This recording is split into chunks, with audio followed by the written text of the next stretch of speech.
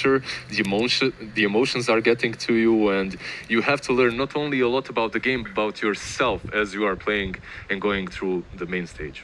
Yeah, it is quite incredible, the achievement to win TI. And it's mentioned in the video as well, there's money on the line. Yes, the money plays a part because it adds to the pressure and it adds to the relief of winning, because you heard the players say it, God, it's life-changing. It is. It's millions of dollars. It's, the biggest tournament of the year for a reason. The money plays a big part for some players. Even the ones that care less about the money, the pressure is enormous, because for so many Dota players, it's about legacy. It's about proving you're the best. But that money is always on the back of anyone's mind. And it's just the competitiveness, right? I think that's something that always drives all Dota players. It's sure you want that win, but it's just your competitive nature. Because even a lot of us, they're playing show matches, but you can hear some of the players, like Insania's like, guys, shut up and listen to me. Like, even though it's a joke match, like a lot of these players, it's innately built into you, that competitive spirit. Yeah. So we just heard from players that have been to 1 to 5 internationals. Let's hear from some of the players that have been through a lot more, 6 to 10 internationals. I'm Sumil, 22 years old, playing for OG. 我是 maybe. Hello, I'm S4. 我是三兵. Hi, I'm Him. My nickname is Puppy, and I play for Team Secret. My name is Johan Sundstein. I'm 27, soon 28, and I play Dota for OG. I played in 6. This is the 6th. 5, 6, 7, 8, 9. 这是我第6次参加 TI. It's 7 TIs now. Yeah. So I played every TI since TI3. So 3, 4, 5, 6, 7, 8, 9, 10. That'll be my 8th. 9年吧，我少打了1年。I think the biggest change was when I became Secret. I think it obviously puts a lot more pressure on you when you play the game, comparison to when you're just like a kid that just wants to play Dota without any other problems. So I think that was like the biggest leap for me, at least. 就很多人嘴上说着梦想什么之类的，很少有人真正的去接触到梦想的那个舞台吧。但是就是我们这些能打 TI 的选手，就是能站在这个舞台，有机会去完成自己的梦想。对我来说，最深刻的 TI 就是 TI2，因为我们是在 V 社的办公室打的。然后那一年我们把 V 社的办公室弄得超软，然后我们也把他们的杂物啊什么的，就吃的这些全部都吃完了。他们就每天需要 refill 很多，就是那个重补。所以那一年对我来说还蛮深刻的。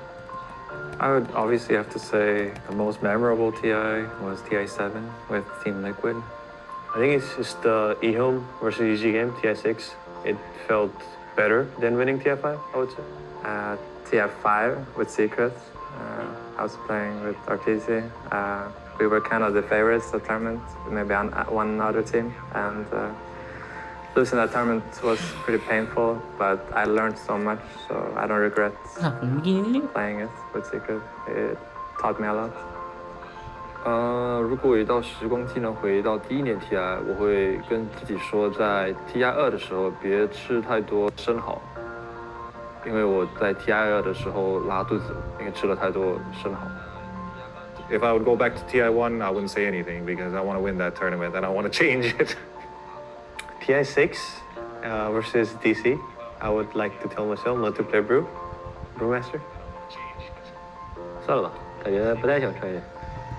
就是发生就发生了呀，就是之前发生的遗憾不圆满，有可能是为了你以后，就是做的。This is my 7th TI, and I haven't thought about it before you asked, but maybe 10 TIs would sound kind of cool. So, including this one, 3 more. I do think it would be nice to get more TIs under your belt before you quit. No, not really. I'm just gonna keep playing until TI is a thing. 未来感觉可以的话，也都想参加吧。I mean, I don't have a plan of any sort of type like that, how many TIs I will play, but I hope that I will play every TI.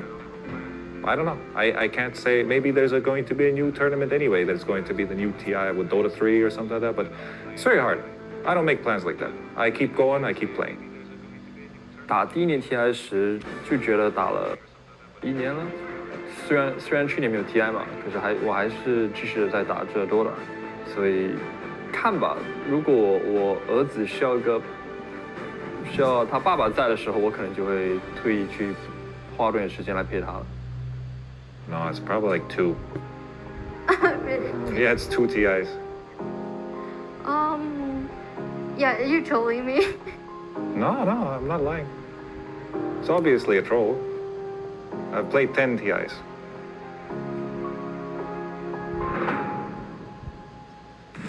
There's one thing that you can count on when you see these guys talk about Dota.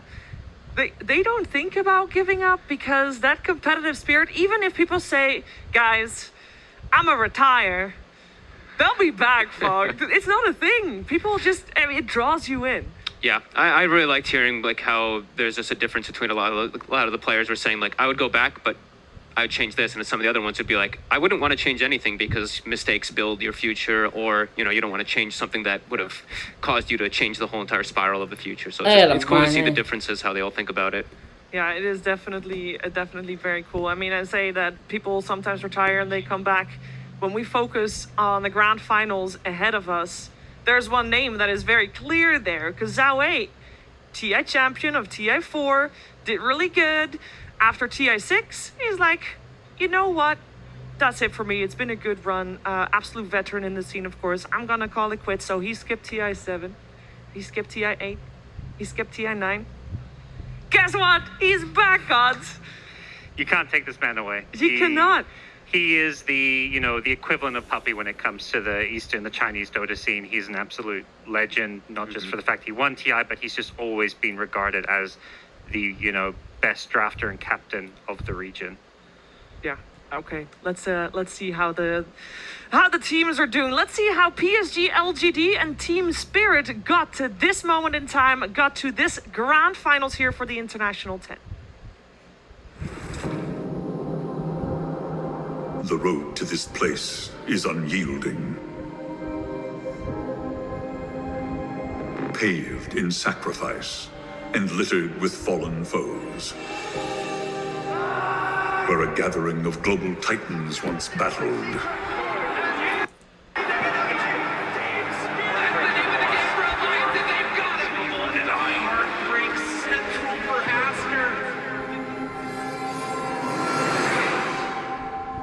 And 2 contenders now remain.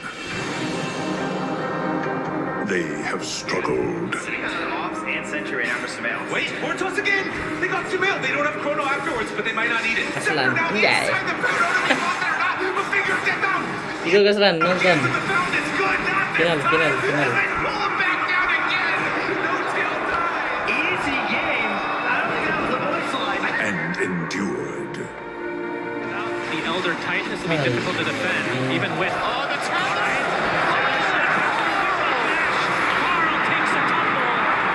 LGD absolutely crushing their way to a Game 3 victory. Conquering all challenges that faced them to earn admission to this final fight. Standing strong, controlling flight by Shitara gets out of the second round of the chronosphere. Over the wall, the leading OJT drops the Echo Slam, but they're all falling on IG's and out to kill. Shitara is down to get a rampage for the Draw Ranger. They reach now for the province of legends to answer a call to greatness that echoes across time.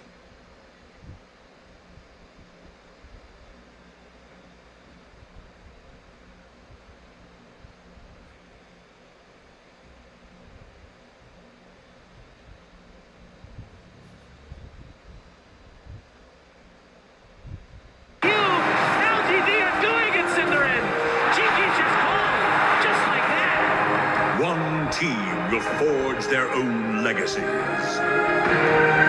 With the eyes of the world upon them, and the aegis of champions on the line. What comes next can never be rewritten. But tales of ultimate glory never grow old.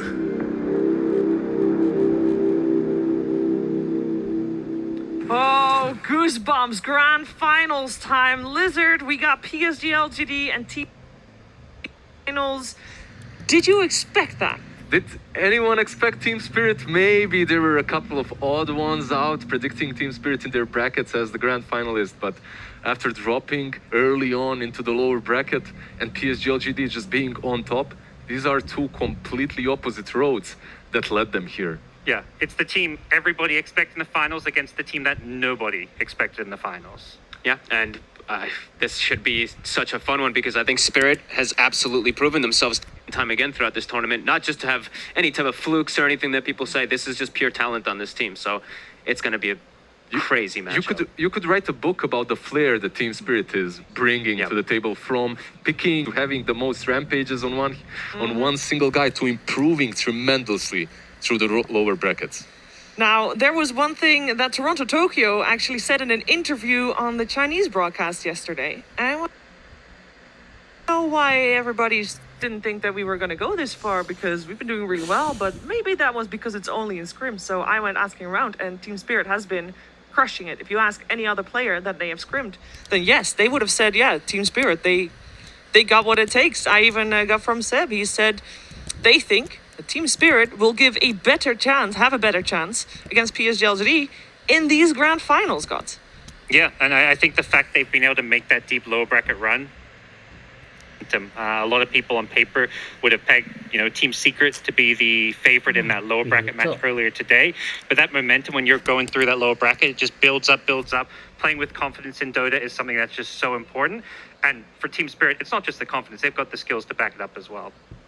They do indeed, Fog. They do indeed. Yeah, the confidence is definitely a big thing when you go on the main stage and you have the balls to say GG easy after some games, let's be honest, right? And then also just the confidence as well. Toronto, Tokyo to say things like that. Oh, people didn't really expect us to make it to this point, but we did. These are young bloods. They have to have that confidence. So I think that's always really good to have going, even when you're playing against legendary players. Yeah, when Collapse was asked before the tournament, would you rather play upper bracket or lower bracket? He was the only one of his team that said lower bracket. There was no hesitation. It was, you had to say it within a second. It was upper bracket, lower bracket, lower bracket. No hesitation. I don't blame him, because they're looking so amazing under pressure. This team seems unfazed by emotions completely in the booth. They're seemingly having a lot of fun and just crushing it. They actually played versus PSG LGD in the last grand finals, the last tournament before TI. They took a game off of them, but they improved since then quite a lot. It's going to be explosive TI grand finals. I think so too. We talk a lot about Team Spirit, of course, because PSG LGD, they have already locked in their slot, had already locked in their slot for the grand finals yesterday. So they have had to prepare for their grand finals opponents. They were able to study and watch Team Spirit make it all the way through their fellow countryman IG yesterday. And of course, this morning, we saw Team Spirit take out Team Secret there. So they've been watching, they've been studying, they're ready. I think Team Spirit is ready too, though. So it is about time to get these teams on the stage.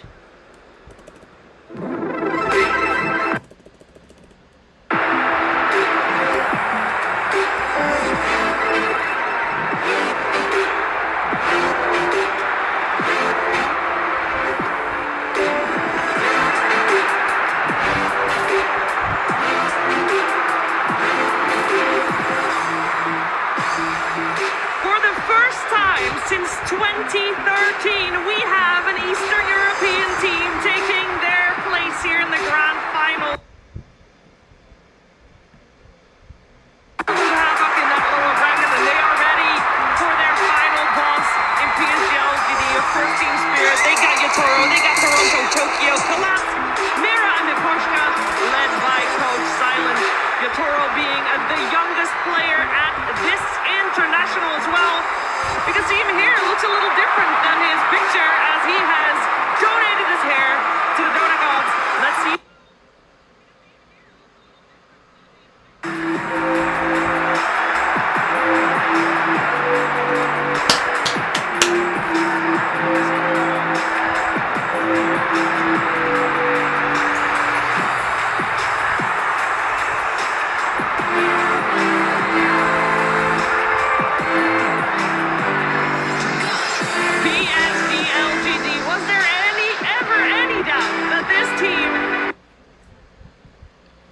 Waduh, ngelek, cok. Favorites for the last few months. Everybody saw this one coming, but the way that they've done it, the flair that they've done it with, that is something unparalleled for sure. We got Ame, nothing to say, Faith Beyond, Jin Q, Y, and Zhao 8. And they will take.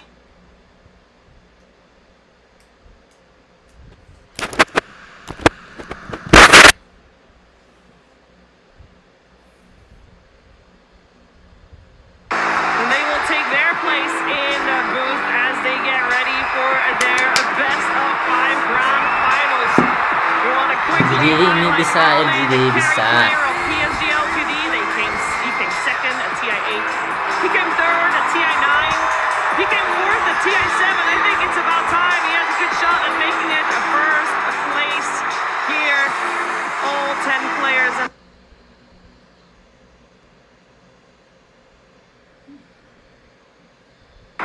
All focus is going to be on that game. Absolutely. This is going to be a really cool battle of minds as well too. As we mentioned.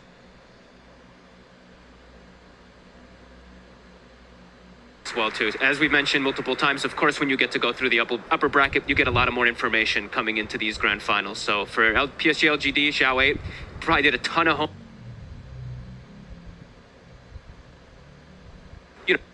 to just face PSG LGD. You had to make it all the way here. So now it's like kind of maybe last minute scrambling for some of these notes. So it's going to be interesting to see how the mind of Miposhka and Silent work versus PSG LGD when they have all that info. And the same what Puppy was saying, right?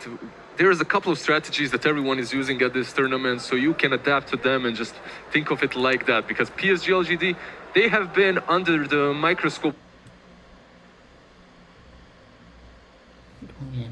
a little bit easier, and it's not just anyone that they're facing in the grand finals, but still, not a lot of time since the last match that they had. Absolutely. Also, on the side of PSG LGD, there's four players and a coach that have been in these pods on the grand finals before. 3 of them ended up being victorious, which, by the way, for Faith Beyond and Y, they are those Royal Roaders that I talked about. This is actually their second TI. They've got a 100% TI win rate. So I think pressure on the side of PSG LGD shouldn't be there. At least a lot less, I guess, because they've been there. I think there is still that little bit of pressure that they've never actually, had their back against the wall. I think that's where, Spirit, yeah, they've made this lower bracket run, and there's all this extra info that PSG LGD have to look at. But when PSG LGD, they've had an easy run to now. So if they, drop a game or see, find themselves being challenged, that's where things will get interesting. But the fact they've been there before, that experience. I think it's also about time that we get these 2 teams on even playing field, because of course Team Spirit, the name, like, I know that there's a lot of people tuning in and they have seen PSG LGD. They've been to 9 internationals, 10 if you also count LFY in that, of course, and they've had top finishes. They do well. For Team Spirit, the organization, Fog, this is their first international, so there are going to be a lot of people like, who are these guys? But these guys at the moment, we can consider them on the same level as PSG LGD coming So many times throughout the year, they've grown so much. I mean, I even mentioned it, I posted on Twitter earlier, these guys almost got relegated to lower division and deep. Yeah, it's just really spectacular to see that these young bloods have been able to make it all the way here to grand finals after such a tough road. Yeah, Lizard, how is it possible for Yotoro to have 3 round Satu triliun di depan mata. It's insane. Not only does he have 3 rampages, this man play. It's just ridiculous to think about it. Usually when you become a pro and you're young, it's because you have a couple of heroes that you really maxed out. Yes. Yeah. Like you played 500 games of some Jug, Sven, and 2 more extra heroes. This guy seemingly plays anything. Yeah. And he's not just young, he is the youngest. Yes. The youngest player in the internationals made to the grand finals with such a hero pool is incredible. Absolutely incredible. Let's take a look at these 2 teams and compare them head to head to see who comes out on top of this one. Combined TIs, 6 versus 11. There's a big difference there. Most of the difference is, of course, going to be in the coaches. For Zhao 8, this is his 7th TI. His first as a coach, by the way, interesting to note. For Silent, this is his 5th coach. Yeah, it's really cool when you get to hear the differences like that. But I still have to, I know it's everyone keeps talking about like Collapse and Yatoro, and they even talk about Silent a lot with the brain and the coaching, but I have to give Mipushka so much credit on this team. I think he's the big one that I'm looking at where, you know, Zhao Wei, he's like 9.8 kmmr, 10 kmmr, played it. Several TIs, been here forever, but Mipushka's a guy who's been digging and digging and digging through like tier 2 teams for years and years. Yellow Submarines, Comanches, all these Empires, tier 2 Eastern European teams, and now he's here in the grand finals. It's a beautiful story. It really is. I think a lot of miracle run that Empire had at TI7, but they had to play with the stand-in because their carry was not there. That was Mipushka's squad right there. And they still came top 8, which is absolute credit to being able to lead a team that has a fresh stand-in to be able to take it that far. And here he is. He seems also having the mindset of, you know what? I don't care about this all the shebang about this grand final. I'm just gonna focus on the Dota. He's just full focus on the games. He comes across whenever there's an interview, you know, very calm. He's got a very good head on his shoulders, and I think something that we've kind of commented on when we see Spirit win these matches or come back, they don't show a lot of emotion. They're kind of like, for them, it's like the job isn't done until they win TI itself. So there really is this kind of team effort that is always focused on the next game that they have to play. Yeah, we heard it yesterday in a winner's interview as well. Is the focus is, we just play a Dota game with friends and we just focus on the game. A counter-argument for all the pressure that's on Team Spirit, I would say even that they reached grand finals. Yes. 4 of them haven't been on a TI before. Yeah. Like, how much pressure can you... Obviously, it's a lot, but at the same time, you're living the dream, you're enjoying yourself, and the momentum that they've got because of that, I think is going to be a huge tailwind for them. Meanwhile, PSG LGD, they have a couple of accomplished stars, and I think the pressure is actually on them. Yeah, there can definitely be said, a lot of things said for the pressure on PSG LGD. Nothing to say is here playing his first international, by the way, also potential for that Royal Roader. And this team has got all the pressure of an entire region. Can they bring it home for their country is the question. We're finding out. The draft is right around the corner. Team Spirit versus PSG LGD. Grand Finals, Game 1. Hello everyone, welcome to the draft panel of the grand finals of TI10. Jadi I have here Sep with me anjing. Seb and No-Tail. And I just want to start us off with a question. I mean, Team Spirit, they've had this amazing run. They have a lot of momentum. But LGD, they've seen more Team Spirit's games. Which one the finals? Anjing What do you mean? reuni The bangsat. momentum or having Yeah, more no, you information? don't. Because Which one Team we Spirit prefer? had to play more games. I would have to say, looking at both teams also for what they are, LGD should be very comfortable, learning more, knowing more, having nothing to be afraid of. But if anyone could shake their boots, it should probably be Spirit, because you see the momentum, you see you see your Toro, and you see how they're feeling themselves as well, which I think is the only type of Dota, or the closest type of Dota to also go an experienced drafting team. It's going to be very hard to surprise them, and it's going to be very hard to throw them on the back foot, but I would say Team Spirit's the one who could do it. And it's already starting. I mean, the draft here, the information is that LGD chose first pick and Team Spirit went Radiant. It is their bread and butter, the Radiant on Team Spirit. I mean, it has been, dominating the tournament so far, and Team Spirit is one of the teams that abuses the most, the Radiant side. LGD, they are doing the same that they did against Secret yesterday. And they had it both games and they made it work twice. They get it again, but this time around they did not get the Tiny from Team Spirit, which was a big team. And it's also a big message, right? Because Team Spirit just beat Tiny Lycan against Secret, but now they play against potentially the LGD's Tiny, and they don't want to deal with it. Does it have anything to do with the bans that LGD went for, or are they, switching gear? We'll see. With first pick, and now they get the normal ET versus the IO, which a lot of people would prefer. And the way you might maybe want to deal with this is now try and get a hero that protects versus the ET coming to your lane. It could have been the Monkey, it could have even been the Tiny, and here you go, and Ursa instead. This is just to protect the IO and make it stronger, actually give it purpose on the lane. Because if not this, ET and Tide there's so many lanes that you could go into. If they pick this casual gyrocopter, I think the lane could be atrocious for them. I think there's a little bit of a tournament meta thing, right? Because teams, when they pick the IO, they've been banning out the Ursa against them in the second phase. I think Ursa one of the few agility carries that can match up against other Titan. You know, you have the ultimate to get. Yeah. He can't man up on the lane. Even he can't. His Rage aura is great doesn't pierce versus in rage. aura. Exactly. You can't get close to him. It's a lot of counter. And one thing to mention here is how both teams covered really well the Magnus angle. Think about it. Like, they open the Wisp, then they go into ET Tide. Tide is considered a very good hero into Magnus just because of how the team fight happens, right? The Ravage covers the Skewer back because the Ravage is such a big AoE spell that you're gonna fight wherever you want with Tide. Obviously the Kraken Shell against the Magnus RP and stuns.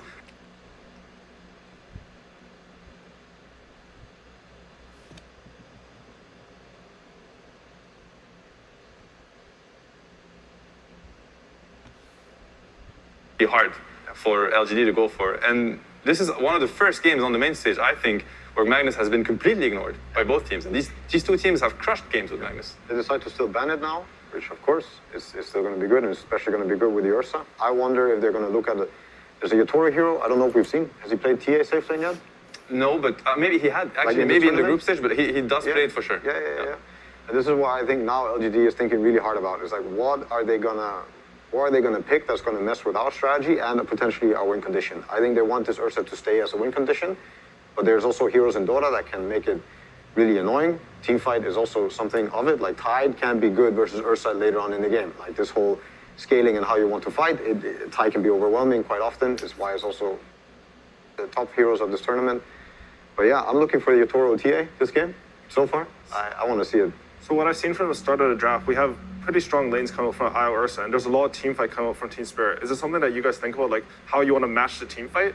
Is that something important for LGD right now? I think for both these teams, it is important. These teams excel at team fighting. I think they think about it a lot drafting-wise. They have proven every game. You know, these are the Mag Wyvern teams, the ET Magnus. Like, these are heroes that are really excel at the 5-on-5. They abuse positioning. They abuse vision. These teams are, you know, the finest teams at doing so. So, of course, they both do think about it.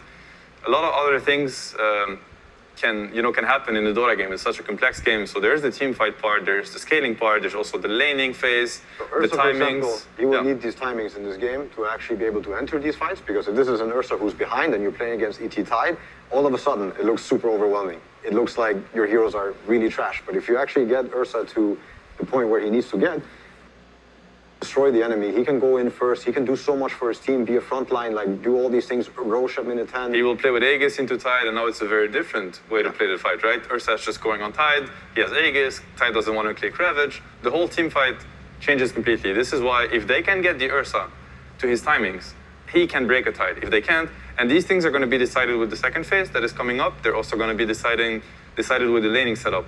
And I do also want to mention how these two teams, in my opinion, are probably the two best laning teams of the tournament also. They will punish each other's for every opening that they're gonna, every angle they're gonna expose, they will punish each other's. So the Ursa timing, is that something you'd like to see, like LGD, should they commit the rest of their draft towards making that timing stronger? I think we were talking on the panel yesterday about Secret. They sort of went with some Wyvern Magnus, but they didn't commit to making that strategy work.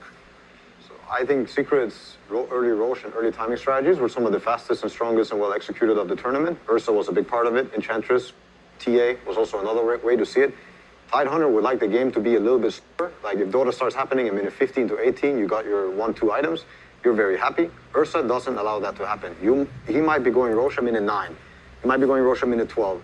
These things speed up the game and force them to maybe address that in the draft. If they can't address it really hard in the lane to slow down this Roche happening. I want to mention how you see LGD's approach on the second phase, right? As Johan mentioned, like they banned the Troll, they banned the PA, they banned the TB. They're banning what they think. Scale. Yeah, they're banning what they think is going to scale into the Ursa. I do want to mention the Lion pick, which I think is really, really strong, really powerful. First of all, it does not expose their draft. And yesterday we talked a lot about first pick versus second pick, which is now like second pick, meaning Team Spirit, they are past the danger zone because now they get to react twice. With picking this Lion, first of all, it gives actually Tide a better lane against Ursa. It's going to negate the pressure, the aggression from Ursa on the lane. And Lion Hex actually is one of the best tools against Ursa. Ursa can buy the shard, he can buy Aghanims to get away from stuns, but Hex is a mute, kind of. He's not going to be able to get out of Hex. So LGD now have a very clear fight condition, which is they get the fight on the Ursa, they Hex him, they burst him. Team Spirit, that's Team Spirit's fight condition, and LGD don't really have the tools to stop that. Ooh, wow. Okay, that's new, and that's great. I mean, Alme, he played this in the finals versus an Adam Major versus EG, and his Naga looked pretty solid there. I mean, I play a lot of Naga Siren, so I think this is a great Naga game. So I think the matchup, you guys were talking about scale. I don't think Ursa scales at all against Naga Siren. Very, very true. Yeah, yes and no, I would say. There are a lot of fights where Naga can feel very underwhelming. I don't think the strength of Naga is ever going to be team fights. You see it in this patch where illusions don't ever get to do a lot in fights. PL illusions are kind of different. They stick on you, they hurt more, and they keep coming. Naga illusions, they can get wiped quite fast, quite easily. They don't have the best tools right now. There's one thing that I see though with this Naga pick is, so now it's another bite strategy, right? It's going to fight, but you can already imagine it. Sleep might be very good. What about you trade bite for sleep, disengage, and take the fight after that? Maybe that's what they're thinking. They're going to make it as hard as possible because LGD heroes, they don't push out lanes very well, right? Ursa doesn't want to show and clear waves. That's not what Ursa does. Neither does Wisp. Lycan can do it to a certain extent. So the way this game should develop in the mid game is Naga is going to push out all the lanes, already making it really hard for LGD to find the fight that they're looking for. And if they ever find it and they bite the Ursa and they're ready for the fight, sleep is going to happen. They're going to disengage and take a better fight on their grounds. You also see what they can re-engage with here. Like the team fight from LGD is quite simple. If Ursa's out of control and he has a Satanic and a Skadi and a Basher and he's bitten, he's a big problem in the fight. But still, if you sleep that and his 4 other heroes, if they don't have BKB, they're just going to die to the sleep ravage. And can Ursa fight alone, even if he's bitten? I don't think so. And they're going to have the Hex, they're going to have the Net eventually, they're going to have an Anchor Smash to slow them down a bit. Like LGD's team fight is very obvious and is very committing right now. There's a few things I think that Team Spirit, they're also Radiant right now. Naga wants to live in the Dire jungle and she wants to cut these 2 waves around the Roche area and push them away. If they feel like going bottom, they don't get the Roche with an Ursa strat. This is another way to also break their lineup. I think Spirit right now, they could be quite comfortable with how they can talk and approach these fights because if LGD doesn't have this bite going, doesn't have this, it's very underwhelming what their lineup does. Disruptor like an IO is not going to kill many heroes on the map. You know, I actually thought it was LGD playing Naga. I just realized it was Team Spirit because I'm blind and I can't read. But for you guys, which draft, like from your personal perspective, which one would you prefer to play? I mean, we don't have the last picks yet, but... I mean, I feel like LGD, they have a way to snowball the game. That's how I see it. You know, the Ursa IO timings with the Lycan, I like it.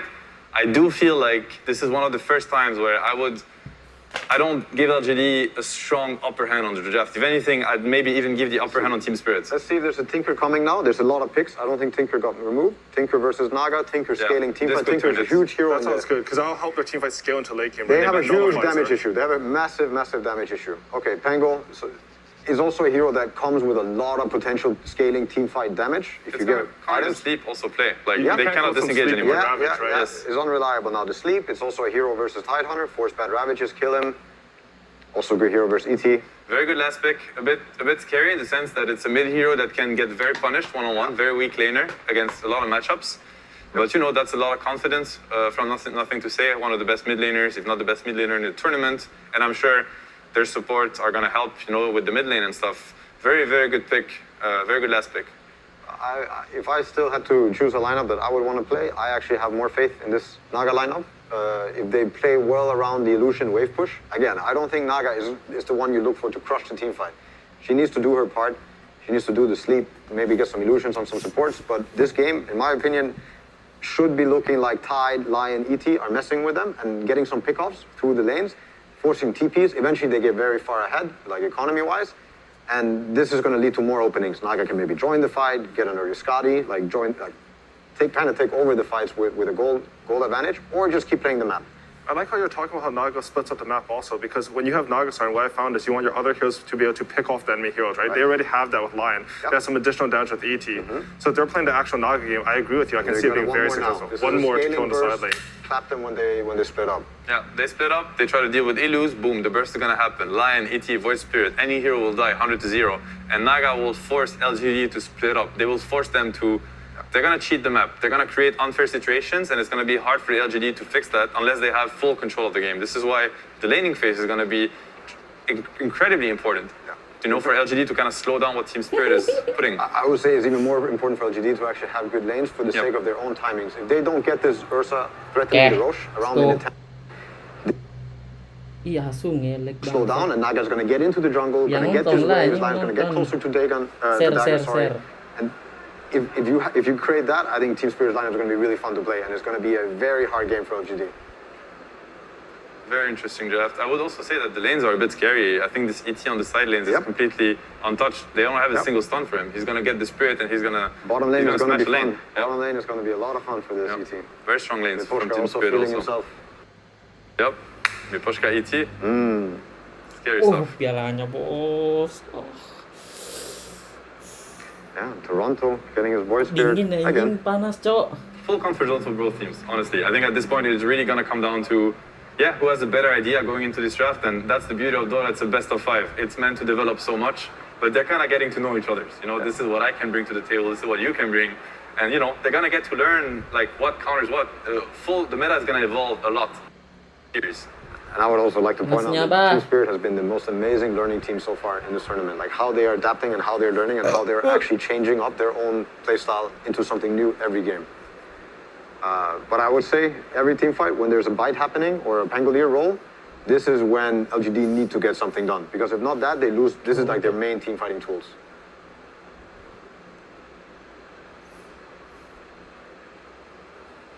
And now we're about to start the game, and you have an interview with the coach of Team Spirit Silent along with Sumi. Thank you very much, AUI. I'm here with Team Spirit's coach, Silent. Silent, we are in the Terus grand final. aja. Aduh. This is where everything Namanya. comes out, right? All the strats will come out. Did you prepare anything specifically for PSG LGD, or are you going for comfort? Honestly, we didn't prepare anything because we wasn't have enough time. We was preparing for Team Secret, so we're just gonna play and having fun. All right, so you're just aiming to play the game. Did you have anything specific in mind with this draft? Not really. We was looking into their heroes and was trying to counter-pick them. All right, well, we will see how the drafts tend to play out throughout this series. We'll take it to ODPixel and Insania in the meantime. Thank you very much, Sumi. Yes, ladies and gentlemen, welcome to the grand finals of the International 10. Team Spirit up against Insania. It's a pleasure to have you by my side once again. How excited are you to see these two teams go head-to-head in this best of 5? I mean, I'm extremely excited. This is bringing back memories of TI6, where you had DC make the miracle run in the lower bracket and going up against Wings at the time, and you have some of the Wings players on LGD's side, so I'm feeling TI6 vibes, and I think this Game 1 draft actually looks really, really good for Spirit. Okay, what is it in particular like about what they've done here in this first game? I mean, I feel like, as Notel and Seb touched on, the way that the teams are set up, I feel like they're going to have a really nice start to the game. And I feel like LGD is like really, really timing dependent. And they need to make sure that when they pop roll and they use the wolf fight on Ursa, they get a lot in the fights. And when I look at Spirit's draft, I see answers. They have the sleep. They have like 10 different stuns that they can throw out. And even if they burn the Ravage, I feel like the 4-man of their draft can still fight. So if they can get the Naga fat enough, if the Naga can ever join the fights and actually have a presence, I think their draft looks really, really nice to play. And it's, you know, you've got to be excited to see it, right? Another game, Yatoro just continuing to show off his versatility of carry heroes. This is crazy here. Here in the grand finals, Naga Siren coming out. I mean, when you've seen how the man can play on all the list of heroes that he's pulled out so far, there's no reason to doubt that he can't pull out a top-tier performance on any of the carries available in the game. Yeah, absolutely not. I mean, he's shown that he can play pretty much every single hero in the game. I've been so impressed by it. And the crazy thing is how flexible he is too, and playing like he can play hard carry one game and then the next game he's playing tempo, and this has led to, I think, Spirit having like the versatility in their draft and the ability to adapt. Large part because he's so versatile in his playstyle. Yeah, I mean, as sort of a drafter, you know, when you come into a series or against Team Spirit, what do you do about the fact that they have sort of this special power in Yatoro's sort of hero pool? Like, do you just sort of ignore the carry? Do you still bother banning them out, or do you look elsewhere? Like, what is the best way to tackle this team? I mean, if I knew the answer, I'd, would have probably known how to beat them by now. But I feel like the thing is, they just seem to. You deal with collapse, then Yatoro goes out of control. You aim for Yatoro, and then you have collapse and Toronto Tokyo going out of control. And I feel like a lot of this is heavily due to the fact that they play so well around vision.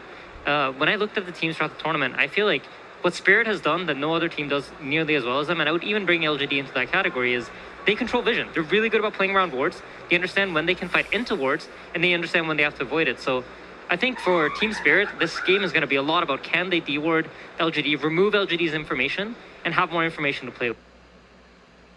Of course, they've managed to charge their way straight to the finals through the upper bracket. When you look at what they've got here in this first game, what is it about this lineup that's worked sort of with the play style that they've been able to just destroy teams in their run up to the grand finals? I mean, this looks very similar to their Tiny sort of draft, right? You're going to have this one core that's going to be unbeatable. They have this mid laner that's going to provide control and lockdown for them so that he's going to be able to output damage. You have the Glimpse to bring people back to the Ursa. So the concept for LGD is very much like, we're going to hit our timing, and once we do, you cannot touch us. And I think for Spirit, the problem will be if LGD is allowed to freely just get to their timings, get that Aegis on the Ursa, where they can start ignoring the Tide Ravage or even fighting without the Wolf Bite from the Lycan, that's when they're going to be at their strongest. So I'm expecting all hell to break loose after the laning phase. Absolutely, and I can't wait to see it. Here we go, ladies and gentlemen, finally getting into the action of Game 1 beginning between Team Spirit and PSG LGD. Let's see if that chaos quick.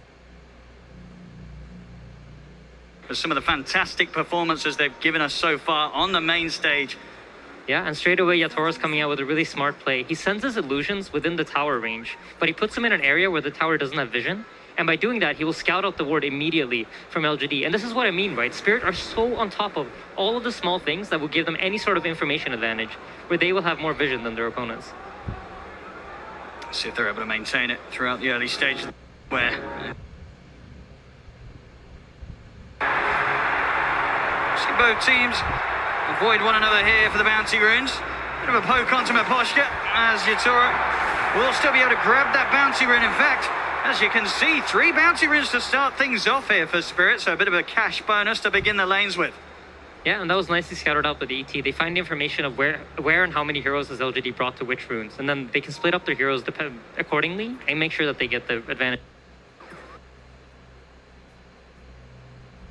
Pango versus Void Spirit, Toronto, Tokyo versus nothing to say. What are we going to have going on here in the early few waves? I think most likely it's going to be a pretty farm-heavy lane. I don't think really either of the two heroes are going to aim to kill each other. Probably going to be a lot of trying to push out the waves, control the runes, and then around 6 minutes when the real rune spawns, that's when you'll see both the supports collapse on a mid lane. Because I think both Pango and Void Spirit really rely on that rune control. And looking at both sort of the side lanes, the 2 carries, Arme and Yatoro.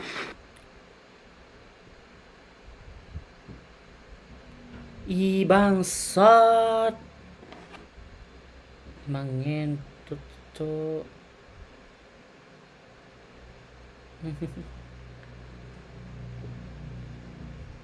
The charge into the team fights and start the action off for Spirit in those mid-game. Yeah, absolutely. And bottom lane, Yatoro's kind of playing this type of laning where you're not going to be pressured at all. Team LGD's priority here is just trying to get their Lycan farmed and make sure that they're like playing for their own farm. So Yatoro's going to have a great start, and he has the ability to farm up the jungle because he has the illusions that can both push out the wave and from the jungle camp. So I expect Yatoro to be leading the net worth charts as soon as we get into around the 5-minute mark of the game. One of the reasons why Yatoro's been as scary as he can, even if the lane was a tough one, he always seems to be able to recover. So the fact that he's going to have a decent time to start off things, you know that he will be on track to hit some pretty insane CS. It really is going to be completely down to how much PSG LGD can find in terms of getting their Ursa involved in the kills early on. Yeah, absolutely. And there's just some trade-offs going on, but you can tell already from the net worth graphs that Team Spirit has set up their lanes to have very good farm on all 3 of their cores. Certainly showing so far here on the early CS. Both side lane cores for PSG LGD just struggling a slightly bit more. It was very early days though. But a lot of levels coming in LGD's way. Like, this Lycan is doing surprisingly fine. He's not really getting pressured that much by the Naga and the ET because he's managed to get the lane control. Yatoro's shoved out the wave, but Miposhka yet hasn't been able to get a pull to get the lane control back. So the Lycan's getting a lot of farm while Y is able to just rotate around, moves to the mid lane, opens up the small camp. And like we talked about, right, the middle lane is going to be contested in terms of like who can push out the wave the most and then go farm the small camp. And Y on top of it runs over, unblocks his mid laner small camp to make sure that he can stay even with the Void Spirit.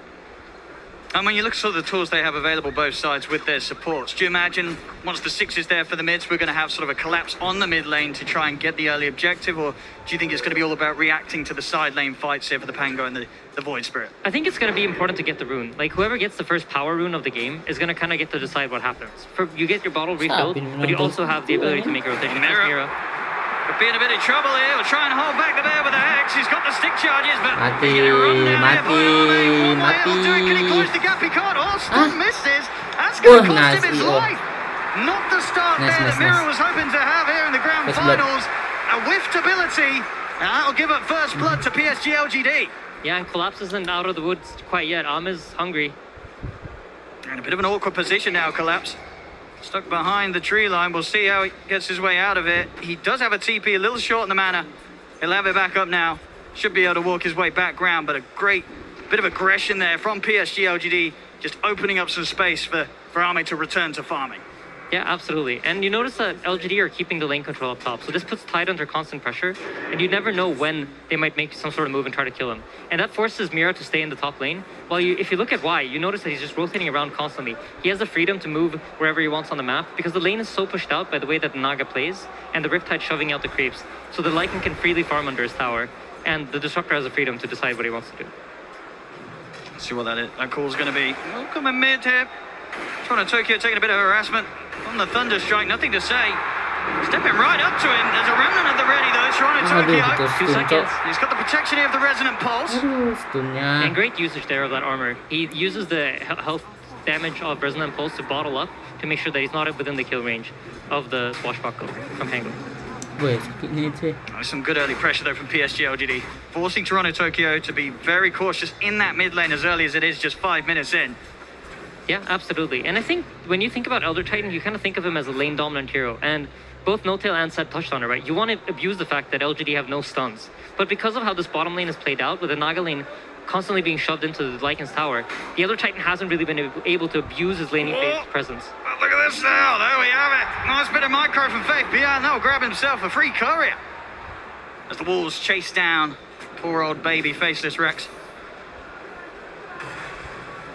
Up top, Collapse is also taking pressure now. So again, the freedom of Y, he's just allowed to rotate to mid, set up some pressure on the Void Spirit. Now he's up top, making sure he's just in their face and forcing them to react to his movement. Yeah, he's all over the place, Y. Yeah. Spirit, definitely got to try and do something in return. Yeah, they themselves bring the 2 supports up to top. Just sort of figuring out what to do about this roaming disruptor here in the early minutes of the match.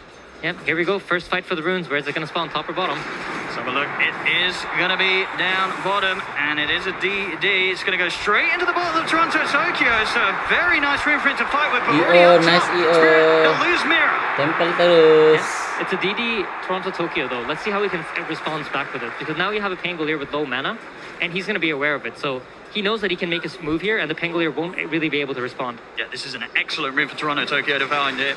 He's going to use it straight away. Goes aggressive. He's going to miss the Dissimilate though. A couple of hits will do it. Can he quite close the gap? No, he's not going to be able to get the second hit in. Nothing to say, steps away. I mean, that would have been such a big kill for him to find. He got the dream room for it, but he couldn't quite get the job done. Yeah, absolutely. It's unfortunate, but, you know, that's Dota. Disruptor, though, he's going to TP into the middle lane here. I'd be scared to do this. Let's see if Toronto Tokyo has the will to chase him down. Yeah, he's still got this DD going for a few seconds. Why? Living on the edge a little bit. Yeah. Toronto Tokyo feels that he can get in with the Astral Step. Why knows? He's keeping his distance. Yeah, and if you take a look at the net worth, you see Yatoro. He's just going to start accelerating his farm even more, but I'm impressed by how well the Ursa's been able to keep up. And this is largely due to the fact that they had lane control for so long up at the top lane, and they were able to just keep their heroes, the enemy heroes, so close to the tower, so Tide could never really feel free to fight. He's going to try and step over for Mira, but again, Team Spirit, they've kept their 2 supports up here, both Mira and Maposhka, making sure that there's never the opportunity for Arme to get any kills up here right now. As you say, Arme doesn't care too much. Complete free farm, level with that of Yatoro's Naga Siren. He's having no struggles whatsoever, but Spirit just trying their best to limit anything else going into the hands of the Ursa this early. Yeah, and you notice the Naga in the bottom lane now. She's just going to put her illusions on the lane, push out the waves, while she farms the jungle camps close by, and try to get ahead of the Ursa by doing this constantly. And LGD are going to try to match by using the Wisp Overcharge to allow the Ursa to farm. And we notice both these teams are so good at stacking, and here we go again. Runes are spawning. Toronto Tokyo is going to be the focus. Quick jump away from the Rolling Thunder. Yeah, it's an Arcane Rune secure though, so if they can manage to survive these 70 seconds and nothing too bad happens, this is a huge rune for them to have. All about these power runes early on, especially in a game, 8 minutes in, only the 2 kills so far.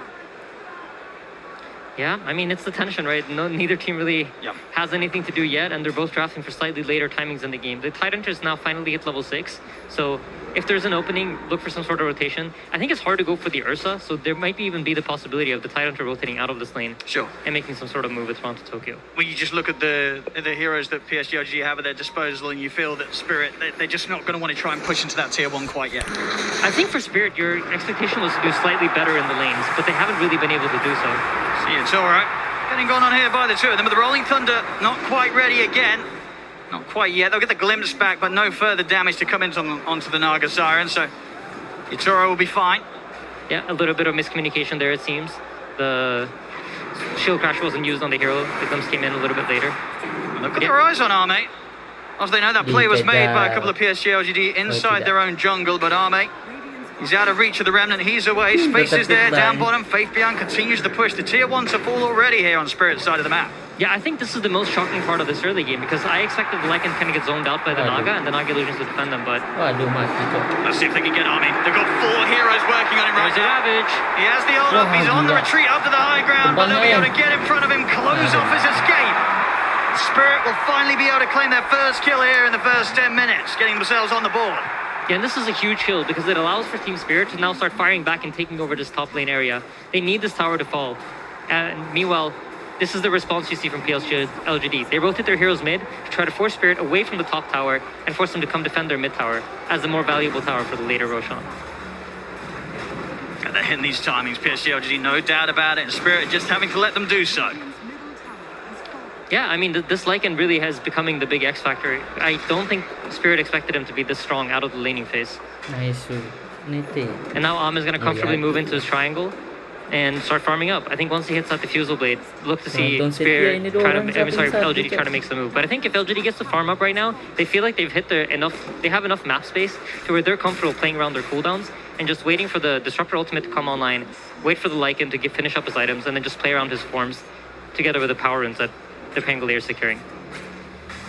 I mean, in this sort of game where, you know, both teams playing as carefully as they are, just 1 to 2 coming up to 11 minutes. Do you look at the Naga Siren and feel that for Spirit, if they can keep this game in pretty calm waters and not allow the early aggression from PSG LGD to get to them too much, this Naga Siren will be able to carry out in the later stages, or do PSG LGD always have the means to deal with her? I think to some extent you are happy, but I feel like you wanted the laning phase to go better so that LGD's timings come later into the game. So knowing that your lanes haven't quite gone the way you wanted them to, they must feel like, okay, at some point now, once LGD gets items, they're going to come running at us. Look at this shot, nothing to say. He's going to get the lead in onto Collapse. Drop the static shot as well, putting no chance of Collapse being able to return fire quite yet with a Dental Ravage. Doesn't matter though, he's able to walk out to the side. They'll go for the glimpse back on him. He'll simply look for the TP out, and there's nothing to put a stop to it. Collapse, realizing his strength there with a Hood of Defiance, he's got enough tank ability to just TP out of it all. As the Rolling Thunder and the Static Storm put to waste there by PSG LGD. Yeah, great jukes. He just dodged out the Pangolier spells, and once the Rolling Thunder missed, he knew that he was safe. Glimpse is used, TP out. Just great presence of mind there from Collapse, knowing exactly how to play his situation out and get out safely.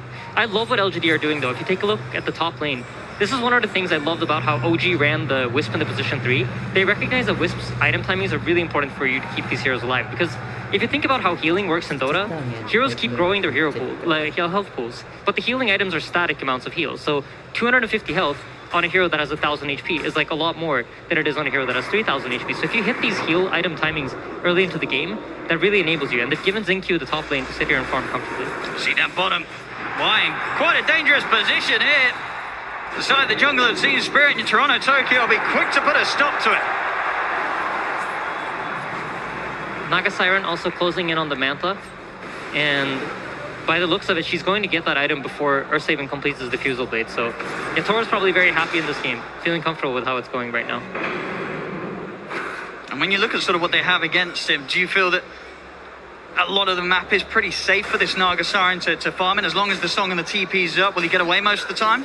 I mean, most likely. I think the tricky thing here, if you're LGD, is how do we deal with the illusions? How do we deal with the Naga putting illusions in our jungle that will scout out our movement and force us to play away from Roshan? Because as Dyer here, No-Tail and Seb also very touched on this a lot, the Ursa wants Aegis. This is his most key item, especially when you're going up against big cooldowns like Ravage, like Finger, Earth Splitter. You know these long cooldowns, people don't want to use them on your Aegis, so it's going to be important for him to get it. And the Naga, as long as he's able to play top and put illusions in the top Dyer jungle, it's really hard. Like, what are you going to do? Because their heroes don't have ways to effectively kill the illusions. And you feel that Spirit, their lineup, is geared up pretty well to deal with the fact that PSG LGD will look for the Roshan. They won't be afraid of turning up and trying to put a stop to it. I mean, I think that's where the information game is going to be important. Can Spirit actually use the vision that they're getting to fight off LGD's timing? Because I think that is like the big question mark. Is the Ursa going to be too strong for you to kill? Or is it enough to just sleep away half the wolf fight duration and then try to fight them afterwards? I think we're definitely going to see Yatoro start to increase the lead against Arme. Bottom lane, White. He'll drop the Static Storm, trying to save himself, but collapsing. Maposhka will run him down, take him out. Faith Beyond, he's looking to get involved in this with a back of nothing because they've been brought over by Xingqiu. They will get Maposhka. Can the three of them get collapsed? They're trying to commit their best onto him. They will leave the two cores behind as Xingqiu trying to let Nothing to Say and Faith Beyond finish the job, but they just can't. The damage isn't there. Toronto Tokyo was also starting to sweep over, so PSG LG, they have to back up and just accept the trade as it is, the support for support. Yeah, and Collapse now knowing that, you know what, they can't actually kill me without the Ursa. It's only the Ursa that can threaten my life. Just comfortably sits bottom alone, pushes out the waves, gaining as much farm as he can, and in the meanwhile, Yatoro just pushes out top lane, farming up all these top jungle camps. If you take a look at the dire jungle, there are no camps alive. I mean, Yatoro's farm, he is creeping further and further ahead of Arme's Ursa. You know, if there's not going to be any blood being spilt and it is just the creeps dying, this Naga Siren is just going to charge ahead in regards to farm. Yatoro is going to be huge. Yeah, and he's going for a very interesting build. He's buying the Aghanim Scepter, and the Aghanim Scepter allows him to use his Ensnare on heroes that are either slept by his ulti or spell immune. So this will give them a way to deal with BKBs. And traditionally, the way you deal with, for example, a Tidehunter Ravage is by buying a BKB. Or in this case, you have the Pangolier with Rolling Thunder. So he's actually going to be able to lock down the Pangolier during his Rolling Thunder with his net. It's a very, very smart item decision here from the Naga. A very long lockdown and reduced cooldown and increased cast range. He's going to have no trouble finding the target that he wishes every single team fight. Yep. LGD also heavily reliant on the Pangolier for the lockdown. So I wouldn't be too surprised to see him use it, specifically just to make sure the Pango can't roll over his teammates. And I guess sort of the smart approach with this item is the fact that this sort of deals with this timing where PSG LGD is going to be more ready to fight than he is, right? He can just sort of be the anti-fight. He just stops it, gets out of there, can keep playing his game. And certainly one of the crucial parts of PSG LGD's initiation, it shut down completely. Yeah, absolutely. I mean, for Spirit, that's the name of the game, right? Can we drag this game on? And literally slowing him down during his roll, forcing his timing to be unable to be used, is just exactly what Spirit are looking for in this game. But yeah, we're starting to see items gear up on LGD's side. If you take a look at the Lycan, his timing is really going to be the big thing. But I think Spirit have won the early game in that there's no Roshan killed yet. And that means the second Roshan is going to spawn slower, and that's no Aghanim Shard for Ursa for the first half hour of the game. I mean, if you're PSG LGD right now, what sort of calls are you making? Are you looking at an item that's round the corner and then saying we've got to go? Do they need to go right now? How urgent do they need to be? I think it looks like they're gearing up to look for an opportunity, right? You finished up the Helm of the Overlord. The Ursa now has his Diffusal Blade. Your Wisp is closing in on mech. You already have the Holy Locket. So there's a lot of nice tools for LGD to take a straight up team fight if Team Spirit present it to them. Siame. He's going to start with a bit of a tickle to Toronto Tokyo. The Remnant holds back there. Quick jump out with the steps. Nothing to say. He's trying to close in. Does he want to keep diving underneath the tier 2? Maybe trying to get some vision for a setup from the Disruptor. But now Team Spirit, they're far enough away. Nothing to say. We're going to hit with the Spiritnya bos. Nearly bringing him down. But Toronto Tokyo gets away. On as low HP as he is, Collapse also able to TP out. As there's nothing else to stop his escape. Team Spirit, they're able to avoid the move completely by PSG LGD once again. Yeah, and they didn't even have to involve the Naga. So during all of this time, Yatoro's still just gaining farm. He's 2,000 gold ahead of the Ursa already. Oh my, this is going to be a problem.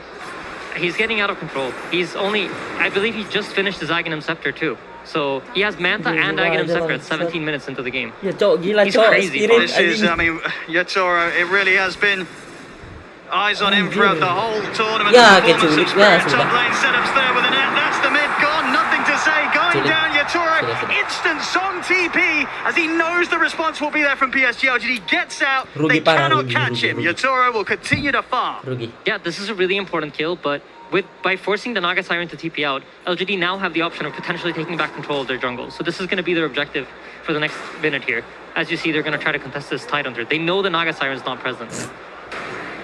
See what they can do about Collapse. Jump already in onto the Disruptor. They're looking to burst. Collapse is holding on to the Ravage for now. Static Storm's down. Collapse gets himself out of the One game!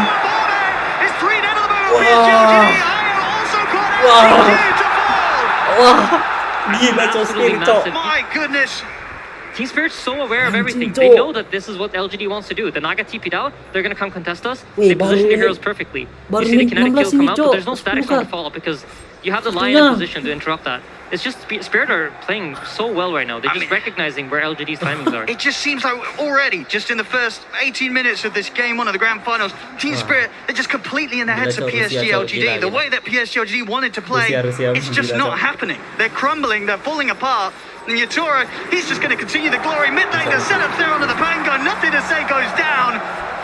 Another kill for this Naga Siren. I do not know or see how on earth PSG LGD is going to stop this man this game. He's getting out of control, and if you look at the Lycan, you can see he decided to not go for the Aghanims. He's going for drums. They're gearing up for a quicker timing in this game. I think the mechanism comes out on Xingqiu. They get the BKB finished up on Ame, and they're going to look for some sort of team fight. But the way that Team Spirit are abusing the vision, if you take a look at the map, like, there are almost no dire wards anywhere. Radiant are in firm control of where the vision is. And the only ward that they have, I think Mihosha literally just pinged out. There you go. Just controlling the vision. They have more information to play with, and this is what's allowing Team Spirit to constantly be reading LGD and how they're moving around the map. Bottom. Toronto Tokyo, they'll show his face. Langsung setengah darah bos. Not worried about any catch from PSG LGD. They just don't have the members around. Space is made. The tier 2 tower going down at the top lane. There won't be any defense from PSG LGD here as Spirit just continue to hit the timings, take the objectives at a pace that PSG LGD's lineup will be incredibly jealous of. This is what they wanted to be doing, and it's happening the other way around. Yeah, absolutely. They are starting to finish up some key items though. You see the Pangolier now has a Blink Dagger, so they have an easier form of initiation rather than just trying to run at them with a roll. So if Team Spirit heroes start getting cocky and playing alone, there is a way for LGD to respond and punish. Easy. Very close to this mechanism on the Wisp as well. It's just 100 gold away, and this really is the Wisp's big timing. You have both the Holy Locket and the mech to heal up the Ursa, and Ursa's closing in on BKB, so I'm smelling a fight in the water. Owen. Yeah, the next one, it's got to be strong from PSG LGD. Another rough fight, and this game could quickly fall out of control. Yeah, and as strong as a Naga Siren is when she's playing this kind of map game and she's able to get the pickoffs, she isn't the strongest hero to fight up against the Ursa. So if you think about how these heroes function against each other, the Naga can't really fight up against the Ursa straight up. So if LGD is able to corner Team Spirit and they can take a fight where it's just a straight up 5v5 with the BKB and the mechanism finished, that could be an amazing timing for them. But Spirit don't want to allow that, so they're deciding to smoke up and make the move on their own first. See if they catch PSG whilst they least expect it. BKB is out for Ame. Apakah naganya? Why? They'll go for Y. Take the Disruptor out of the action. And Disruptor's a really key kill, because if the Disruptor isn't alive in the fight, they can't really go for Collapse. Look at Collapse's itemization. This is so smart. He's going for the Yules to get it with a hood and a Blink Dagger. And why is this interesting? Because if you're inside of a Static Storm, and you Yule yourself, and you have the hood up, and there's no physical damage to hit you, you can actually just blink straight out of it. So just really, really smart item decisions coming out of Collapse here. We'll definitely have to look out for that play. Tadi sangar ini. Would be a rather impressive outpost, taken back into the hands of Spirit.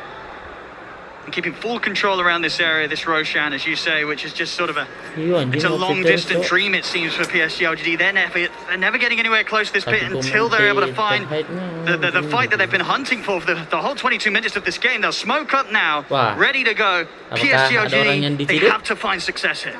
Yeah, absolutely. And if you take a quick look at Lycan before the fight breaks out, he's decided not to go for the wolf fight. They recognize that they won't be able to play the strat the way they intended for it to. So he's going to be building up some damage items as well. Smoke.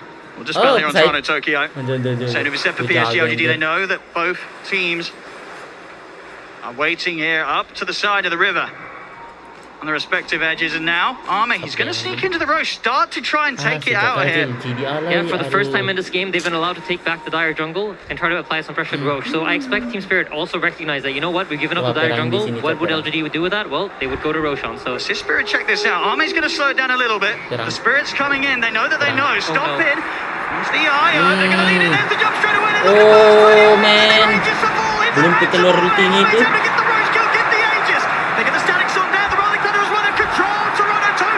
Mundur. Anjing, sempurna lari, cok. PSG may have got the Roche, they may have got the Aegis. Toronto Tokyo will still go down as Fate Beyond was able to wrap around and find it. Yeah, really nice play there from LGD. What an unfortunate event there for Xingqiu. He gets pulled into the roche pit. You really want to stay outside with a tether, but stay tethered to Ame, but he takes one step too close, and then the Wisp comes inside the roche pit, which gives Spirit the perfect opportunity there to go in, but I don't think they were quite expecting the BKB, so all in all, I think they're happy with this. You know, they gave up the Aegis, but it took them 24 minutes to get there. So Roshan number 2, which really is Ursa's key timing in this game, to get that shard so that he can play most of the fights enraged, is going to come much, much later than they expected. But definitely the beginnings of PSG LGD getting this game back under their control. Yeah, absolutely. Now they need to abuse the fact that they have the Aegis to try to gain some map control here. You want to try to get the lanes pushed out, force Team Spirit to play reactive to you, and then once you are able to corner them in, you're going to find that team fight that you so much want. So the hard part here for them is how do we deal with the Naga illusions, and how do we stop them from just using illusions to push the lanes back and make us play the map game. I mean, yeah, which hero are you sort of putting in charge of dealing with them? I mean, they picked the Pangolier as an answer, right? And if you look at his itemization, he's going for the Maelstrom. He's trying to have some more damage and have some more presence to kill the illusions. And luckily for him, Yatora hasn't really bought any items that tank the illusions up. He's more so building his hero up so that he's able to fight into the Ursa. He's going for that Bloodthorn.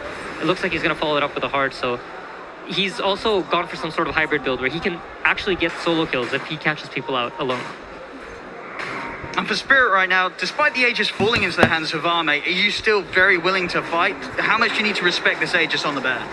I think, team fight bottom. Xingqiu's in trouble. Xingqiu will manage to make his way around the Remnant. Quick tether back over to the safety of Ame. Yeah, I mean, for Spirit, I think you want to fight, but it needs to be the right fight. You ideally want Yatora to try to force some hero around the map, and then once you know that the PSG LGD's heroes aren't in position to connect, then you can go for some sort of smoke. Then you can make that move. But the difficulty for them is you can't necessarily go on the Ursa. You don't have the tools to bring him down at the start of a team fight. Got the eyes on the two of them bottom. PSG LGD, Ame and Xingqiu. On their own down here for now. There is a relocate available, and of course with the Aegis, Ame a very hard target to jump. Pressure continues from Yatora and his illusions in the mid lane, keeping these waves shoved right up towards the base of PSG LGD. And down bottom, Team Spirit are just waiting patiently, but LGD have recognized that they TP'd bottom, right? So it's very likely that their heroes are stuck on that side of the map. So here they come sweeping up towards the dire jungle, understanding that Spirit cannot already have moved their pieces from all the way from bottom back to top after the TP response to the tier 2 tower. So just smart play coming out from both sides. I think we saw this in the VP Spirit series. Team Spirit are going to be really, really smart about only fighting under their vision, or where they feel comfortable that they have the information they need to take the fight.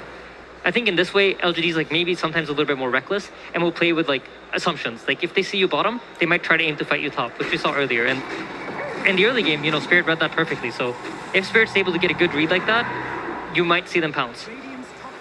Yatora very ready to enter the fights now with his aggressive item with the Bloodthorn complete. They're able to get that locked down with the stuns, with the Lion and the Tide. That amp up of the damage will allow them to just destroy whichever hero they target. Yep, and something that I noticed Team Spirit do a lot when they feel like they're on the back foot is take over the enemy triangle and try to set up control here. And this is something that I'm sure LGD are aware of too, but Lycan's in trouble. Got the setup here. You see the damage here with the Bloodthorn really amping up. It's not quite enough though. Fake beyond. Makes it away, has the plate mill and a Hyperstone done already onto the way to the AC. An additional bit of armor certainly helping out. And this is an opening now for Spirit. The Lycan form is down. One of the big tools in this team fight is gone. So in the other series when we saw LGD play the tiny Lycan, the Lycan's form himself didn't really matter. It was all about that wolf bite. But in this game, because he decided to itemize his own hero, the 60 seconds of downtime here is quite big. And you see LGD pulling back their pieces, not willing to play aggressive on the top lane anymore, recognizing that they don't have all the tools necessary to win a team fight. Team Spirit remaining in this whole area of the triangle. Yatora slowly sieging onto the tier 1 tower, seeing what sort of reaction they can force out of PSG LGD. 20 seconds until that Aegis has gone off Ame. Unlikely to find a fight with that still in his hands, so the game once again falling to a bit of a risky territory for PSG LGD, at least until they can hold off for that second round of Roshan. Yeah, and Illusions just slowly chipping away at this tower. They don't really deal a lot of damage, but it's something that, you know, LGD might respond to. So they're keeping heroes close by. In case LGD just feel like, oh, it's just an illusion hitting our tower, they're ready to pounce. And you see, nothing to say reads that too. He understands based on the fact that there's nothing happening on any of the other lanes. Both our middle lane is pushing out, top lane's pushing out. Lycan's getting a lot of farm from all these waves right now. He recognizes all the Team Spirit heroes are bottom here. He has to be so careful showing his Karena face late to clear the wave way. beda poinnya bos, yang samping kiri. Berapa itu Yeah, yang both kiri? teams just are 4, reading the Cok. map really, really well. And I think Hampir Spirit, 5. this play that they've done has been so 5.000. effective throughout all the tournament. But you know LGD's done their homework. Wah, diciduk. Collapse around, glimpse back. Weh, There. senpai Collapse cowok. breaks the combo, the setup. Instantly going to go for the TP Oh. out. They got anything to put a Oh, stop to it? diruntuk. They do Ya straight aja. away. They're able to get the setup Mati, onto mati, mati, Collapse. mati, He'll mati. look to run. But the Mati, damage mati, is nice. done. PSG LGD, they catch and kill off the time. Yeah, and this is a result, right, of Team Spirit has been in the lower bracket, so they've been playing so many games. LGD has that information based on previous games of where does Team Spirit go when they feel like they're behind? What do they do? What is their approach? Damn and I think close. LGD is one of the best teams at the tournament at just abusing this information that they're gaining about the teams. They understand what is Team Spirit specifically going to do? How do they approach the situation? And they find out smoke because of that. They're playing most of this game with very, very limited vision. I really want to point that out. Like they barely have vision of what's going on the map.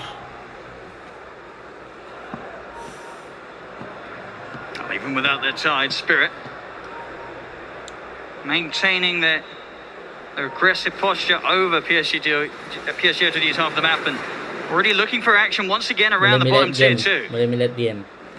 See if they find the setup. They've got the hex. They're going to look to jump in. Static Storm's going to be put down for a while. He stops the backup coming in. Mati. Burst enough it is. They Sudah take down Cok. Arme. That burn for the Bloodthorn, it's enough to send the bear back to base. Terculik. That's an absolutely massive kill. And I think Zinq felt Terculik like he could keep him junglernya, alive. guys. There was no relocate out. So next team fight, here's the tricky part. Do you relocate Alma out as soon as he gets hexed? Because Spirit has now proven to you that we have the abilities to burst your heroes. That's why he's also in trouble. There should be another one. Hey, it's definitely another one yet. Toro. Target to target and over towards the mid. The BKB having to be popped by nothing to say. See if Yatoro's got the setup he has. Aduh, There's the initial sulit route. juga, Cok. See if they've got any Kliknya. further follow-up here to relocate. Wih, They'll sampai take him out. mantap. They've got to keep nothing to stay safe. Hilang Get him away towernya, from Team ya kan? Spirit as Team Spirit. They're pushing down the mid onto another tier 2 tower. Nice play by Faith Beyond. Tanks letting Iwan Red apa Blood with kan one of his kayaknya. wolves. But Team Spirit, they're doing this so smart, Coba right? We had our disusun lagi draft panel touch on nantian. it. Fighting 5 versus 5 Oh, is not really where they're macam strong. itu. They want to delay this game, keep finding these pickups, try to find these opportunities where they can get a jump, burst someone really quickly, and use the fact that we have Ravage to reset. We have Naga Sleep to reset, which is forcing LGD to be very careful about how they use their cooldowns. And this is leading to them they're just playing this game very well. And these small decisions that they're making, where you notice they're not really charging into the enemy. They're not giving LGD the kind of fights that they're used to getting. I mean, and with the heart done on Yatoro, 26 armor, 3,500 HP. How hard is it for PSG LGD to really ever get on top of him now and take him out with the focus of Arme's Ursa? I think the biggest thing is that the illusions are tankier. If you take a look at how Yatoro is playing the fights, he's staying very far back with his primary hero, using the Bloodthorn and using the Ensnare, and having the illusions deal the damage. And if LGD really don't have heroes that want to hit illusions, Ursa wants to sit on top of a hero, like just keep hitting him, keep hitting him, keep hitting him. You don't want to hit these illusions where you get like 5 to 6 hits in, and then you got to switch over to the next one. That's a way of making the overpower a fairly useless ability. Of course, that timer that they'll be having in their mind, the Roshan. Potential respawn in just over a minute. And that minute feels really long, Owen. Let me tell you, right now, if you're PSG LGD, that minute is coming very, very slowly. We see Tidehunter starting to eye up a Shiva's guard. That's going to make it even harder for the Ursa to stick on top of him and deal damage. They also just bought a Force Staff on the other Titan. I think for Team Spirit, they're recognizing that, you know what? LGD's not going to be able to kill us if we're just able to kite out their BKBs. And that's why you notice, like, Nothing to Say also has bought a BKB. I think the idea of this is he wants to try to use it to break out of, to have a longer period of time in the team fights where he's playing under Magic Community, because there's just so much lockdown coming out from Team Spirit. Go Scepter on Mira. Toronto Tokyo has Yules and the Kaya Sanj also eyeing up on Shiva's guard, but I would be surprised if he doesn't change it up. And on the courier, he has a full BKB too. So I'm really liking Spirit for this game mode. They're in a very dominant position here. They're scaling up. Very nicely. With the timer, they know it's going to be around the point where PSG LGD are going to be checking out that Roche pit, looking for the respawn. Spirit, they're heading over to try and do something about the presence. They're going to touch straight in. The finger. As the IO goes down, no buyback. Shinju cannot get back into this fight. Nothing to say, has to roll out with the Thunder. So this is huge, right? Both Lycanform was committed, as well as the Pangolier roll. So the Roshan spawns, which it does. This is free Roshan for Team Spirit. And remember how much we talked about how badly you want this for LGD. It doesn't even matter if Sagas comes to use for Yatoro. They just want to make sure that PSG LGD doesn't get it. And this is the only shard, Aghanim shard, that has dropped from Roshan throughout the entire game. So that's 1,400 gold that now Am is going to have to spend for himself. I mean, it just goes to show how solid of a position that Spirit are in, where just a couple of ults expired by PSG LGD and a dead IO, and suddenly the rest of the lineup, they cannot do anything about Spirit taking the rush. Continuing their lead here, 7k up. I mean, Yatoro, 7k difference between him and Arme's farm. Well on the way to having a butterfly complete for the next bit of action as well. Yeah, and with this butterfly, he actually has the option of now utilizing his own hero too, once the situation looks good for him, because the Ursa can't just burst him. The bash is going to miss. There's a park chance on the bash, there's a park chance on the miss. So it's going to be hard for the Ursa to just lock him down. And just very intelligently itemized by the Naga here. For the early part of the game, when he knew it was going to be a map control game, he bought the Orchid, he bought the Ags, played for the pickoffs, and those key pickoffs have really led to the situation that they're in the game now. Jambot picked up by Y. You can feel, they feel the pressure of the vision. They're not getting the vision that they're used to. They don't have the information that they're used to playing with in this game. And Posha is just shutting them down. So-soan. And Rage first out. They're just going to have to stay well away from Spirit. 4 very, very scary minutes of Aegis on Toronto, Tokyo. PSG LGD, they do not want to fight into this. But every minute that passes where they cannot look to brawl is going to be another just minute of pain here with the increasing momentum and mass of the cause of Team Spirit. Yeah. And surely right now, PSG LGD are discussing how do we take a team fight? What is it that we need to do? How do we need to use our abilities in order to catch Team Spirit off guard? And for Team Spirit, I think a lot of the communication is like, we need to make sure that we do not let LGD come out on the map. We don't want them to get out and farm. As long as we can keep them locked into their base, we can get all the items that we want, and then we get the fight that we want. And everything's going to happen on our terms. So you see, they rotate over to the top side here, expecting LGD to run out on the top side of the map. And here we go. Time to look for that fight, PSG LGD. Execution has to be immaculate. Yeah, they're scouting with the wolves. They're getting the info they want. They're looking to try and start a collapse, but Collapse is able to blink away from the lead-in. They'll turn their attention over towards Yatoro, but with the instead looks to hold him back. Nothing to say, he is able to get out of it. And they'll get the static storm set up onto the Naga Siren, but the illusions, they're just forcing back wide. Swashbuckle's going to miss. I mean, Yatoro's barely been scratched. He's back up to full HP. PSG LGD now they're back at base. He's in with the ravage onto the two of them. Silence down onto EO di belakang, ke belakang EO. Nice EO, nice. Nice EO, nice. As PSG LGD have to charge back to the safety of their high ground as quickly as they head out. Di belakang EO, He's going to look for the set up here outside of the base. Another BKB force. Faith Beyond trying to head back to the safety of his teammates. The ensnare locks him down. The illusion's starting to go to work. Remnant left into position. They drag him back with a spray into the finger. Pintu. Lycan gets absolutely destroyed. And Toronto Tokyo's not done. Up to the tier 4s. Committing with the Dissimilate. He's trying to go for GQ. Will die. But he's got the Aegis. He's ready for round 2. Yeah. It's just the micro decision making from Team Spirit is so beautiful to watch. I think every time a hero pops BKB, within half a second, there's a Naganet flying at it. And in the fight, you saw Ame pop BKB to try to man up and fight. And then the next comes, immediately he has to pop his ultimate. He can't use the enrage the way he wants to. He's forced to use it defensively all the time, just to break the net, just to be able to stick on top of the targets.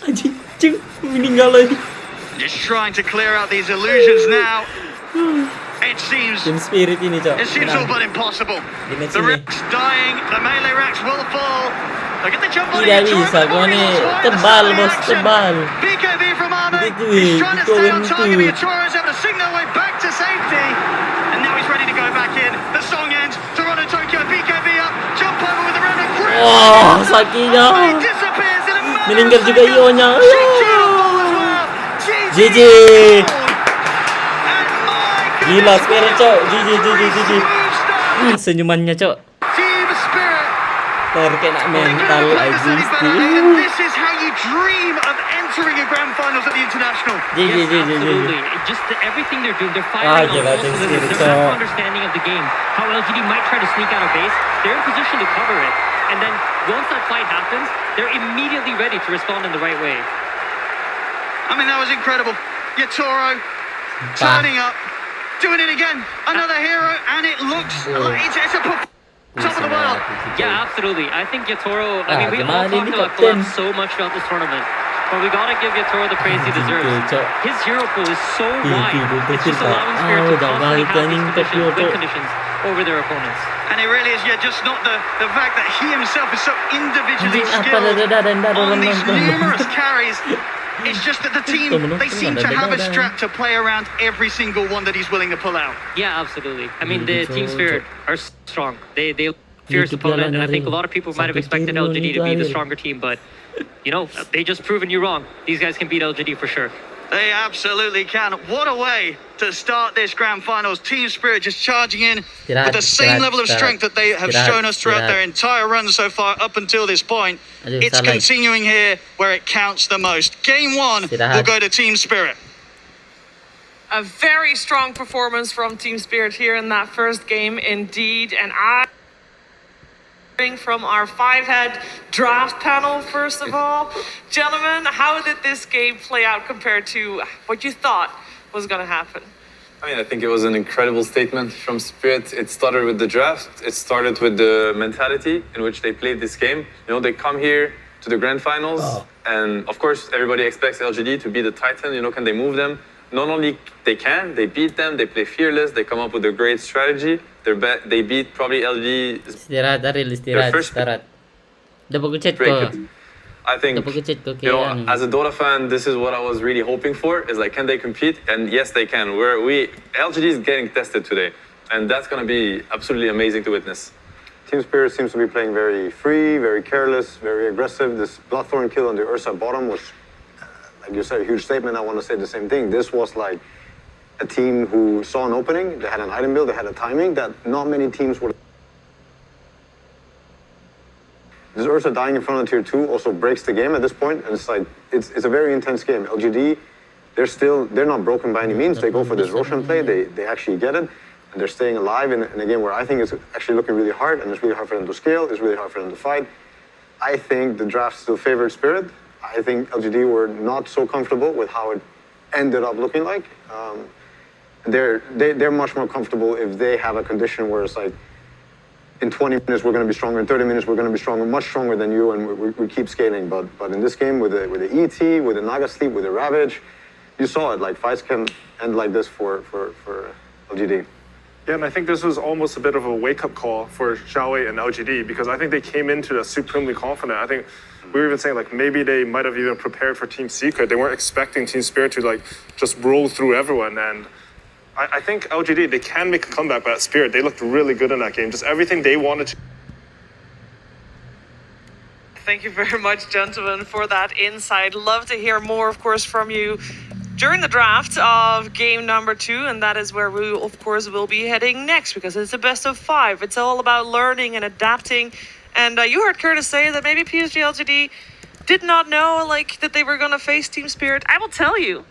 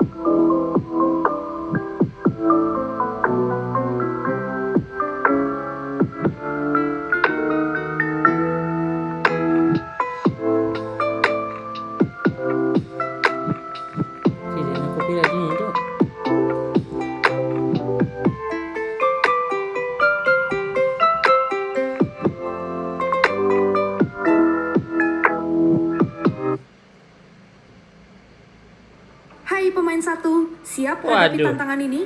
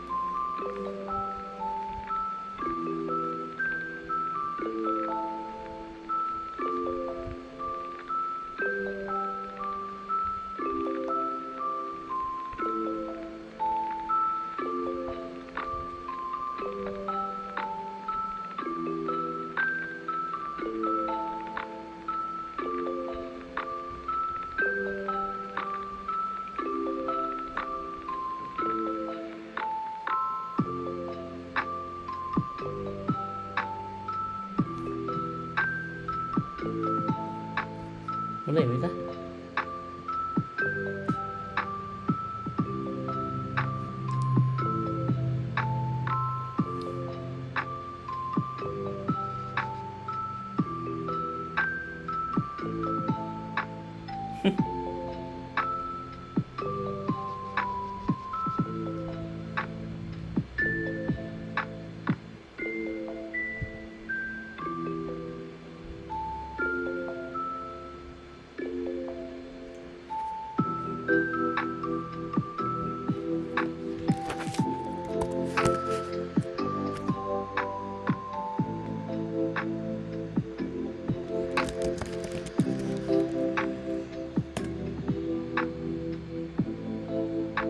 Mas.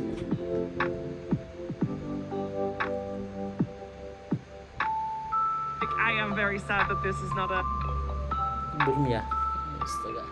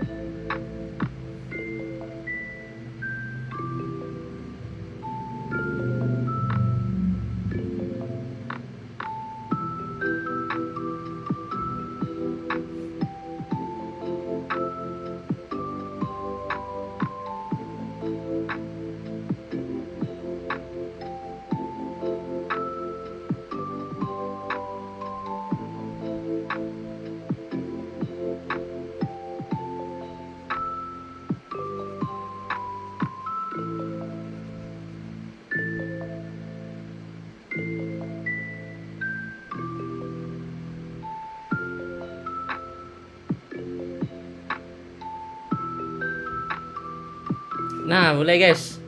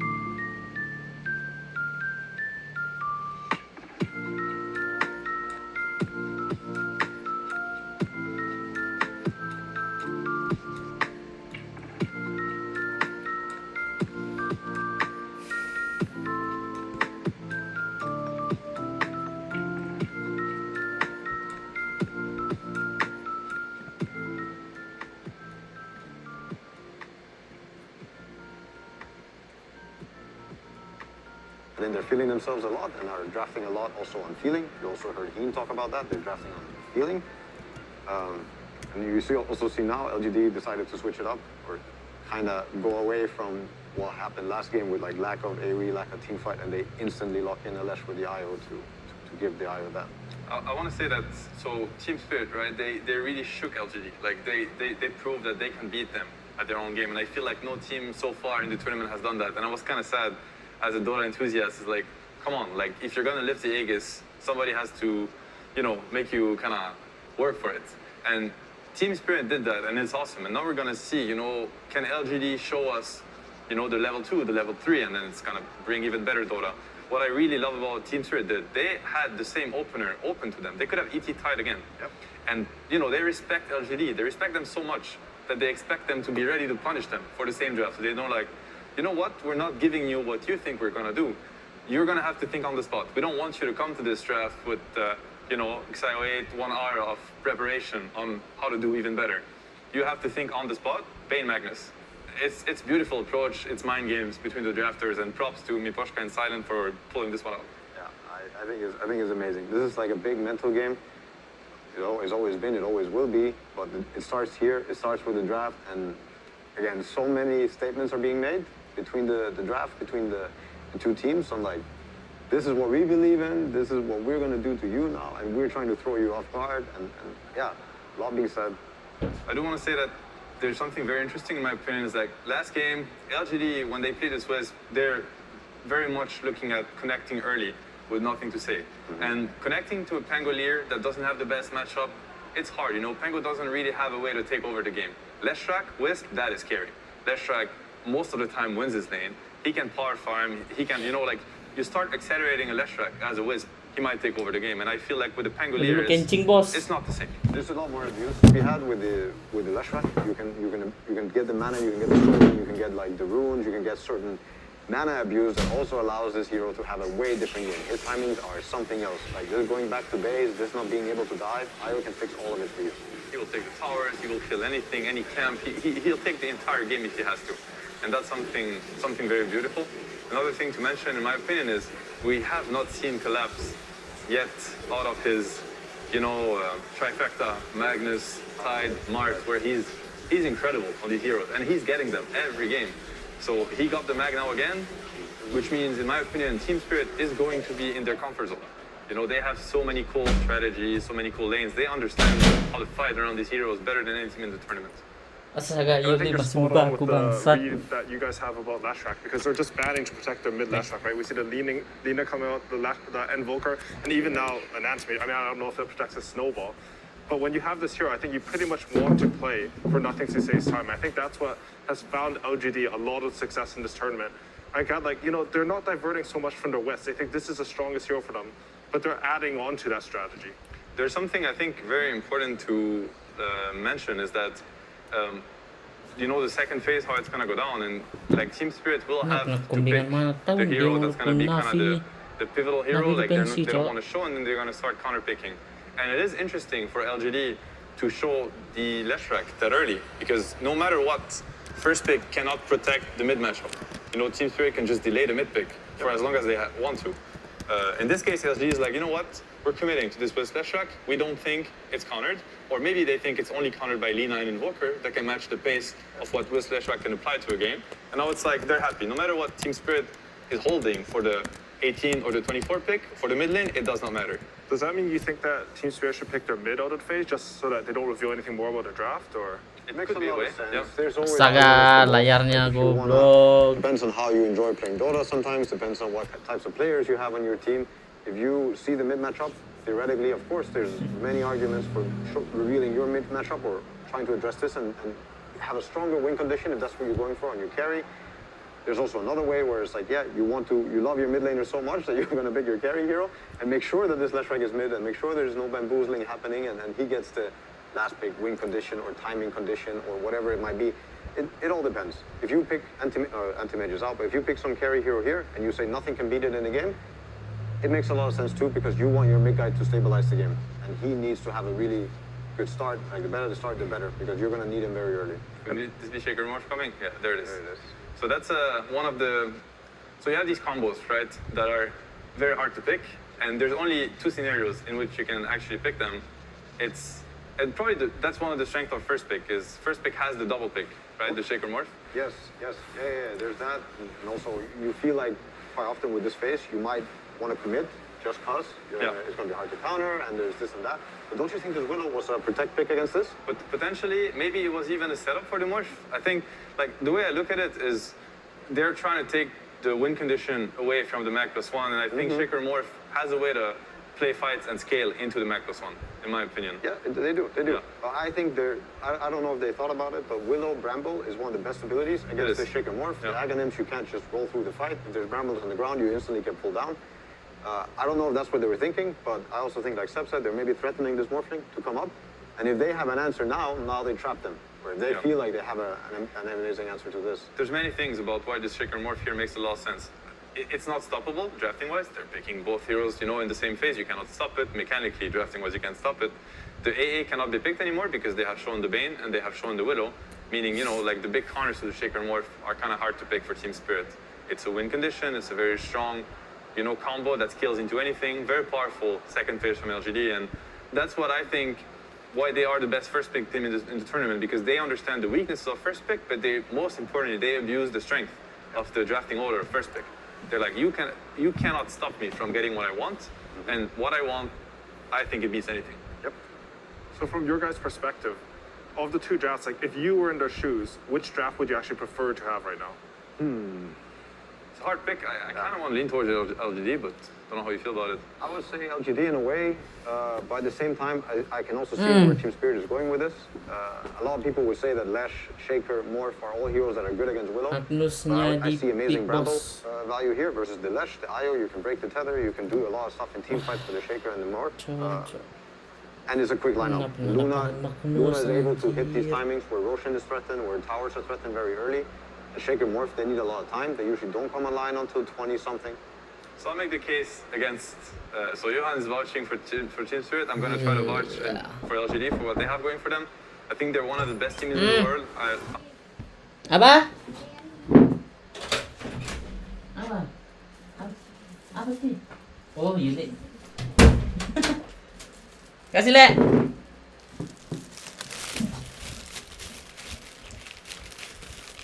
Mau korek.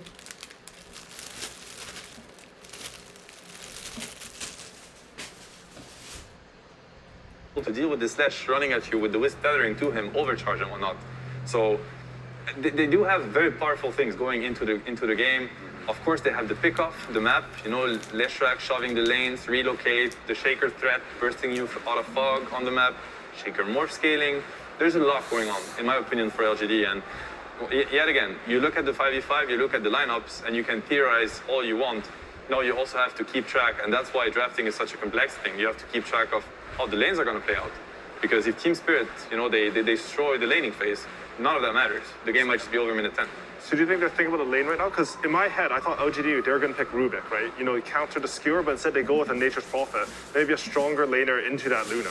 Very strong into the Luna Willow or Luna Bane. No matter how you look at it, this Prophet lane should be heavily LGD favored. And it complements very well what's happening. The left shot pressure with the Wisp, now you have treants, meaning you do get a kill, you get a tower. Prophet connects, Prophet ulti. You know, I think it plays very well to their game. It's gonna stabilize the game by, you know, slowing down the Luna, winning the lane. It's gonna connect to the Wisp and the Leshrak, and it's gonna add to the global pressure on the map. Prophet is also one of the quickest heroes. You could say in Dota, you pick this like you pick an Ench, you pick an Ursa. There might just be a different Dota game coming your way. You might not be allowed to play as slow or as fast as you'd hope because this hero adds so much dimension. And yeah, I think this IO Lesh Prophet, the timings that they can hit before minute 15, they can break this game. And we see Team Spirit, they're trying to respond a little bit to that pressure with some outspan from long range, but I'm not sure if they have enough. Like, I look at the 4 heroes from LGD side, and that collapse, it looks terrifying, honestly, onto mid, onto safe lane, anything. I see how both teams can fight. I will still put a lot, like if you take the laning phase aside, and let's say that both teams end up with some farm and items, you have this, he's known for his skewer plays right now, and then you also have the Willow, Bramble, and the Puck. I think both teams can fight. Yeah, and now we're going to hear from Sumi, who has an interview with Xiaowei about this draft. Thank you very much, AUI and the panel. I'm here with Xiaoba from PSG LGD, the coach. A lot of people were expecting your team to play a different team in grand finals. Did you prepare at all for Team Spirit? 很多人都觉得你们决赛对战的你那个是 English 有做准备吗？我们昨天晚上已经把2个队的数据和资料就全部研究开会讨论。We've already studied and analyzed both teams' stats last night. They are very, very prepared. All right. Many people have also said that Collapse's Magnus has led to many of Team Spirit's wins. How does the team feel about Magnus? Are they afraid or are they ready? 很多人也觉得 Spirit 的3后卫他的梦马就非常厉害，也是他们夺得胜利的关键。你们会担心这个英雄吗？我们有想过他们拿猛犸这个英雄，就是其实在我们意料之中。We've already thought of them picking Magnus, so it's all in our plans. It is all in PSG LGD's plans, and we will see as we go into Game 2 of PSG LGD versus Team Spirit. Lyrical and Trent, take it away. Thank you so much, Sumi. And yes, Trent, we are here. They're prepped and ready. Very confident sounding coach for LGD. How are you feeling right now about this matchup? I don't know. Everyone thought that every other team was going to be ready for Team Spirit the whole way through, right? You know, constantly doubting them, thinking they weren't going to make it, and constantly giving Collapse these big heroes that they just discussed, like the Magnus. So we'll see. Game 1, they weren't ready. Maybe Game 2, they've got a solution. It's going to be so interesting to watch. I feel like this team has really just ridden off the back of the momentum that they've gained from the very early goings in the group stages, and they haven't looked back once. The thing that I'm really interested to watch for is if they can keep that up. Like, I feel like sometimes when you get in these huge matchups and you go up one game, Team Spirit now there, you can sense the victory coming, and I want to see if they can keep up that same carefree attitude we've seen from them so far. Just playing Dota, just having fun with each other. Yeah. Surely that, that's got to feel like at some point you've got to be thinking like, oh, are we going to win, guys? Is this actually going to happen? Doing this? It's crazy. But we'll see if it ends up happening here as Mira spots out a couple of those treants that are trying to get a little bit of vision. So interesting things to watch for in this as far as a laning matchup is concerned. We'll see where that Nature's Prophet ends up at and how much pressure they can put on. เป็นดุ Very ง annoying Spirit to deal with in the early goings. Yeah, very much a discussion of SG lah. timings really SG. throughout all the games today. I feel like we're the finding that Spirit one so- team seems to have a very clear, we want to do this at 20 minutes. And the other team's like, we just want to hang out and kind of scale. Oh, Zinku gonna have to back out there on the Shaker. And 3 bounty runes again for Team Spirit, just like last game. กันยังชีนะ I will say, I believe this game that กันยังชี LGD นะ had a จริง very good idea of what was going on. I Cái think là they completely Spirit saw lah. that puck pick coming. I think they banned around the fact that like, Tapi yeah, that's going to be left in. We're okay with that. yang It's a ini go-to hero menang versus ani, the menang- Morphling. I wouldn't say they're really menang draft surprised. di Toronto Tokyo, obviously an PSG. amazing player, but, the Menang puck's not draft. exactly one of the ones that's been, Tapi nggak tahu popping off the Sama rampage Doki this aja. year for Team Spirit. True enough. kekuatan orang Those Rusia. spirits tend to scale just like a little bit more. And you kind of lack that a bit on the puck. It'll be something to watch for, though, if he can make those good rotations, as obviously the Nature's Prophet on Faith Beyond can also move into multiple different lanes. So we'll keep our eyes on it. And like you said, I think both drafts have like a very clear identity behind them, right?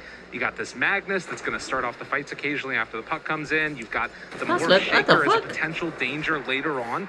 But it is, of course, going to be played on that support Shaker this time. So see if you can get into the items at the same timing we've seen for the cores. Yeah, it certainly seemed like PSG LGD were very much ready for that, right? The Dark Willow came out and then right away they're just like, yeah. We saw that earlier. We know you want the Morph from the Willow. We're taking the Morph from the Shaker. It's pretty good too, but yeah, the support Shaker hasn't worked as well. So, ooh, I don't know, a little bit closer. Ceri He's mau all right for mati. it. He's going to be able to dodge away from that one. You can see here also a nice little interrupt on the pull through that came through. Full And screen Faith dong na Beyond full steps screen over to the magaya-gaya. side. This, of Milo course, sets up some kikititu. free farm for the Luna. Setnya. Normal laning Itu shenanigans and the ko. power that you have as Bane in Balik. these early goings. Do mga Yeah, it's frustrating for the Bane too, because like you're so used to being able to dominate a lot of situations as Bane, while Maposhka now actually trapped in by a Fisher with the treants on top of him. A lot of damage out there onto this poor old Bane. Can they run him down? A couple more hits is all they need. Not quite able to get that last right click, and Maposhka with the brain sap and the runaway. Zincu still might be able to run him down. That boots Oh, if he's not advantage, but careful. All right, no. good choice, Zinq. Good choice. Keeps it safe that time. But yeah, I mean, Bane, obviously you're used to trading favorably and having answers to like someone trying to pull your wave. But with the Nightmare and the treants being there, they actually have some counterplay here to like trying to set up for plays as well in the lane. So it's a good pick for the Prophet. Allows him to play that much more freely. But you can see that Luna already off to a hot start. 11-2 right there in the top lane is down bottom. Y. Gonna take Ay, one little mga punch PTO there from the na Dark misa-misa, Willow, and a ay. Fissure block off on the other side, but not within that tower mati. range. So we'll be able to get away with some extra damage. Tango, as well as the Calling Blade through, and he's fine.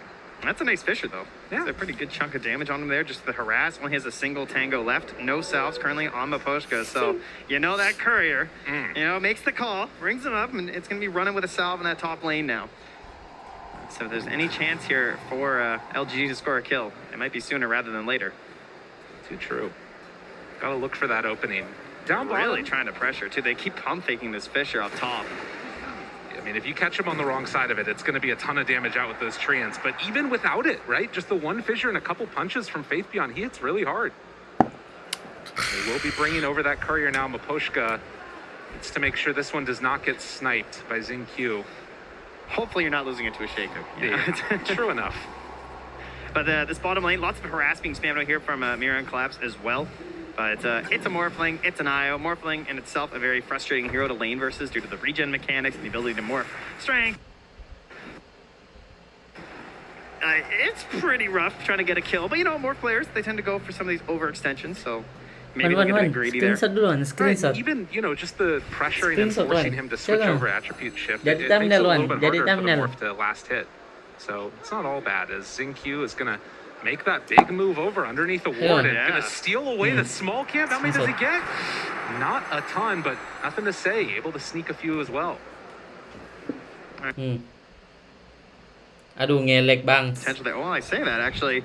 Maposhka moves in. Toronto, Tokyo. Going to be able to pick up this water rune and maybe get some extra pressure onto Xingqiu. Jumps forward, and there's the first blood. Toronto, Tokyo draws it. Well done by Maposhka. Like, not even just, he basically baited out that rune, right?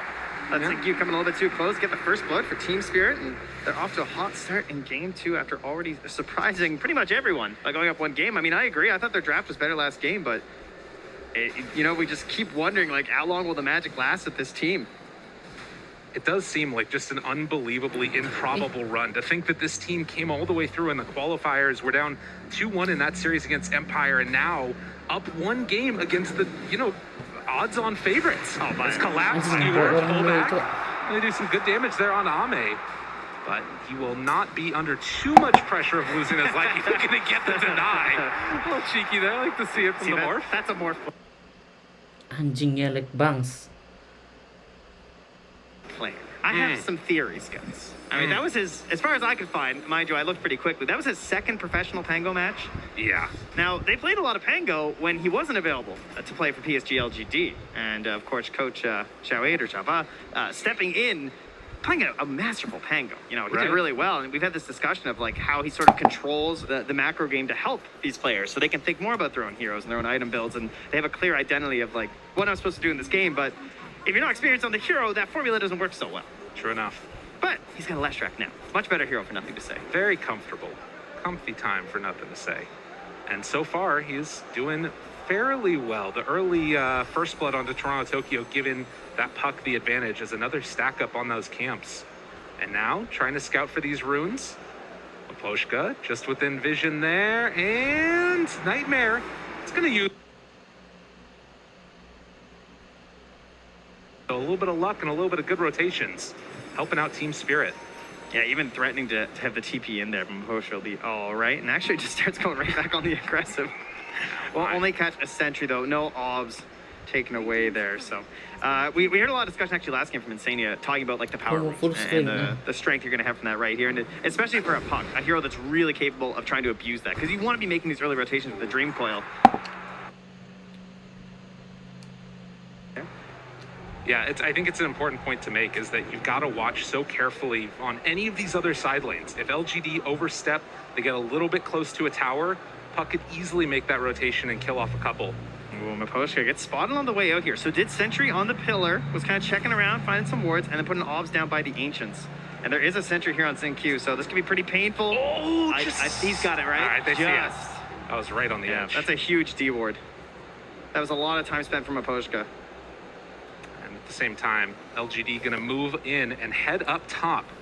Why and nothing to say together. Are they gonna try and make a kill here onto the Luna a little bit far out? And we'll see if they can connect with this one, but... This is a tower kill gank. Yeah. They're ganking that tower. It's not moving. They don't have to worry about it. Luna, she's kind of fast, She's got some night vision. Maxed out Lunar Blessing. But the tower, it doesn't move. True enough. They're gonna move in and next take hero, this one down. Mercy. Can she just throw the tower somewhere? It's a possibility. Ideas? Dare to dream. That went down really fast. Yeah, this is a problem potentially. The early group up right there and the fact that you can't really contest it at all. Outro heads back into the jungle to farm up his medium camp. Look at Maposhka. He actually got spotted there. He did step in vision for a moment. And a correctly drawn line here from Y, I believe, is to his current path.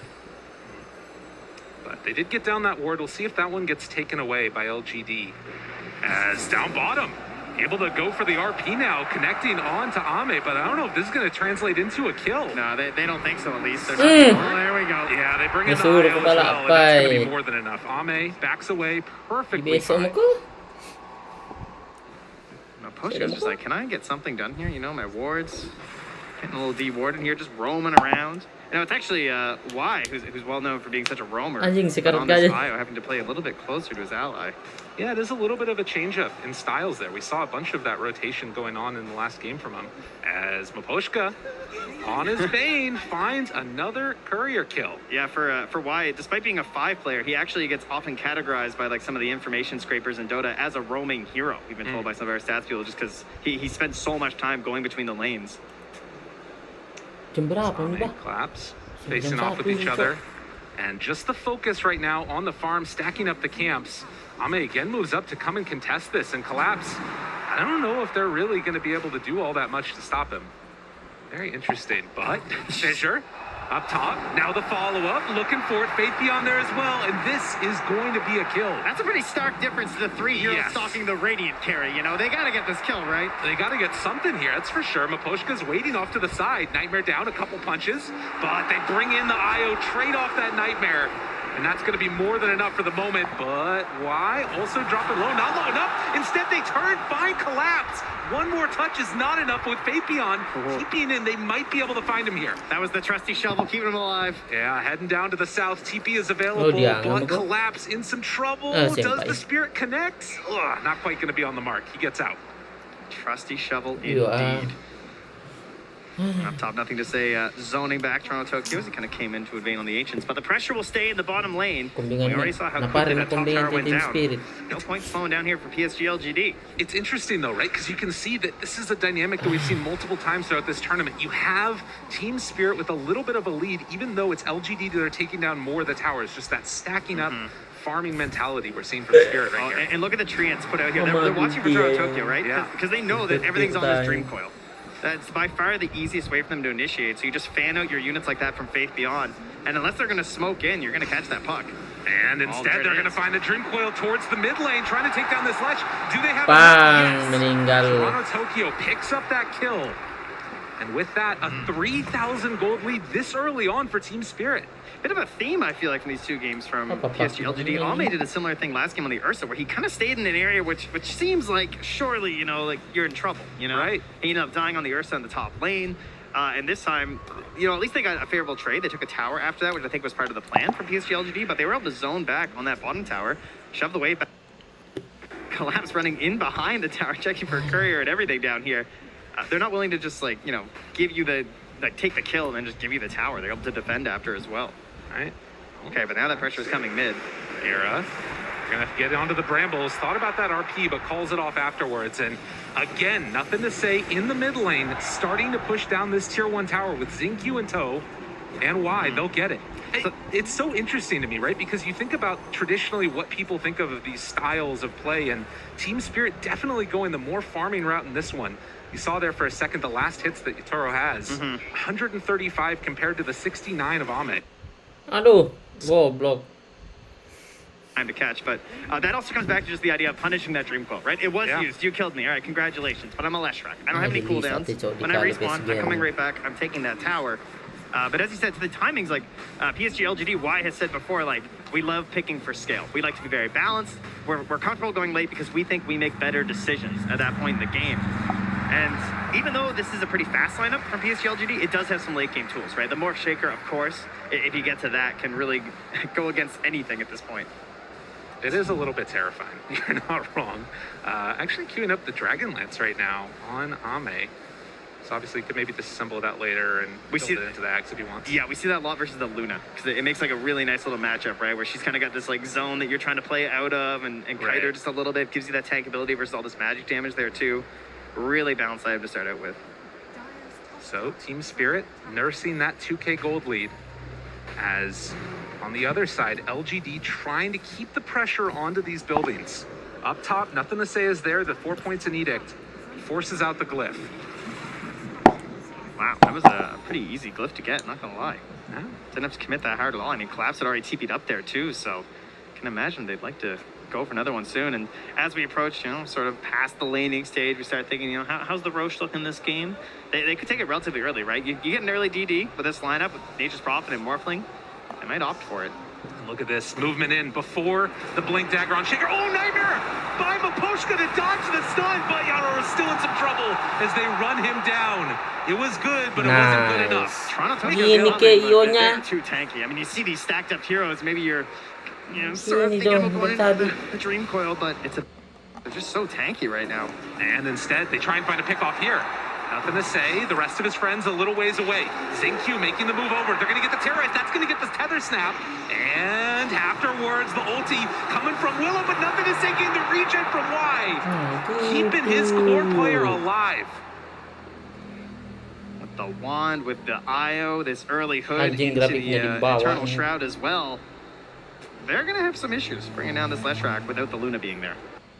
Yeah, I mean, you just get blown up like that. I mean, obviously a great nightmare dodge of the stun that came in, but in the end, you need to get that BKB online, as we've seen time and again, and Yadro trying to get towards it now.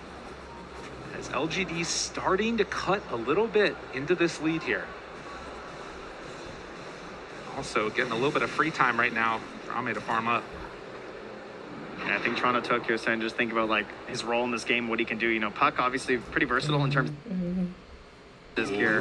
And we'll have to get out of this one. Even go for the a TP in there. Very nice play to even preempt that by blinking somewhere else for the TP.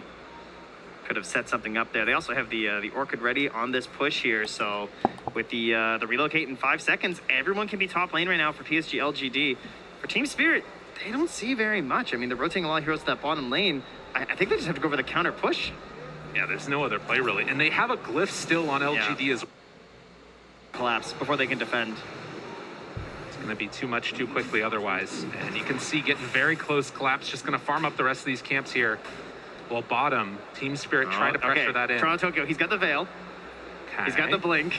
He's thinking. How old is he? This guy's crazy. We've seen it time and again, and Faith Beyond shows up. He just wants the creeps. That's all he's going for here. Oh, Faith Beyond spots him. The silence is there. That's the Orchid reveal, and he is mega dead. Yeah, he's really greedy. Yes. It turns out. A bit of gold too. True. But almost a certainty when you go over that play. This does stop the backdoor protection, though. So this is going to stay alive a little bit longer, forcing LGD in this area for a bit. But eventually it will fall. And already Faith Beyond back to that bottom lane to just push that back out too. So very well orchestrated there from PSG LGD. But the Courier, it holds the key. Ice Frog, little Courier, delivering a Blink Dagger to Collapse. So, you know, he's got a few more things queued up there you guys might have seen already in this tournament. The Shard, the Force Staff. He's made a couple plays. Perhaps some highlight reel ones. He's been absolutely spectacular. I think he needs a couple more this game. True enough. Not if LGD have anything to say about it. They've also had a few highlights at times. And playing on that Earthshaker with the Morphling, you just know that there's pain coming if they're left to free farm in this one. That's really the worst part of just staying in the upper bracket. Less highlights, you know, less games to play.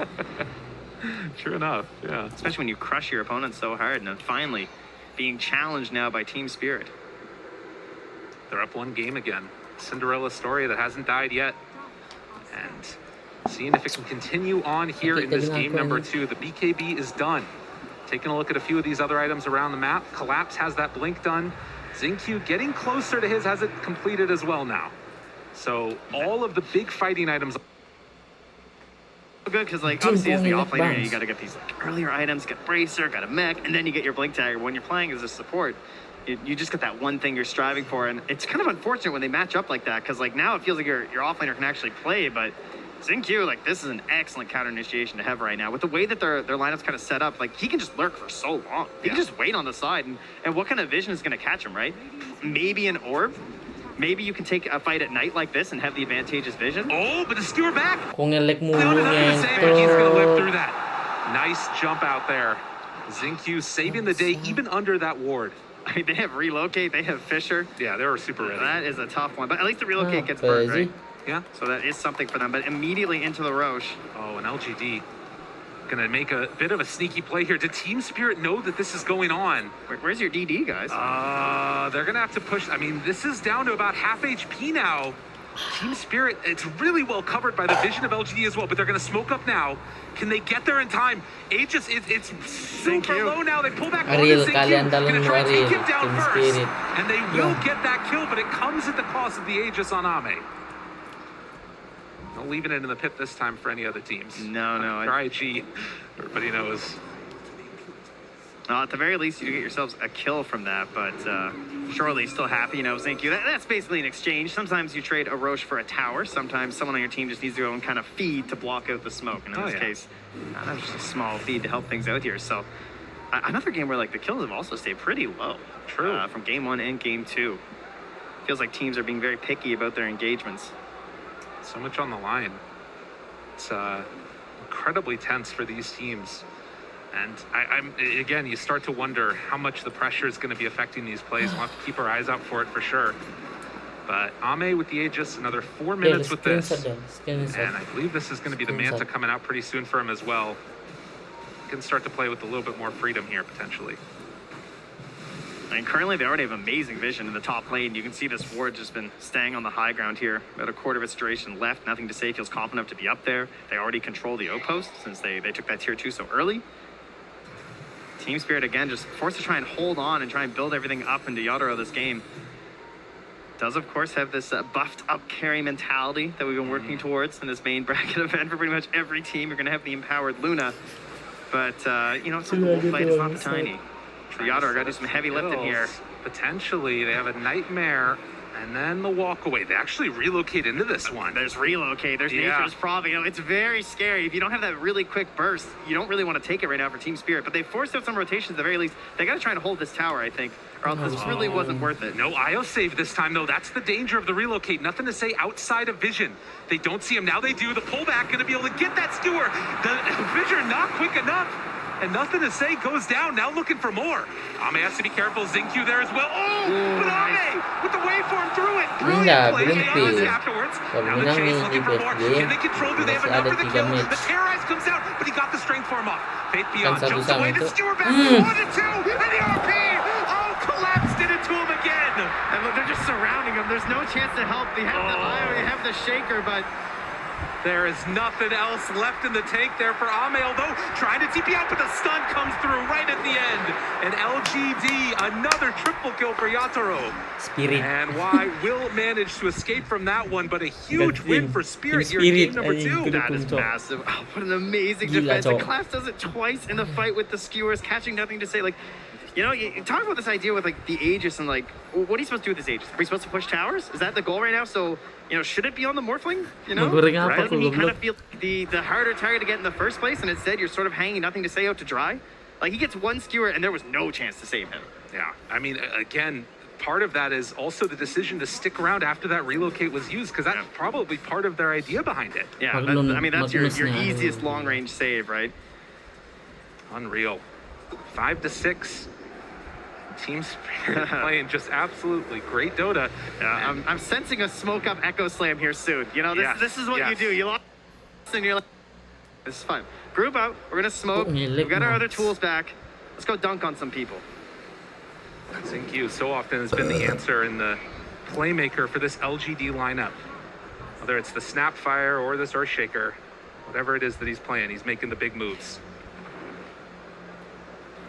So 21 minutes in now, and Haro continues to farm. I mean, this is the thing that's really scary, right? Like, how many times have we seen these Lunas just get completely out of control and then just walk high ground with an Aegis?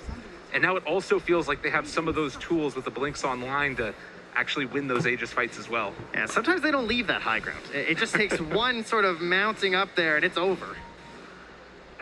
Part of the reason why they can be a little bit patient here for Team Spirit, but patience, you know, that's not something they're very well known for. Scary, Invis, and then the smoke up afterwards. Team Spirit looking on the hunt, but LGD sensing danger coming their way will retreat out. Just is he gonna horn toss him again, Lyrical? Don't tell me he's gonna horn toss him again. Oh my god, he got him again, Trent! They did it to him as they find the pickle. Tulis GG di sini, bos. You're too good. GG. Unreal. Wow, they're so good at just finding that one kill and like waiting for this timing too of just this. Oh, they caught him on the zip. They pull him back in afterwards. Why? Some trouble. Skewer a little bit off the mark, but the Brambles are there for round 2 of it. The play on finals day, taking down Secret, now looking to go up 2-0 in the series against LGD. Meanwhile, Faith Beyond, at least, you know, getting something back, right? Yeah, go grab that outpost, get it, but man. Losing the Roche into just like taking over the map right now for Team Spirit. They're just having fun. That's what they say, right? They look like they're having fun. Voshka looks like he's having fun. For someone who's playing Bane, that's as much fun as your face gets, I think. You know? They're on it. And we'll see now if LGD can pull this back. I mean, again, we've talked so much about the effect that pressure has in this lineup. In a lot of ways built to try and just win the Aegis. Not a whole lot else is going to be acceptable for them, and the sort of standards that they set for themselves. 5-8. I love how you see this sentry they put outside the base too, because I had the same thought. I'm just like, where was that ward? Like, how did this Magnus do that? You know, and just nothing. Collapse is just too good. He just feels it. He just goes. At the very least, yeah, it's a lot of sentries. They're all over the place. And you know, that's because they also have the gem, I believe, still, yeah, on Toronto, Tokyo. So they know that they're in trouble when it comes to the vision game, and so you get into this place where you're just kind of spamming them everywhere. And IO, you know, you heard our lovely draft panel as well as Insania talking about like the sustain and everything, and Insania pointed out just like how much more valuable that healing is on the earlier end, right? You know, yes. About, Max and these holy lockets as early as you can in the game, and when you have to spend on sentries, that can be a bit tough. But at the same time, you have a Shaker on your team, so you're making a sacrifice in terms of the goal to ensure that Blink Dagger is going to be there. Unfortunately, they haven't really gotten much out of the Shaker. Couple nice saves, but Xinq's still waiting for his big moment. And it's tough, right? Because you have to sort of go in and make that chaos happen first with the rest of the heroes on LGD, and specifically Nothing to Say. And he's built all these items to try and stay alive. The Eternal Shroud, going for the Halberd, now into the Plate Mail. It's just not been able to be enough to keep him alive against the big plays from Collapse. MVP in this game too. And now, it's nighttime once again. So what do? We smoke. You got night vision, right? You have the advantage there. They're gonna have to rely on the treants for Faith Beyond if they want to get some of these plays out. That is the vision that they have at night. But the edge certainly belongs to Team Spirit. Absolutely. As they move up onto the high ground, Xinq feels like he's safe, but they drop down the ward right away. Xinq manages to get out of the ward to create that separation. But again, a ward dewarded, taking away vision from LGD. They're just going to do the sweeping motion here, right? They actually scanned ahead to see if he could blink in there. He's checking the high ground. You know, Collapse wants this so bad. He's ready. He feels the moment, dude. He is so on top of it. Waiting for the vision. Nothing to say is going so far back. He's like, no. He knows. Fool me. Oh my God, that was close. Vision afterwards. Oh, he is feeling it today. Came close there. I mean, that's what's so cool about the spell, though, is that you can just fish. Yeah. You know? Sometimes you're not going to catch anything. Sometimes you get yourselves a big old whale. You know what's also so interesting about this? Like, those two outposts are still held by LGD. They're keeping so much pressure on the map by LGD, and Team Spirit, it doesn't look like they're that interested in trying to take it back. They're just looking for those kills now. Yeah, and unfortunately for them, it's going to be a very long Roche spawn, because that's kind of what they're playing for right now for Team Spirit, right? It's just like, we don't want to rush anything. We just need one more good fight. We're going to clear up this entire base with our Luna, and we want the Roche for that. So they're going to be trying to control around the pit. Someone's going to sit in there. They're going to wait. They're going to be very disappointed for 2 minutes and 20 seconds. There you go. And that's just time for PSG LGD. So what can we stall for here is the question. Shiva's coming out relatively soon for Nothing to Say, but the Aghanim's, that's what we're stalling for. So whenever you get in trouble as a Morphling, you look to say, how good is the next game is it? And it's like, oh yeah, right, we picked Morph Shaker. So we do have that going. That's going to be the big window that they're looking for. Only 2 points in Enchant Totem right now for that Shaker. But can still be devastating with all the lockdown that you get. Now, interesting things that we're going to have to watch during that, though, will be the fact that it's the Aeon Disc on a puck, right? So they're going to be looking to catch and chain and even just try and, like, go through that stats resistance while it's actually active on Toronto Tokyo and just try and, like, keep chaining him down because he's not going to have the BKB. And then after that, we also know he likes these kind of cheeky items, right? He doesn't like BKB. You see the plays this guy's making? There's the Aeon Disc out. Toronto Tokyo not concerned, just blinks away after the Aeon Disc is procced. And also getting that D-ward again. So the question will be, when they come high ground, you know, will you find this big Morph Shaker play? Are you going to catch these heroes without the immunity that they need to survive what is obviously a pretty terrifying duo of heroes? Faith Beyond shows for a second. Collapse, looks for an opening, sees him there. There's the horn toss, the pullback with Skewer, and immediately gets the kill. Nothing is free, not even pushing out a wave.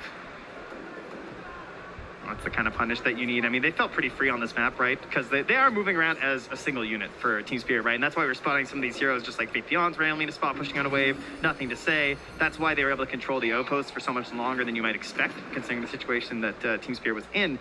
But the punishes are free, and so they will go back once more for a disappointment inside the Roche pit, and then wait another 30 seconds, and then they'll go back and do it again. But look at this. They have that Aghanim Scepter done on the Morphling now. Puck also just finishing an Aghanim Scepter and has an Arcane Rune bottled. They're like sending in Wifers. Just these slow movements in. Ready to tether back off Sentry. It's going to catch both. They have vision right away. They know they're there. Collapse. Oh, he doesn't go for it. We've seen them go into these trees so many times. Collapse. I would not be surprised. He's thinking about it. Xingqiu is back there. Oh, they're just baiting out. Yeah, they're waiting on it. Ini Team Spirit. Fabian in the meantime farming on the other side. Dari lower bracket anjir. And the Radiant, they scan that pit there. Sampai final cok. To no success. They're going to send in the Treants though. So, PSG LGD, they're in the know. They've got the Morphling with the Agnums, with the Shaker, and a team that really wants the Roche. They have a plan. This could be LGD's comeback here. Can they make it happen though? And how long can you sort of like control and force the focus of Team Spirit to be gaining on the rest of the map? I mean, again, they're fanning out a bit here, and you have the global teleportation up at 10 seconds for Faith Beyond. Yeah, you have Ame just farming the Dire Ancients right now, so are they going to give up this There go the Roche? Treants. I mean, they know they're in there right now. I highly doubt they just give this up for free. I don't know, is this still inside here? They're moving over now. Faith Beyond getting some Treants out. Starting to move into position. They're going to lay down these brambles. They're actually doing this so slow that maybe PSG are just kind of fine with this. Are they really going to give up Roche for this, though? I think they just came into the position, right? I mean, they don't have the best vision around the area. They actually see absolutely nothing right now. So, I mean, they know they're in there. They've sent in the Treants. But again, how do you get that initiation when, you know, you're so reliant on, you'd rather just fight on the high ground at this point.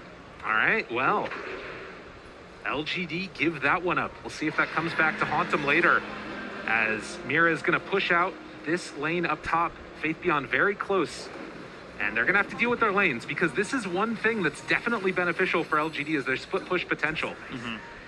Faith Beyond, BKB with that Orchid. Xingqiu shows up. Adoro up on the high ground, nothing to say there as well. They have great vision on Team Spirit, and now showing in the lane. They're thinking about going, they pull him back in, and he is done. Can they go for any more now? They have full control onto the Luna, but Luna just walks away. Wah, easy gentong ini Narun. Living yet again. Easy.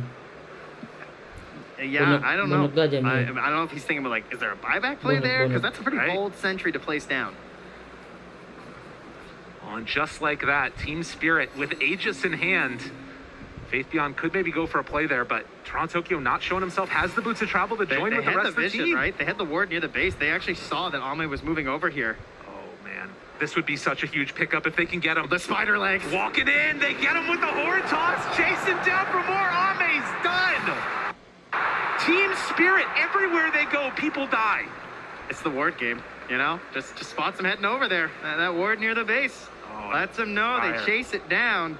And now they go up. Will they leave is the real question. There is a glyph available for the Radiant. True enough.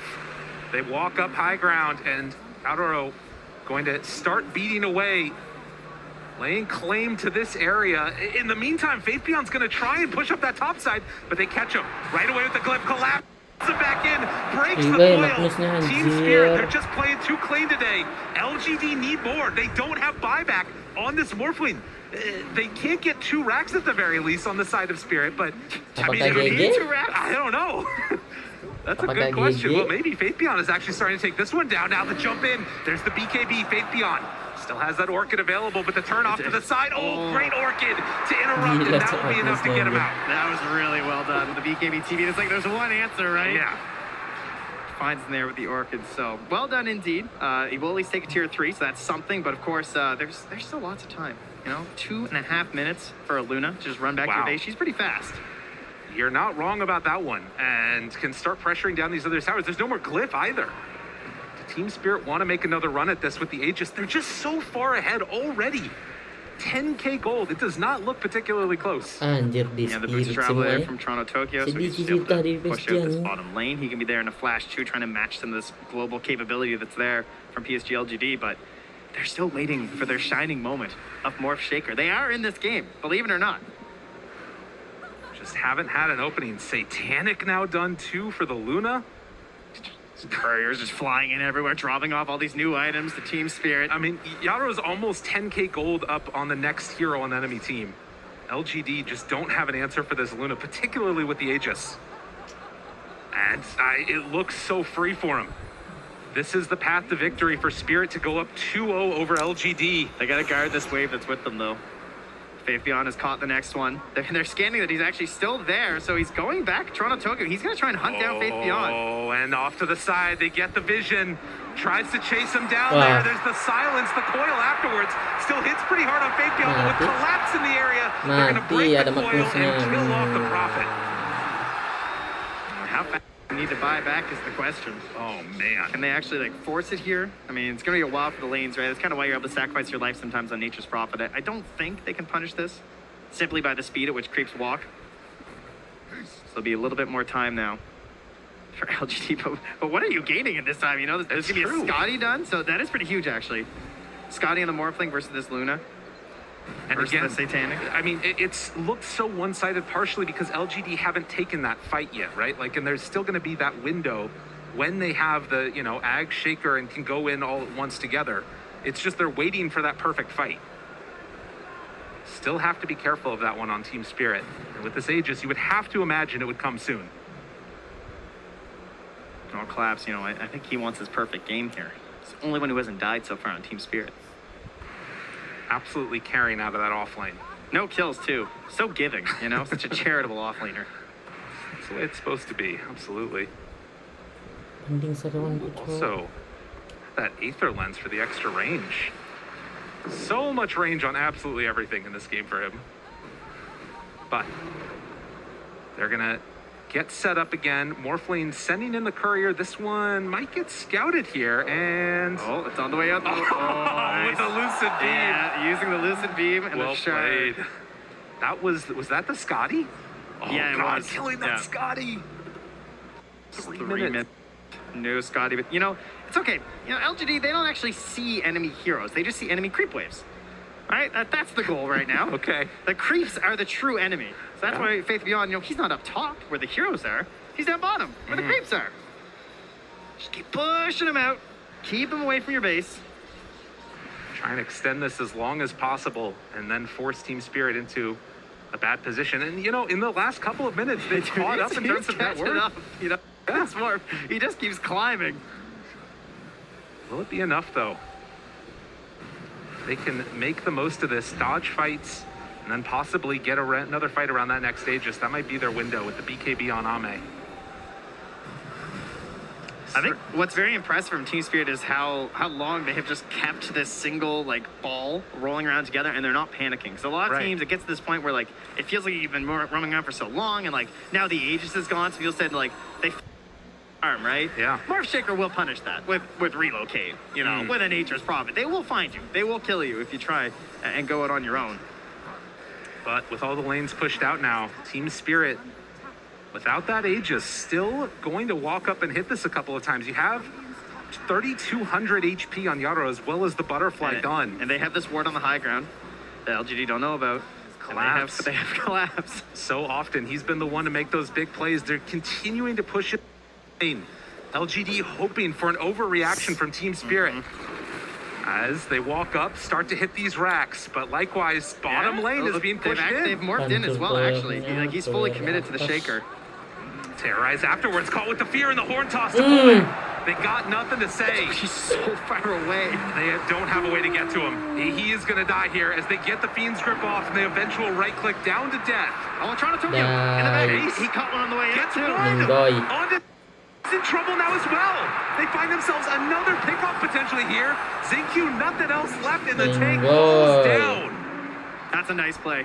Very heads up there from Toronto Tokyo, just not letting him just get away with offering up the sacrifice of the last rack, you know, not just the goat. We're gonna take what is Shaker? Cow? There you go. We'll take that too. Right. Yeah.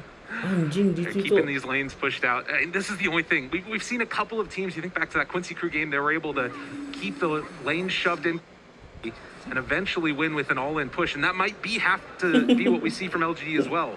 Maybe a relocate play with Morphling or something like that. Because right now, don't say that. I won't allow it. You won't Not allow here. Not some DD relocate Morphling. There's a chance. There's potentially a way. You got to be careful with Team Spirit. With this global potential that they have on LGD, anything could happen. The last outer tower. Now gone. 100M di tangan, Cok. Beyond AC done. And Team Spirit Starting to sense Roche going to be back up. Jom lah kulit eh. 10 seconds. And with that, it could be the window to close this game out for Team Spirit. All right, refresher or eggs? What are we getting? I'm down for either. As it will respawn right now. Get the eggs. Interesting. Smoke up though. LGD. Finally, the fight that they feel comfortable with. They have been sitting on this Ag Shaker for so long. Or Ag's Morphling rather, with the Shaker. BKB now done to boot. Yeah, that's a good point though. Maybe they get Zinq and eggs here. That would be kind of nice. You can see Team Spirit not comfortable just hitting away in the Roche pit. Nothing to say, walks in. Yadaro up front and center. Jeez. Nothing to say, they jump in. There's the control. The damage out. Mapochka's dead. Buys back immediately. Yadaro. Got him. Caught to the side. Ame in some trouble. Hit it from the low ground. How many misses are there? It doesn't matter as they chase him down and kill him. A great win for Team Spirit as they will find more and more. Unbelievable. The chase continues. Yadaro just chases him down, and Echo afterwards trying to buy a little bit of space. Nothing to say, but giving to Glenn, trying to take him down, but no, it won't happen. On the side, Toronto Tokyo will fall with a big stun afterwards. Yadaro moving in. Luna trying to kill him off. The fear, the pullback. Makin sina boss. Wah gila Another cok. one bites the dust, but they buy back now. On Zinq Faith Beyond getting absolutely shredded. Yadaro is Mati too lagi. big. As they catch him in again, the pushback, they got him caught and gonna maybe find the kill. Nothing to say, down low, dead. Another Gila. huge win, Team Spirit. They won't be denied. The horde toss catches onto Zinq and Yadaro. They play these fights. They're GG, so GG. in sync with one GG. another. GG is called. 2-0. They call it a Cinderella story. Well, the shoe fits wearing. Unreal. And we got a crowd up there. Gila. Talent, very excited for this young team's present. GG. They have been absolutely dominant in this one. 2-0. It's not just the fact that they won 2 games, it's the way they won these 1-0 games. The patience lagi. exhibited here is not something a 1-0 young lagi. team. Oh, we crushed the lanes and 100 we're di winning this tangan. game. 1-0 They lagi were bos. patient. They knew their timing. They watched for the only way for PSG LGD to get back in this game, and they just Grabe blocked it out. China. Unbelievable showing here from this team. The patience, the calm, cool collectedness, and now 1 game away from being able to raise that Aegis. Unreal. Very socially distanced crowd. You love to see it from them as well. As we get ready to the man, Mapochka right there, captain, and keeping everybody with a cool head. Yeah, well, the man behind PSG LGD. What are the options Iyo, now? ay. I don't know. You know, you came in, you were the favorites. Everyone expected you to be the ones up 2-0 at this point, you know, for Team Spirit to be digging deep. He's got Break, to come up with his break, plans. He's been challenged now twice. Mental break lang. He's lost that challenge. Ano ga What yun? is up with Mental Game 3? eh. We'll have to see as we head back to Kada the kay panel. PSG yan yung. Thank you very much. Tiga and, kali mo sa Lyrical. maini Yeah, masipinang. this game started Di with kalay, us 2 kali niya. talking 2 kali, to 3 Zhao kalay. who said Jura regarding the 2 Magnus siya, Jura. pick on the side of Team Spirit. It is all in our plans. Sudah. And gentlemen, the plan didn't work, Tico. I mean, so first of all, PSG, they're very aggressive early on. They're taking top tower, taking mid tower, trying to go for. Break.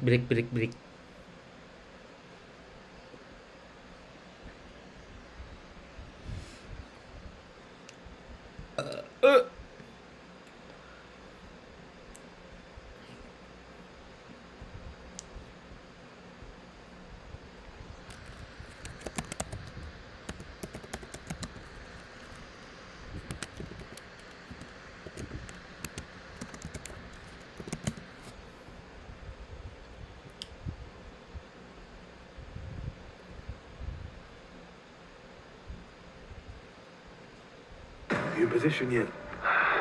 Working on it.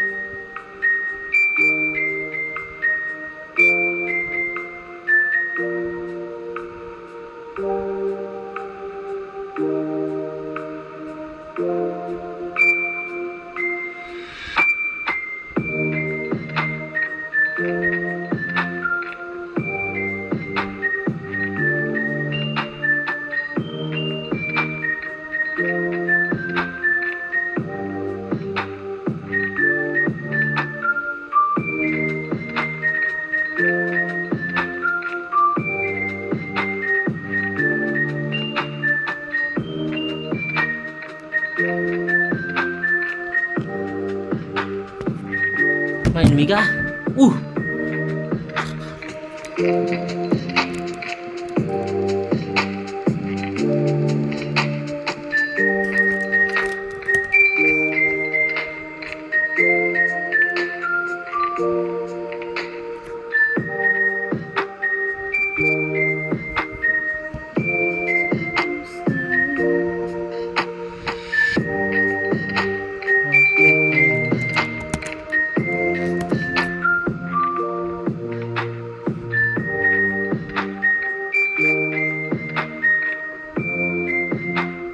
Give Spirit a taste of their own medicine.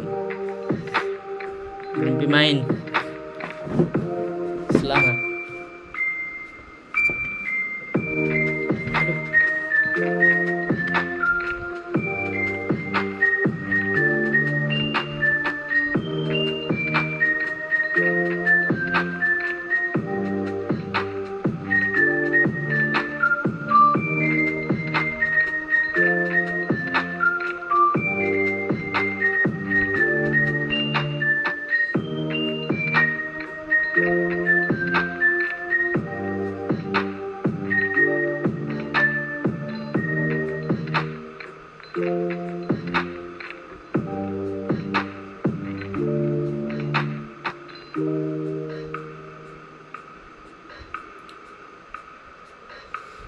Ini namanya breaknya.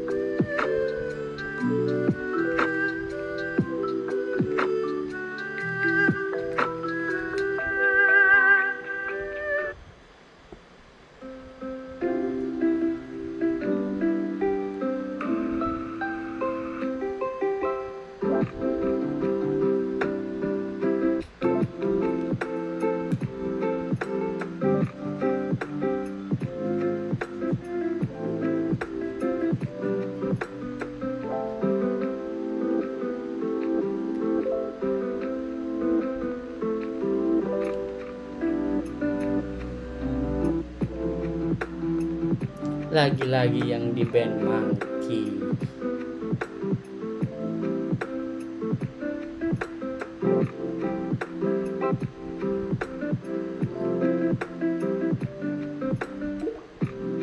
Oh, belum pick screen nila eh.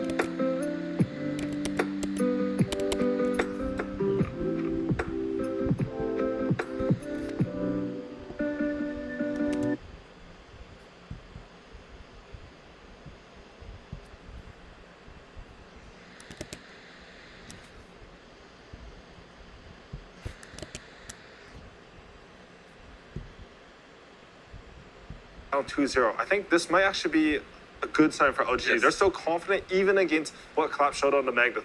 I think this is the first time I've really seen people pick the right counters against Magnus. Finally. You need to deal with the skewer, right? It is finally coming up, and I also want to mention, like, this is the beauty of Dota. Magnus has dominated many patches. It has dominated many years for different reasons. It has been about Empower at times. It has been about RP at times. This Magnus is about skewering. It's about repositioning a hero in a way where the fight is so unfair for one team. But this skewer play is stoppable. it's stoppable by a Rubik lift, probably one of the best tool in the game. Yule Scepter, Lion Hack, like Force Staff. There are ways to stop this cure from happening. This Magnus doesn't buy BKB early in the game. He's playing with Force Staff, either lens, and you have to stop it. And I love the confidence from LGD in a way. Maybe Xiao8, maybe somebody in that booth is telling them, hey, I know this Magnus looks strong, it looks unbeatable, it is beatable. Stop this cure play. Now you end up with a Magnus stuck in the fight, cooldown's cure, he's just gonna die. No RP, the whole team fight goes away. And then the fight is absolutely terrible. Great way from LGD to counter it. It is abusable, and they're going for it. I love it. That is confidence. Yeah, I think LGD, whatever it is that's going to take for them to really find themselves and play like LGD, they need to find it now. They don't have any more chances. You don't have another game to lose. This is going to be a good route, but I am still very worried for them and worried for what's going to go through their heads if they get into this game and it starts going south at any point. You want to win TI, you have to be the best. You have to be the greatest team of the season, or at that point. And the greatest team has to be able to play Dota to their fullest, even down 0-2. And if they can't do that, then it was Spirit's win. So now is a cornerstone. This is definitely where the finals is going to be decided one way or another, or either it's going to be decided now, or we're going to get another round of great Dota, which I'm hoping for. Like, I want to see 5 games, but definitely, if LGD is going to break, it's going to be now. Yeah, I mean, what a run, though. I got to give Spirit a lot of credit and Collapse a lot of credit for what we've seen so far. It's been insane, the stuff that they're doing, the stuff that they're pulling out. If you were to go replay analysis, Spirit before today, you could pick up something, but this is still a different team than yesterday. They are better. They are more confident. They're more free, and they are picking whatever they feel like picking and doing whatever they feel like doing. They're blossoming. It's beautiful to see. It's I beautiful think we've to see. seen that the entire lower bracket run. I mean, they're a team like, oh, maybe it can beat this team. I mean, unfortunately, they eliminated you guys, but throughout every series, I think, as you said, like, they're bringing out better and better Dota, and all this momentum, like, it's come crashing into LGD. Like, they were by far, I think, the favorites of this tournament, but now they're down 0-2. I want to mention this Undying pick. So in my head, like, Magnus, he repositions the fight, so maybe Undying, he has troubles with that, but is it just, like, because of the Rubik lift, they're so confident in stopping that, you can, like, anchor a fight with a Tombstone, or, like, what do you guys think about the pick? It is possible. It's also a very good hero against Magnus on the lane. There's that too, and you also have to keep in mind they're playing second pick, so they have to kind of show cards. You probably better show an Undying card than another card. It's like strong laner, probably going to allow Ame to pick out of a very wide pool of hero because he knows that his lane is secure no matter what. They also run out a lot on Faith Beyond. Yeah. So that could be a possibility. True. Could be a possibility. Like, the way I look at it, and I think strategy-wise, what could be very interesting from Team Spirit is like, okay, they get it. They're going to try to stop this cure. But Magnus has been dominant for other reasons, as I mentioned. Maybe you can play an Empower strategy, where, you can play like you can build up on top of this Magnus, get a hero to, the Mag Jogger, for instance. It's not as much about this cure than other things. You get this Jogger to a very strong moment. The Magnus can play without blinks. We've seen Magnus win games without blink dagger. You just build on top of, he goes back into blink. He can decide to go back into Greaves this game. Back into Greaves, into Crest, and put that on this one hero that's just gonna, and then this cure is never gonna happen. And now you're stuck with the Rubik that's just looking at the, it's like, it's sure happening, guys, because that's my job in this game and it's not happening. I'm just fate bolting. Which is also where the Undying pick, I think, comes in to maybe secure that these are fights that are going to happen. So now if you're playing on RP or playing on Empower, you're at least fighting into the Tombstone. Yeah. I get the pick, and also what you said. I think he suffers a lot from the Skewer play and the fight being repositioned.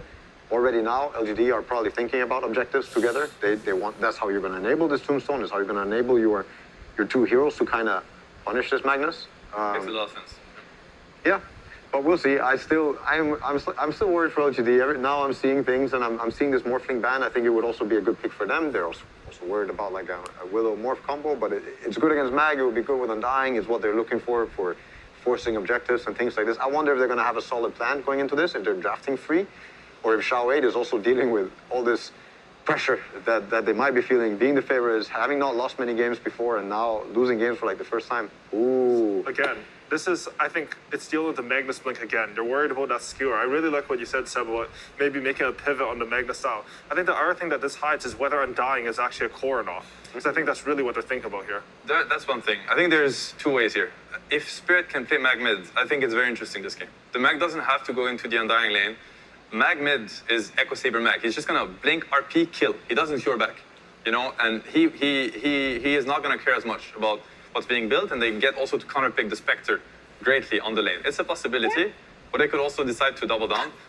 They go for the Mag PA. I mean, I think they're thinking about the... This dude's playing everything. Yeah, everything. And the PA shard versus Spectre, crazy. You don't scale into this. He will pop him in a second with Empower and with the shard.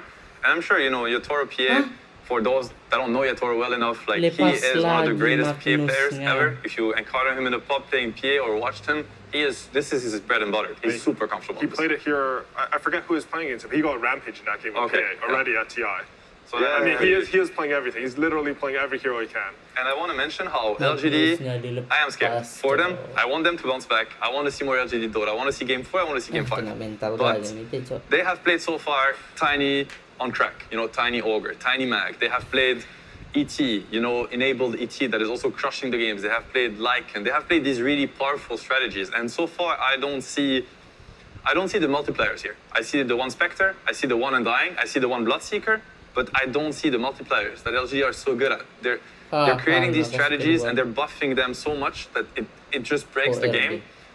I'm maybe missing it, but so far I don't see the game being broken from LGD side. So to me, Team Spirit has successfully pushed LGD out of their trademark this tournament. 3-0 I think Team Spirit's lineup also looks like it has a lot more potential. When you look at these fights and when you look at what's going on for LGD, tell me about what their gameplay is going to look like this game. How are they forcing a tower? How are they forcing a Roche? How are they forcing a fight this game? I don't like what's going on in the draft right now, where I already see that they're just addressing, oh, they pick PA, oh, we feel bad, oh, we need a Rupture to try and deal with it. It makes not a lot of sense with the Spectre. It makes not a lot of sense with this Undying and Rubik. Maybe with the Rubik for the lane, but still, there are picks in the game that could maybe make this come more together, find a way to scale into them, win the fights, get the Roche, play some team fights to actually make it happen for your team. So is that what you think they're lacking on the LGD side? Just need some so it's damage for objectives and maybe some more team fight. Some way to force the fight. It can happen through objectives. It can happen through Roche. It can happen through catching them with a good spirit hero. As for the last game, I'm going to try to make a case for LGD, for the LGD fans or the ones that are hopeful to see a game 4. They have very strong lanes. I mean, Bloodseeker versus PA, you know, I speak from experience. Like, as an offlaner, I can tell you this is a free lane. Yep. He's going to have the lane of his life, especially with Rubik on this lane. You know, they did see the Magnus, and they decided to go with the Undying and the Spectre, so I can only assume that they're happy with this lane too. So now these are 2 side lanes, and they're going to get the last pick for nothing to say. He has proven that he can, you know, truly dumpster a lane if he's given the tools for it. Tinker's still in the pool this game. Yeah, that's very interesting. I think he plays an insane Tinker. They also have a way to force these fights. I mean, at the end of the day, they do have Rupture plus Tombstone, and that is a way to fix the fight somewhere, you know, and force them to fight into the Tombstone, give the Rubik freedom to position himself around the fight how he wants and gets his spells off. And, you know, and we all know what Xingqiu can do when he's enabled in these fights. There are ways for LGD to make that happen. I see the Tinker. Then the Tinker would actually, you know, Tombstone, Night Vision, Bloodseeker amplifying. Yeah, that's you know, crazy. I would just be worried about how are they forcing a fight with this Tinker? How are they actually catching a hero? It has to be the Rupture, it has to be the Lift. I don't think it's the best and easiest ways to force fights. Early on, Rupture, ATOS, they have to build on it. ATOS would be a really good, it would be a really good timing for them. They have to build on top of that. And I see how the Tinker makes all of it. Nothing to say, one of the best Tinker players in the world. Incredible Tinker, actually. So good on the hero. You get the Spectre with the Ags, you get the Dagger Vision, meaning you get the enemy hero's vision. So Tinker's gonna see everything.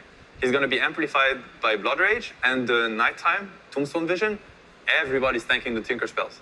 Very beautiful pick, in my opinion, that can, once again, it might enable their entire lineup if they are willing to look at it. What's left for Toronto here? So there's a lot of heroes that are banned. Do you feel like he needs like a preemptive Tinker counter though? Because when you guys are talking about Tinker, he might seem so free. I mean, you guys are very free right now. He has very free Tinker. He has to, but no Puck, no Storm, no Void Spirit, no Ember Spirit. I don't know, man. Like most of the heroes that he would want to pick are kind of gone.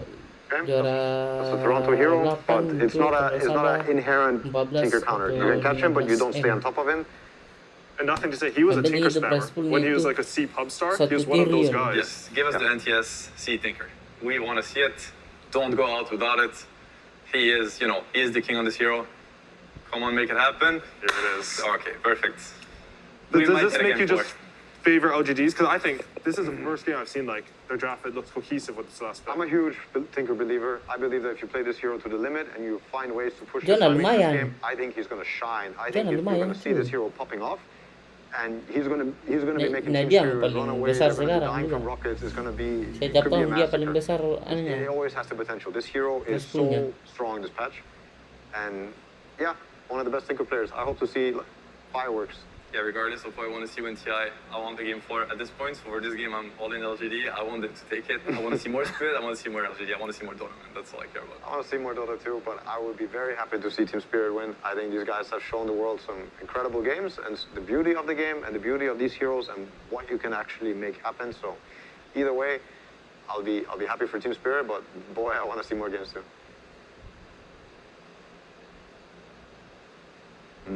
So I wait. Pep talk. You see it. And the draft is finished, and we're going to head straight over to Casters with Insania and OD Pixel. Thank you very much, Howie. Welcome back, ladies and gentlemen, to Game 3 now of the Grand go, Finals. 3-0. PSG against Team Spirit. Team Spirit up at the moment, 2-0. One game away from potentially taking a championship spot. Insane. We heard from the panel there during the draft. They were they predicted it perfectly, this Tinker pick, and they were excited to see it. Could this be what allows PSG to maybe turn the tides and get the momentum back under their grasps in this series? I mean, I absolutely think so. Out of all the drafts that we've seen from them, this feels the most LGD. I felt like in the last game, they didn't really have a way to fight. I feel like LGD's like proven we're one of the best teams at fighting you. And I feel like in the last few games, they just didn't have a chance to do it. So I really like this draft from them, and I think they have a way to, battle out against Spirit. But at the same time, I see a way for Spirit to deal with a Tinker. I don't think it's an uncountered Tinker. I just think of the way Yatoro plays. I could easily see him, get on top of the Tinker and pick him off in a fight, come in from the sides with Meld, and, read the movement correctly. Because one of the themes for me about Team Spirit victories has been vision. And vision is the best way to deal with Tinker. This hero abuses vision better than most heroes. So I think the vision war that's going to happen between Spirit and LGD is going to be really interesting. Already going to see. Anjir, baru detik aja. Tuh panakan sama ni. These sort of catch from either than White. And try and hide in the pit. Only the Rockets starting to come out from nothing to say. As Team Spirit, they will back up in either side, able to get the grab that they wanted to potentially get that first blood. But let's see, as you say, definite potential here for PSG LGD and their lineup. But as we've seen so far, 2 games in which Team Spirit have looked to be completely in their comfort zone. And it does seem the pressure, it's certainly more so there for PSG LGD in this series. Yeah, I absolutely think so. And I agree with something No-Tail said, where, if this game starts looking bad, if the early game doesn't really go their way, I could easily see some potential crumbling coming out from LGD. But I feel like they have the makings of a good draft. When I look at it objectively, if this was a first game of the series, I haven't seen either of these 2 teams play, I would have favored LGD's draft. I like what they're coming into this game with. They're setting up strong lanes, and they have Tinker to, provide the damage for later team fights. One thing, though, to me that sort of stands out looking at the lineup of PSG LGD, whilst they've definitely got a lot of heroes to create that vision, set up for the Tinker to go crazy in the team fight, sort of similar to, I believe, the Game 1 draft, there's not a lot of stuns. Yeah, you're right about that. And I think the idea here for them is that you're not really going to be committing into fights. You're not jumping a hero and then just trying to stun him and lock him down and chase him down. You're rather trying to burst somebody really quick and then resetting out. So the idea of using Rupture and then dropping Tombstone is going to be their key way of team fighting. And then you're going to use Rubik primarily for counter initiation. So when somebody comes into your backline, or when somebody chases down the Bloodseeker, that's when you'll see the Rubik coming with lift. That's when he's going to come in with a Clutch Tornado or something along those lines. Let's see how these lanes end up panning out here in the early game.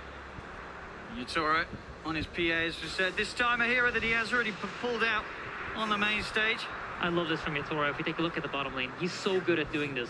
As soon as you see Zinky run for this block on the small camp, he doesn't care if he misses a creep or 2. Just immediately runs over, make sure they get that pressure. Zinky's immediately forced to TP out. So that's mana. That's a Fade Bolt that he's not going to be able to use on them. Plus, he doesn't have a TP. So just really nice gameplay from Yatoro, helping out his position 5 player win these trades. Even stepping up there, trying to get connection onto Jinkyu, but smartly keeping his distance. Itu pas dia nih. We'll have to watch out when they're level 2s. I mean, this lane in general, when you see the Bloodseeker Rubik, do you feel that is a lane that the PA can struggle against, or is it not too bad? I think it's the kind of lane where they can kill the Rubik. Oh, and here we go. This might be first blood. They're going to try. They get into Thunderstrikes there, Maposhka.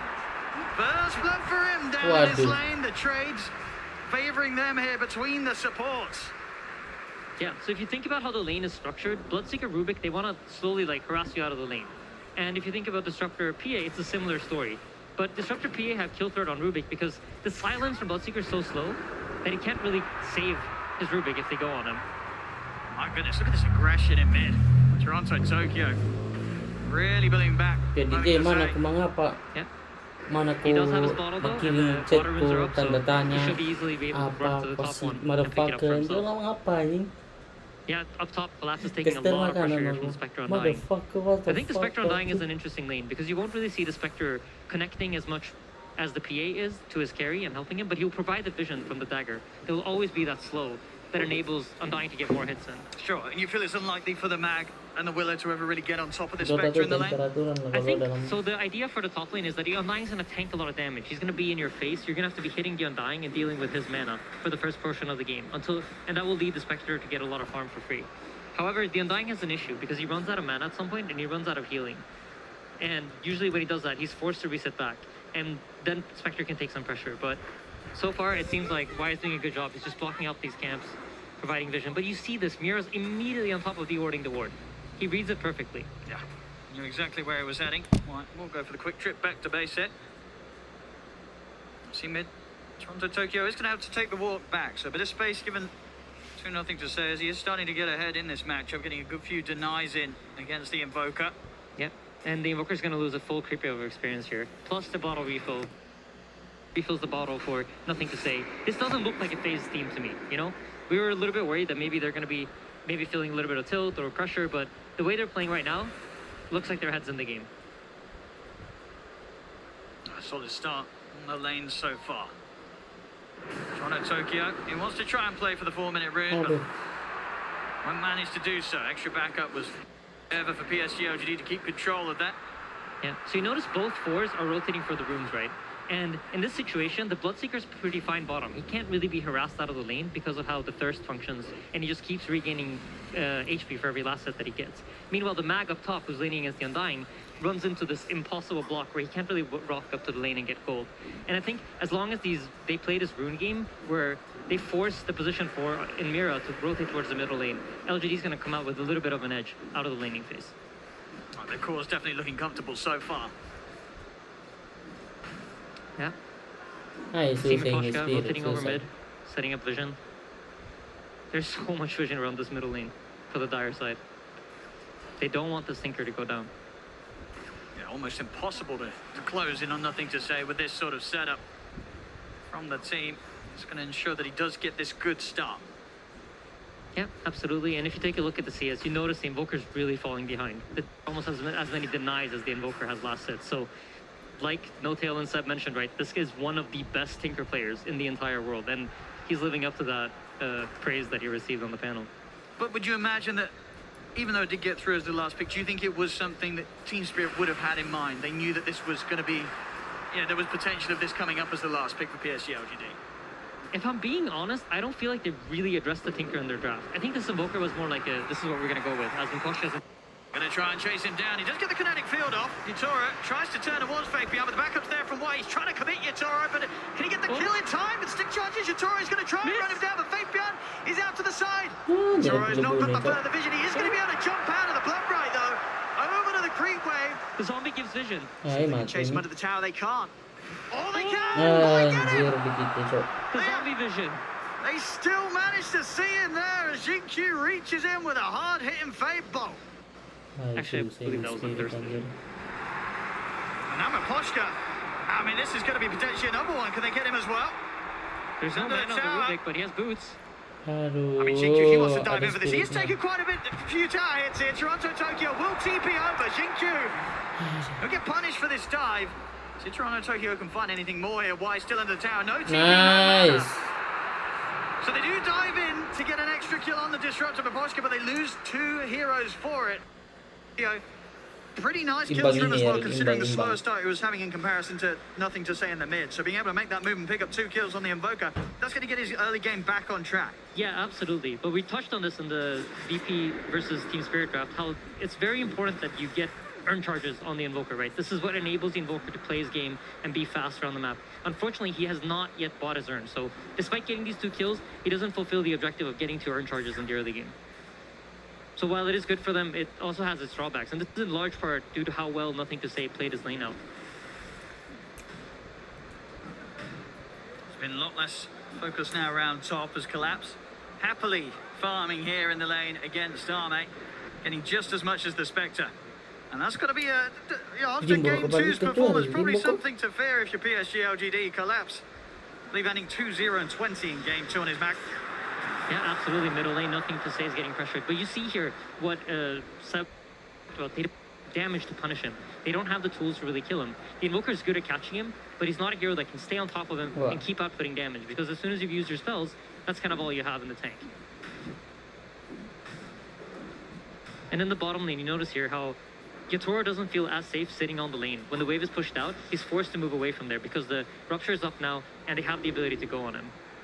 So you can look at Team Spirit's positioning. They're expecting something to happen down here. They certainly are. Yatoro just trying to farm the dagger from the blur. Back on the lane as well in the middle lane to set up for a potential TP. Let's see if Xingqiu and Fake Bian feel that they can strike. They're being careful. They know that a reaction will come out if they decide to try and dive in on Yatoro, so they won't fall for it. But yeah, so far you notice as soon as the wave goes out of his tower, he's forced off. And Spectre's just comfortably sitting top. He knows that he can lane against the mag at this point and doesn't really feel the pressure. However, you know, despite all of this, Spirit does have a slight gold lead. Around. Incredibly close though. PSG LGD, they're bringing extra numbers down bottom. White, he's ready to join. They want to dive in for Yatoro. They commit with the Rupture here. Horn over as well. They're in onto the PA. Yatoro will fall. So if they can get Maposhka as well with the 4 of them and the Tombstone down, they certainly can. The pressure mounting for PSG LGD down on this bottom lane. They know that they can get in and get away with this, especially with the backup of armor. Yeah, absolutely. And this is one of the strengths of Undying in the early game, because once you place that Tombstone, the enemy team doesn't really want to TP in. They couldn't really respond with their heroes the way they wanted to. Mirror started his TP, but immediately canceled it, recognizing that, you know what, I can't TP into this Tombstone. It's not going to be a good fight for me. Collapse, trying to play around with Xingqiu. They do have further members coming up. Team Spirit off the back of those deaths down bottom. You know, Yatoro, he'll move himself up to the top half of the map to farm up here. Tier 1 tower will be lost. PSG up. Yeah, they're just evening out the map, swapping sides here. You see even a scan going out on the trees, making sure that nothing's here setting up. And one of the best ways to deal with Tinker is that you want to try to get these early towers, because Tinker abuses the towers on the map in order to fight. It provides him with safety, a place that he can TP to, come in and out, use all of his mana, go back to base, do it again. So it's important for Team Spirit to try to get the towers early, because once Tinker comes online, it's going to be very difficult for them to do it. Well, they look to head over now. Staying together, I'll take some of the jungle away from PSG LGD. Yeah, so Tinker just finished up the blink. This is going to be their first timing to fight. You have Rupture up. Look for that Rupture into Tombstone combination once more, with a Tinker TPing in and dropping lasers and rockets. We'll have to be done without the Horn. That's still out for about 80 seconds. It looks like they're playing it patient. They don't feel rushed to make this move yet. And this is another of the nice parts about Undying. Unlike most, the ability to farm jungle camps quite easily, because he just drops a Tombstone, and the Tombstone deals damage over time and spawns all these zombies that allow him to farm these camps and get some extra gold. So he's closing in on a 6. Yatoro, space is here. Clearing up the stacks. Keeping his farm on par with that of Arme. Having an equally good time, of course, building straight into the stats right now. Falcon Blade into the S&Y, he has the buff up with the Empower. Yeah. As soon as that Empower runs out, look at Collapse. He immediately runs over. And this goes back to what Seb talked about, right? This game is more about the Empower. They're not playing around the Skira in the same way that they were in the previous games. As the smoke coming down bottom. So if the 3 members of Spirit can find some action, they do have 6 on the supports. Static Storm and the Fear ready to play with. PSG LGD, they're doing a great job of avoiding this. Arme is down here on his own. Yeah, it looks like they're waiting for the haunt, but Arme is about to get caught. Spirit have sniffed him out. Let's see if the 3 have the damage. Try and set up with a root, but not going to get the connection. The glimpse back is there into the Static Storm. TPs are coming over. Arme, is he tanking up to live through the Static Storm? He's still alive, and in fact, he's able to turn. The Tornado does catch him, but it isn't enough damage. Arme will live. And it will be Spirit that lose the 2 heroes off the back of that attempt. Yep, and in the meanwhile, you see, as always, Team Spirit really smart about their map movement. Yatoro moves into the enemy here. Tinker's forced to come top and defend the tower. And despite losing their 2 supports, they're applying the pressure. And whenever Tombstone's used, you're going to see LGD kind of wait up. So this is 40 seconds that they know Yatoro is most likely going to be allowed to farm pretty freely. And that's why he's up here in the top lane playing so aggressively. Collapse is the next target. Trying to chase Faith Beyond. Gonna get in range for the rupture. Collapse into the trees, hard to find. They won't get the setup. And halfway towards his Blink Dagger collapse. Yep, much better vision game this time around for LGD. Their wards are not getting dewarded the same way they were in the previous games. They actually have quite a lot of vision here to play with, and a lot more information than we've seen them have in the previous 2 games of the series. It's a calm start here once again, but very close. 13 minutes in, less than 1k in it. PSG LGD, despite the 2 rough games they've had, Spirit seemingly regaining their control that's managed to drive them straight through the upper bracket into this grand finals. See if they can keep it up. Bottom, Spirit. Start for a bit of a poke onto Y.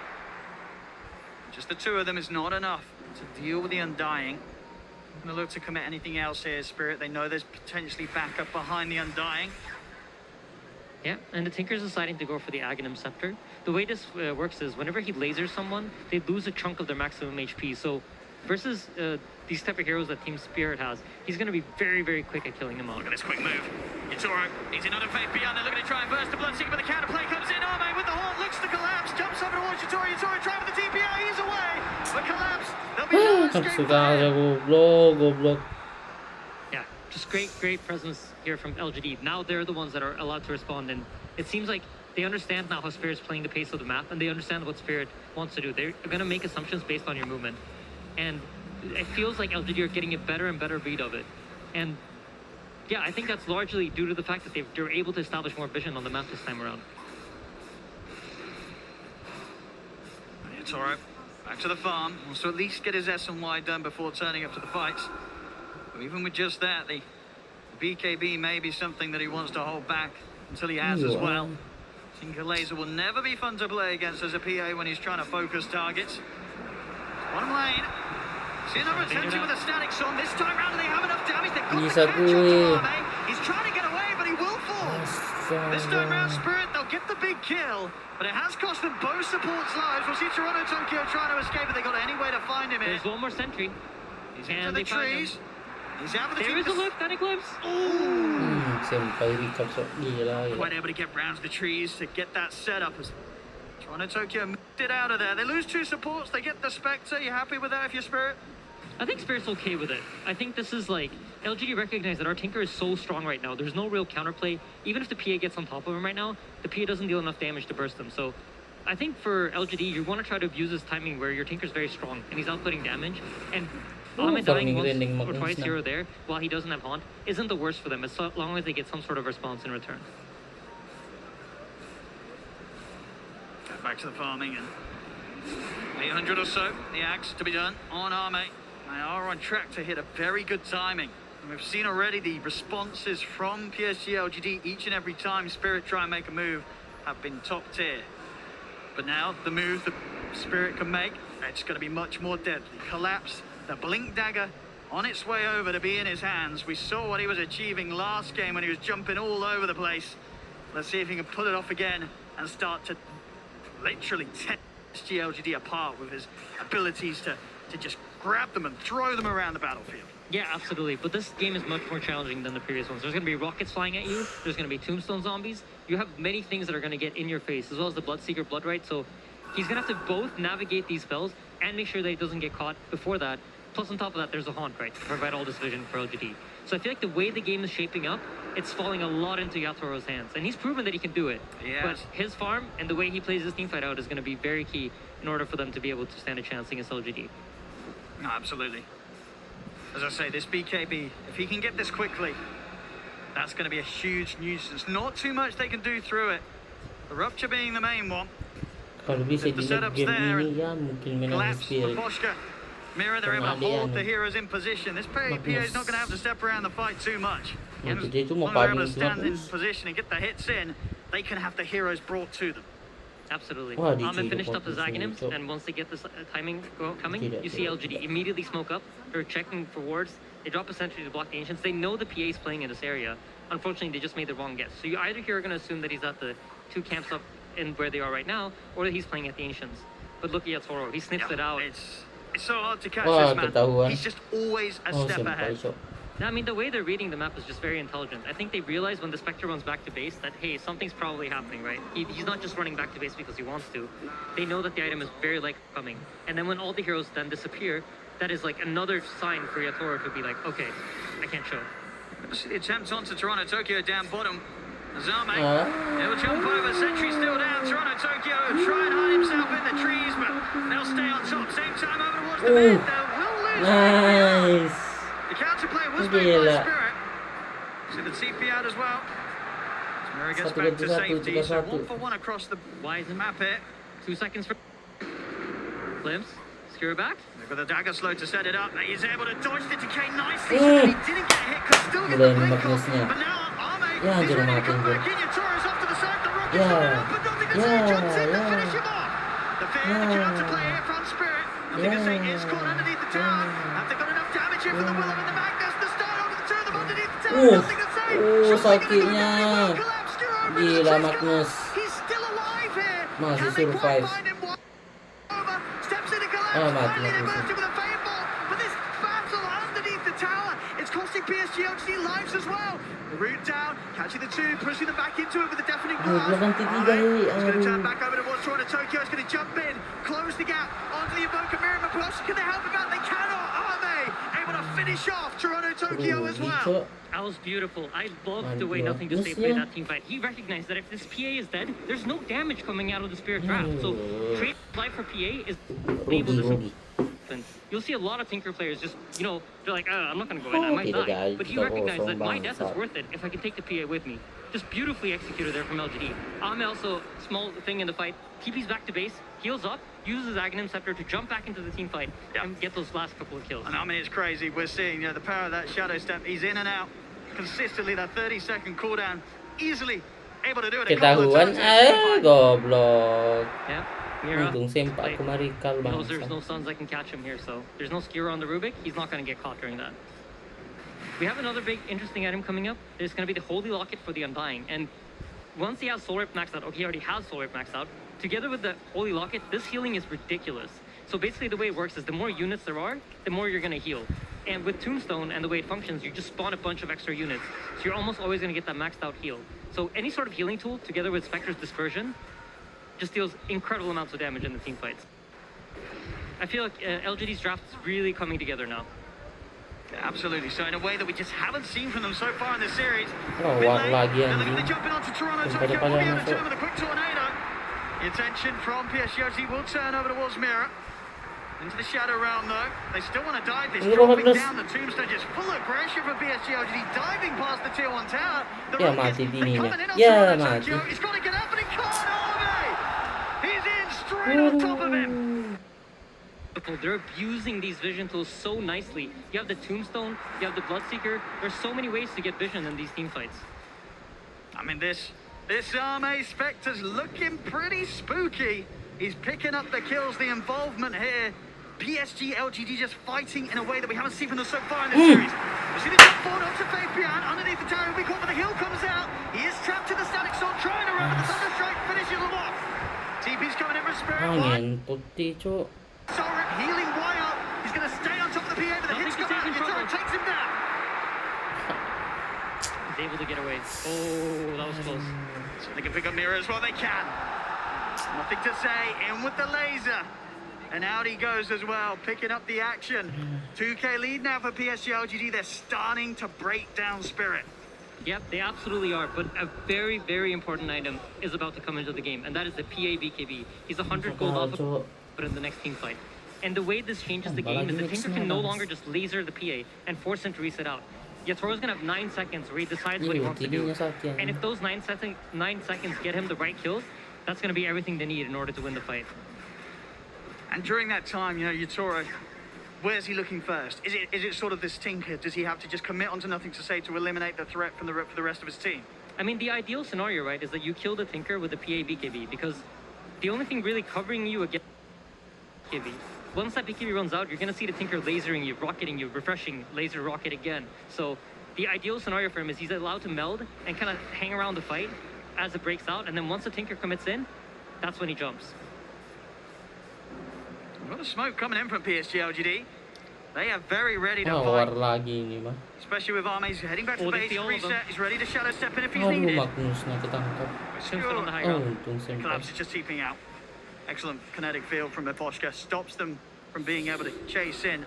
Put a stop to the escape here from Spirit. Looks like Spirit might want to chase into this though, but they should recognize that Tombstone's been dropped on the high ground, and it might be a hard fight for them. I mean, Yatoro, he's going to commit with the BKB. Just goes to work straight away onto Y. He should be able to get this. Yeah, Y's dead for sure. The crit comes in. Y will fall. LGD are hanging around though. They recognize the importance of this BKB. Aduh, mati juga. Got a bit of a window now to maybe Magnus na. stick around. But they Bahaya won't. gajo Back Magnus behind na. the tier 2 tower, Spirit will hold back. Paselang-selang, so. Yeah, it's a tense game. This BKB really is going to be important. So using the first 9-second charge for the Undying, it's okay, but it needs to lead to something. You know, this opens up some time. This gives them some time to farm. Hopefully they can deward some of the vision that LGD are playing with. And if they manage to do these things and they can reset the map to a position where they can farm up and they can get to the PA shard, they can get these items that the PA needs in order to punish LGD draft, then it's all good. But if those BKB charges get wasted for support kills that don't lead to more, then it's problematic for them. PSG LGD, they're trying to sneak the Roshan. Won't be the quickest though, and already actually deciding that they don't want to spend any further moments committing. The Spirit potentially around the area, and they are. Spirit more than happy to fight. Link RP at the ready. The big old as well. Horn good to go again for Arme. Few hundred gold away from the Manta style as well. Yeah, Y leading the charge. All he needs to do is get that Tombstone down before the fight starts, and he's going to do it as soon as the smoke pops. He's going to pop it down immediately to see what he can find. Will just be Mirror. The Shadow Realm and a TP out will get him away from this, so now no Tombstone for the fight. Yeah, but he does have that level 10 talent. This was recently added. The minus 15 seconds Tombstone cooldown makes it less of a committal when you use it. Toronto Tokyo. He's going to end up walking into the bloodsea commit. Faith Beyond just turns straight away upon him. Toronto Tokyo was not prepared for that at all. Just standing there in the mid, and Faith Beyond finds a very tasty surprise. And now, if langsung the Undying would have had that langsung Tombstone ready, teleport. he would have had that ulti ready. You could have seen LGD potentially poking at the Roche. But what they ideally want is for... okay, they actually already do have the Mantle Inspector, so never mind. But that is a big Roche tool. Once you get Mantle Inspector, you have the Desolate to deal true damage to the Roche, and then it goes down very quickly. But they're happy with the pace of the game right now. They're happy with how it's playing out. Shard finished on PA. Coming across this tree line, he knows that nothing to say is playing Ano here lang, behind the supaya tower. pangalikan supaya He's bisa going to ano try for the Magnus na. catch, won't get it. Goes for the attempt, but Supaya nothing to bisa say, out of apa, range. farming. And Power Ito Stolen by Magnus Rubik eh, is all yung by the way, ano, so the Spectre is pag now tayo matching the yung PA's farm speed. About 2k in it at the moment between Arme and Yatoro. Definitely having that ability on their side as well. We'll have online for the Skadi next after the Manta. Yeah, intense game. Both teams just holding their high grounds, understanding where they're strong. Neither of them willing to fight into the other team's vision. If you look at how Y is positioned, he's standing right outside of that ward until he's ready to run in. So they want to fight this Spirit. On the low ground, Tombstone dropped. As soon as it's out, Team Spirit, they'll retreat. Yeah, I think this is a very intelligent thing that LGD have recognized in this game. They've been dominated in vision for 2 games straight, and they feel like, you know what, maybe they're better warding than me. Masa anjir How do I udah solve that? 3-0 teh anjir. Take Heroes like a vision. He's going to get the grab on the Faith Beyond the BKB. Mati. Sakit nih Magnusnya. The static storm is onto Arme. Ya di stun nih Magnusnya goblok. Sampai Magnusnya. Nice. I think you just barely missing the RP on the PA there. That would have been a massive kill. But you see Yeah, this yeah, from Spirit, Magnus, right? As soon as that BK speed keeps ticking low, Sampai he has to pulang, TP bro. out of the fight. Yeah, they know exactly Go, when to bro, sort of go, bro. just get out of that. They get their kill, they get their trade. They know not to push it for anything more. Team Spirit knowing the exact moment to call it quits and reset. Yeah, absolutely. Yatoro is playing this game excellently. But I do worry, once this BKB starts sticking out, the Tinker's closing in on a Hex, right? So even the threat of potentially jumping on him is going to be hard. You see Yatoro's also buying that Desolator. It's not a basher. It's not a tool item that will allow him to kill Tinker if he has that Hex. They're going to go for the Roche now. Sepertinya. No, there's no RP. Yeah. So if they have the damage to take this out and see if Spirit still want to try and make a jump into them. Yeah, so between the Laser, the Mantle Spectre, the Undying damage Look at the amplification. fear, quite nicely timed. Roshan is very low. Is there any potential for a steal? Yeah, absolutely. Yatoro might go.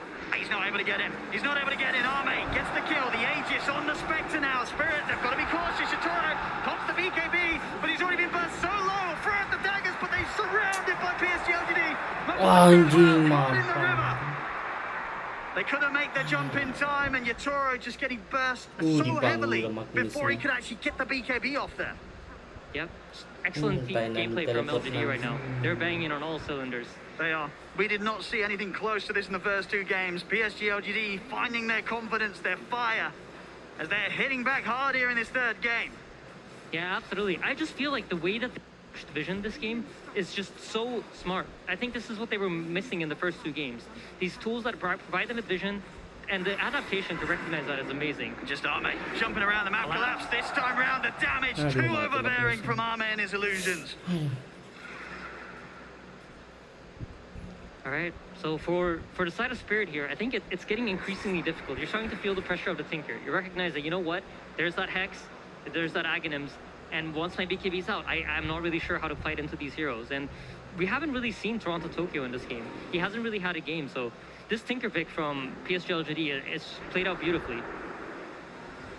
It's definitely turning into a game where when you look at the farm on the course, a lot is on Yatoro's shoulders, whereas on the side of PSG LGD, the wealth very evenly split between Nothing to Say and Arme, both of these cores, and just in combination with one another. Spectre, Tinker, nobody wants to play against a good, incredibly farmed one of those. The mid lane is watching Q. He's in, using the RP to catch Yatoro. Completely off guard. He wasn't ready for that at all. Well, now see them try and turn towards Faith Beyond, but Solar Appeal comes out. Meteor Cumba mati. Can they find him in return? Mirror Rusted in position here. Wyatt trying to look towards him, but the field holds back the Undying. Mirror gets away, but a quick move there from Xingqiu. Yeah, there's still the Haunt ready, though, if they want to look for more. See, jump over towards Toronto Tokyo. He's out of mana, he's out of luck. Arme continuing to be an absolute beast this game. The team fights are just so hard for Spirit, and especially if Yatoro isn't there to play the fights for them. They really need him. What a beautiful initiation from the Rubik there with the RP. You know, whiffed the one earlier up top, but gets the more important one here mid. I mean, they're down 8k at the moment. How on earth do they just approach any fights now at this stage with the Spectre just jumping into their faces? And as you say, the vision, the counter abilities from PSG to just disrupt any sort of move or jump that Spirit are trying to make themselves. It seems that this time round, Spirit, they're the ones in the impossible position. Yeah, I think they're off balance, right? They've probably played this entire tournament playing off of vision advantage, having information advantage. And in this game, they don't. They have one Tinker ward in an area where they can't really punish Tinker. That's far up top. They're not really going to bring their heroes to that side of the map. And then in the bottom area, the only ward that they have to fight around is also an area that you won't really see LGD approaching. We'll see this move mid. Atos into the rupture. Toronto Tokyo in trouble. They'll put the BKB. We'll see Arme heading on top of him. We'll get glimpsed back. And we'll get the space for Toronto Tokyo to stand his ground. The rupture to wear off.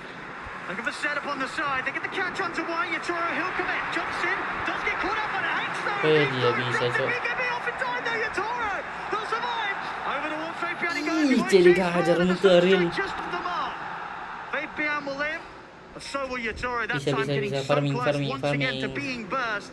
The life still coming in big. Did just grab that Paladin sword before that last play. Almost certainly saving his life there with a big burst heals through the crits. Yeah, absolutely. I was like, where did that healing come from? I did not see that coming. So yeah, that does make a lot of sense.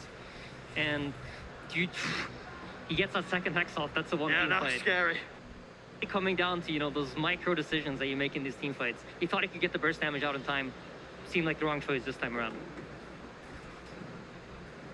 I mean, 32 minutes in, PSG LGD still incredibly comfortable position. Look at the map control as well. They've only lost one tower so far in this 32 minutes. Very impressive control, and just sort of forcing Spirit to almost play a different game than they would have wanted to. It was clear that Spirit came into this wanting to deal with PSG LGD the same way they had done in the first two of this series. It's not worked this time. Spirit, we're going to have to see something different from them. Something that we have seen before in previous series, but not something they've necessarily brought out today. Yeah, and if you click on Yatoro, you're going to notice that he's feeling the pressure of the Tinker. That's a refresher queued up. All right. And if you think about how PA works, that's really mainly for the BKB. He feels like he needs that extra duration of Black King Bar in order to be survivable in these fights and win the game. It's a really, if it works out, this will be a genius item. I'm really interested to see how it plays. Focus around the mid lane here for Spirit. Oh, what a play by Y. He put his courier on the hill to scout out the ward. Collapse is going to sugar the jump on him, but immediately the telekinesis comes out for Jinkyu, catching Collapse in the combo. Collapse will go for the TP out, the Yules is there. Yatoro trying to get in with the BKB. He'll turn over towards Arme, but Arme just jumping all over the place. Yatoro Waduh, the Magnus BKB TP mati. out. Collapse goes down. Yatoro will be able to save himself. PSG they're looking to see if they can chase for more. Fabian trying to run down Toronto Tokyo. But the Invoker, just as speedy as himself, will manage to break away. What an unbelievable play by Y, though. He just put his courier on this hill, waiting for that ward to come out, recognizing that if they smoke, middle lane's where they're going to go. And then they're going for more. Mati junglernya. Ready to try and get the jump in onto Yatoro, but Yatoro linking straight over to the safety of Mira on the high ground. Means they won't get a further catch in. PSG LGD they'll now look to back off. Still 30 seconds without Collapse. Yeah, the pressure is on. We see nothing to say.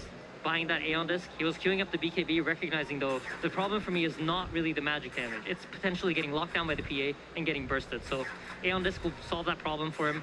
And their items are just gearing them up to not die. You see also, same thing for Ame. He knows that PA doesn't really want to buy an MKB. It's not an item you traditionally see on the PA. It forces PA to deviate from his standard item build. So buying that Butterfly here is going to force the PA to play his game. And now the PA is suddenly reacting to the Spectre's item instead of the other way around. Because what do you do in this situation now, Yatoro? What is the call with his next item? It's a hard decision, right? Yeah. And this is what LGD are doing so well. They're forcing you into a position where you might make a mistake. Maybe he buys the wrong item. Maybe he now decides to go for the MKB, but then his BKB is too short to fight.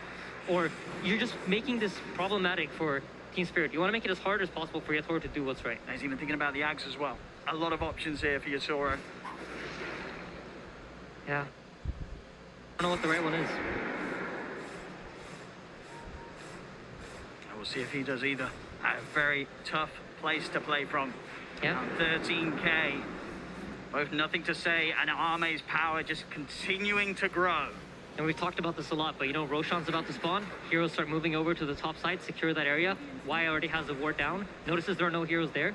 That means we know where Spirit are. An immediate smoke over.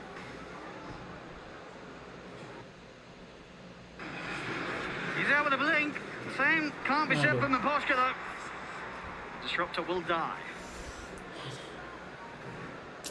Mira and Yatoro, this is a bit of a spooky place to be. Yeah, they'll have a poke and then immediate TP out. They're not messing around.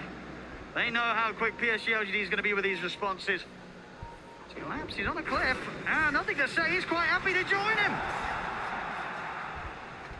Not really quite sure. Maybe he was attempting to D-ward while he saw the hero's bottom and saw the TPs on the tier 1 bot tower. But Roshan has spawned. Click on Y, he has everything ready. Tombstone ready, ulti ready. This Rosh is going to go down extremely quickly as soon as Ame connects over. I mean, 50 seconds without Collapse. It's unlikely they're going to be able to do anything without him alive. Is there any world that they buy back to contest this, or do you just let this go? I feel like based on the way they're positioned, it might be hard to get there in time. Yeah. So the buyback option probably is not there. It seems like Yatoro now has seen this Tinker flying the Aeon Disc. So what does he do? He buys the appropriate item to response. He's going to go for the Nullifier. All right. So many choices, and Yatoro, he's got to make the right one. I think Team Spirit have recognized that as long as this Tinker's alive, there's no way that we're going to win the long fight. And we're going to constantly be forced to TP out as soon as Yatoro's BKB ends. And for our Team Spirit, I think the way that you need to fight here is you need to set it up in a way where you initiate, force the Tinker to show himself, and then have Yatoro go in. And at the same time, flip side for Team Spirit, for PSG LGD, you know that your 4-man is stronger. If both Yatoro and the Tinker stay out of the fight, you have the advantage. So just don't show nothing to say too early in a team fight. Allow your team to play the game 4v4, and then come in and beat the PA as soon as he comes.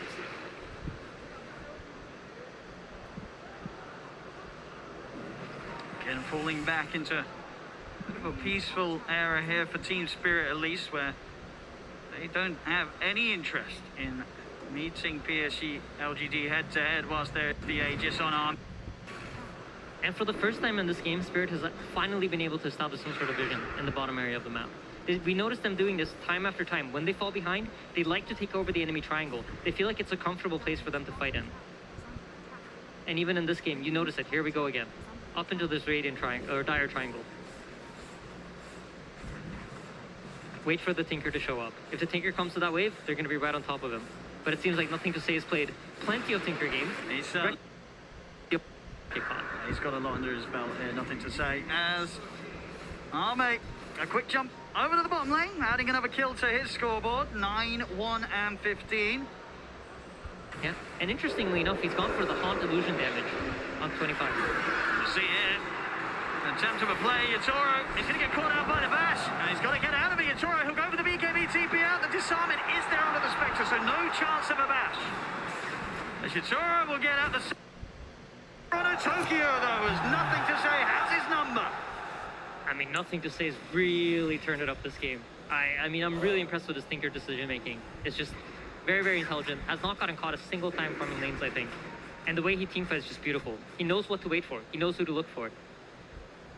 This is a completely different PSG LGD. It really is. Compared to the first two games. It really, really is. It's looking fantastic. This is the power that we've seen from PSG LGD in the series before, in this run in the upper bracket. And it's coming out just where it's needed the most. They were knocked down hard in the first two games. And I think a lot of people were definitely going to be interested to see if they could somehow regain that control. It's not an easy place to be in, as you said. For them, the pressure incredibly high in this. They will not accept anything less than first place. Yeah, absolutely. We have another fight brewing. This is the only side of the map that Spirit has wards on. So Spirit are not willing to take this team fight into LGD. I'm really curious what fight they're going to look for. This is the one, I think. Can't go on Ame, though. The Aegis protects him. 2 minutes still with that safety on the Spectre.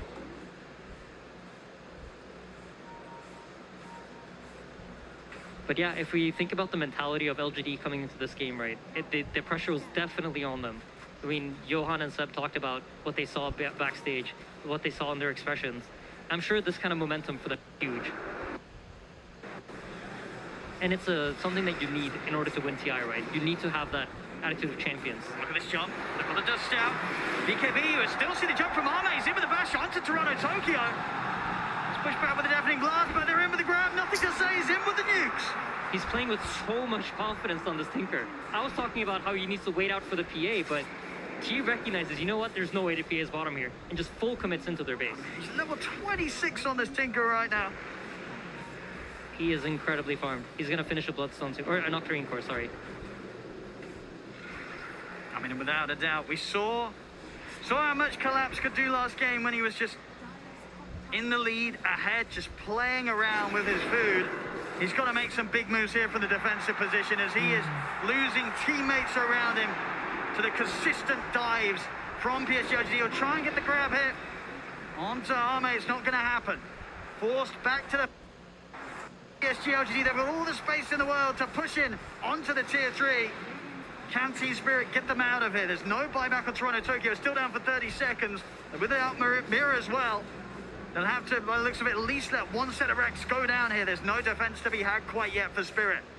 That's so hard to fight into this Tombstone. You saw Yatoro kind of thinking about it. He was looking for that potential wraparound, but recognizing that, you know what, my team won't be able to support me. Even if I can catch the Tinker in the back lines, I don't have the power to kill him on my own. Look how much money he's got. 6K gold in the bank here. Nothing to Say. He can really start picking up whatever he wants now. Just filling up those inventory slots. Yeah, absolutely. Finishes up that Octarine Core. Just wants that mana pool. Who? Have a momentary pause here. 15 to 30. Aduh, paus. 24,000 net worth lead for PSG LGD. The numbers looking very good for them right now. I have a hard time. I'm trying to think of scenarios for Spirit. It feels difficult to find a way to do it. But I really like this choice from Yatoro. I think this refresher could be genius. It could just be the thing that they need.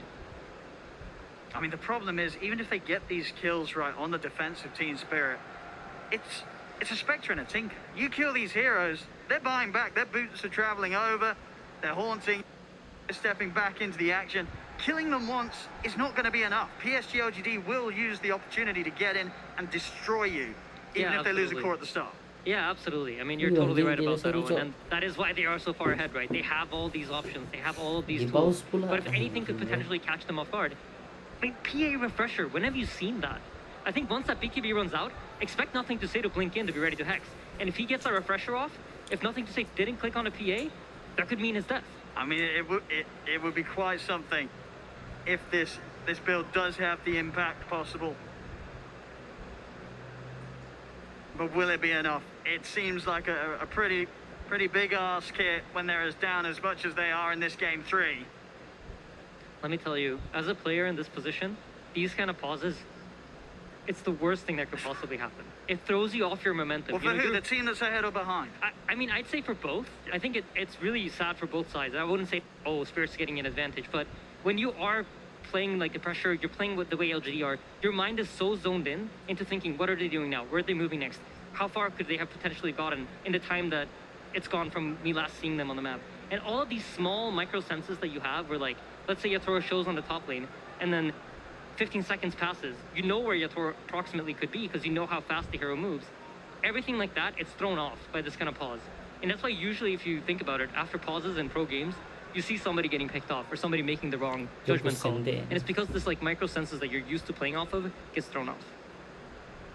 Especially in a game such high stakes here as the grand finals, the International 10. Spirit, as you can see, up 2-0 right now in this best of 5. But as this game 3 goes, looks like PSG LGD will be able to stop the potential of a 3-0 clean sweep here for Spirit. I just really hope there's no initiation in the next 30 seconds after this pause, because that would really suck for both sides. There we go. We're ready to get the action back on its way, ladies and gentlemen. I can feel my heart pounding with that unpause there. You know how the players are feeling. Yeah, absolutely. Yeah, looks like hopefully there's no initiation here, so we survived the pause. Pretty far away from one another. Yatoro, just a refresher, so certainly want to get that done. Ideally, maybe hit the 25 if he can before the next fight is forced. I wish that talent you take though. The coup de grace is great. You get more damage, but the tripling stifling dagger might just catch out a support at one shot while you're not paying attention. I feel like the coup de grace might be it because you got to kill someone. I mean, one of your items is a refresher. You're not maxed out on the damage. Yep, you're making sure that the crits are hitting harder. Pretty essential here for Yatoro. But then again, the triple is nice if you know like mega creeps are going to be coming in. If you feel like you're losing some lanes of barracks, so you need to push back out. So I'm also thinking for the team fight, right? How we know that Yatoro has to wait out. He can't fully commit straight at the start because then he'll be forced to waste his BKB. And they do have, of course, the Empower. You know, the triple stifling daggers with the Empower on them. That's pretty nasty. Quick fingers from Toronto Tokyo, but he's caught. Yeah, they're going to catch it. BKB, and he'll try and walk away. See if he's able. He's going for the TP out, but the BKB comes to an end. And so does his escape. He'll try and hold them back with a tornado, but there's nothing more to hold them back with. Yatoro, he's going to be the new focus. Static Sword from Aposka down into the trees to try and stop the chase. Apian coming in with the BKB, but Yatoro will manage to make it out. Aposka as well in the trees, hidden out as he TPs. Yeah, beautiful reset there from Team Spirit. I actually thought they were going to have way more casualties, but quick fingers from Yatoro, blinking on top of Mboshka. Great team play there with the static to cancel. Tinker potentially chasing for more kills. So yeah, he has taken the chance here, hamming up the damage. The gold for that refresher of just a few hundred away. I'm so excited for this refresher. Just if some sort of big brain play comes out. Exactly. I want to know how it plays out. And now he has it. He does. Immediate smoke up. They would have seen him building, of course, where the perseverance is, but it's just a question of whether Nothing to Say in particular is ready for it to be complete for the next fight. As you mentioned, if he's out of position, he comes in with a second round of BKB and Nullifier. It could be deadly for Nothing to Say. You know, a man on his Tinker who's had a pretty free game so far, jumping all over the place and bursting down the lineup of Team Spirit. Yeah, BKB finished on Y. This Undying is not easy to bring down. A look at his positioning as well, just stopping any chance of Spirit being able to make a move from their triangle. I mean, the problem really for Spirit, like, how do you kill the other heroes? If not PA. If PA can't commit on them, how does anything die?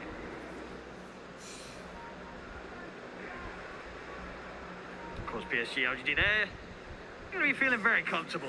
Nothing to say in Arme. More than happy to farm up sort of their 6th item.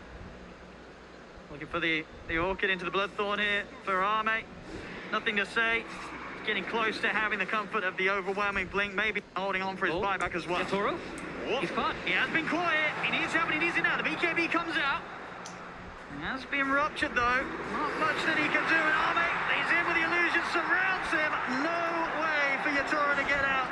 And of course he did spend up on that refresher, so 100 seconds, no buyback on the PA. Yep, LGD firing back strong. What a catch from Faith Beyond. And man, I feel like it just all ties back to this game. PSG LGD had vision. They were playing on even terms for most of the game. And but the counters there. Xingqiu with an instant lift holds him in his tracks. As it's another core out of the game. Collapse and Yatoro, no way of returning for this defense. Skewer back on Mira. They get the grab. Mira also to be blown up outside of the base. 3 dead on Spirit. They're up to the racks. That's gotta be so satisfying for Xingqiu. Oh yeah. Collapse with a mag, just constantly skewering them back. And now finally he gets to do it himself. Collapse giving Xingqiu the respect as well there. With the words of Purge in the tip.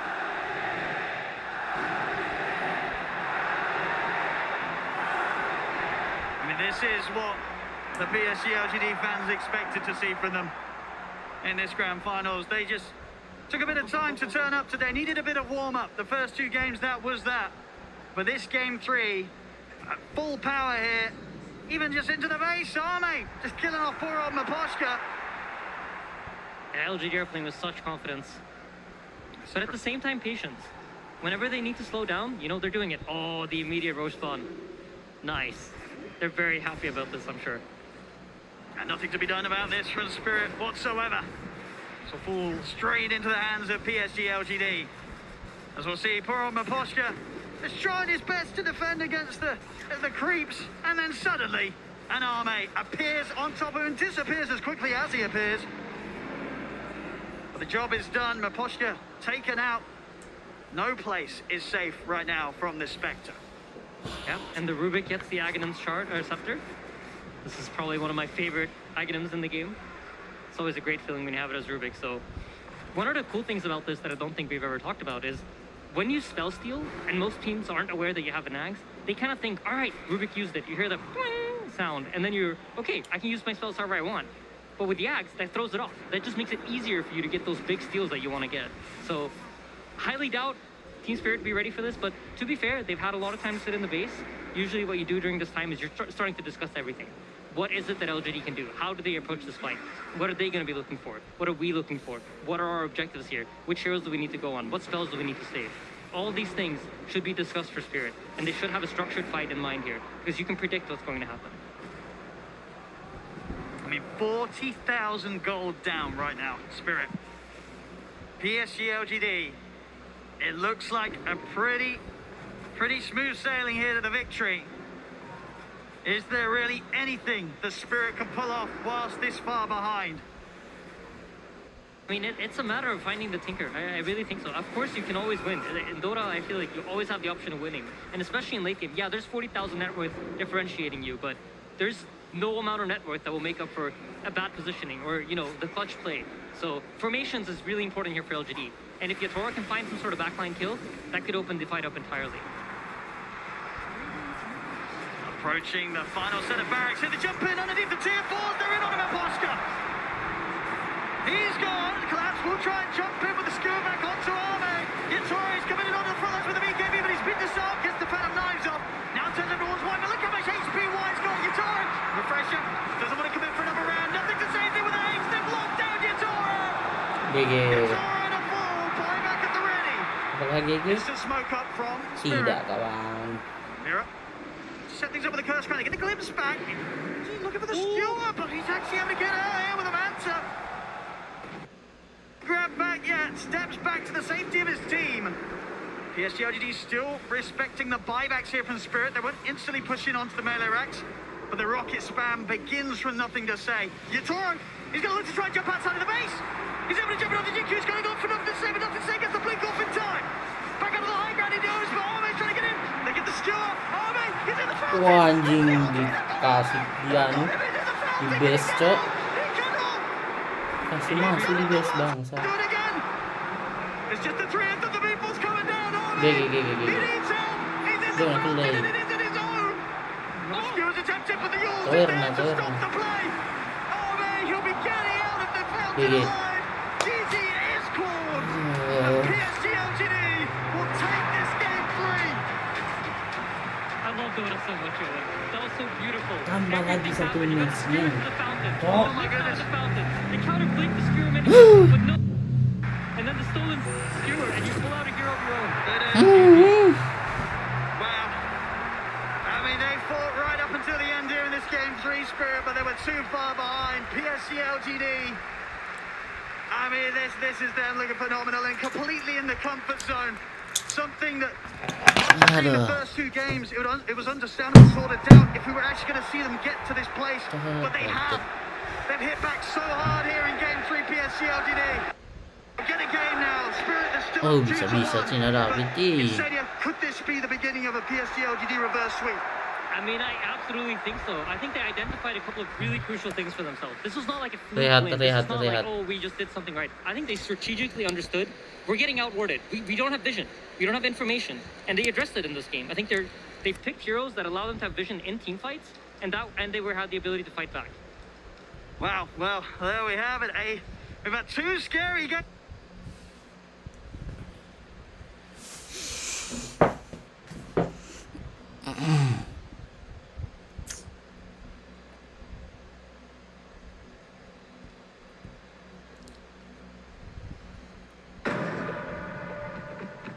You in position yet? Working on it. What's taking so long? I thought you knew this.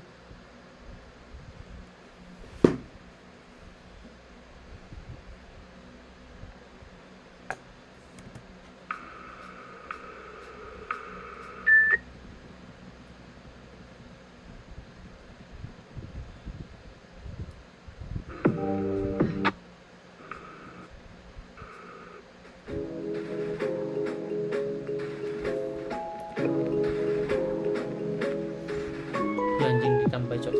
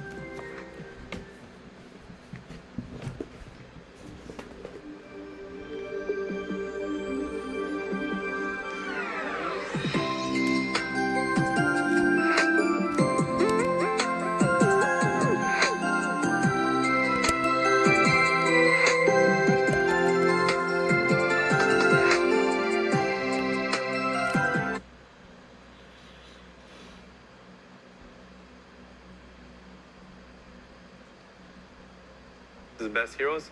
Mars is out.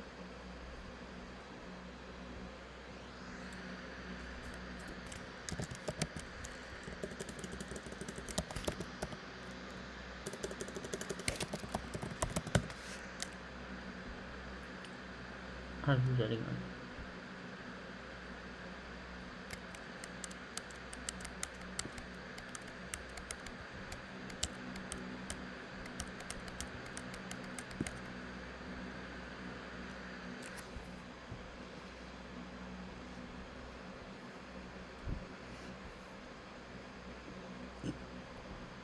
Salah cok.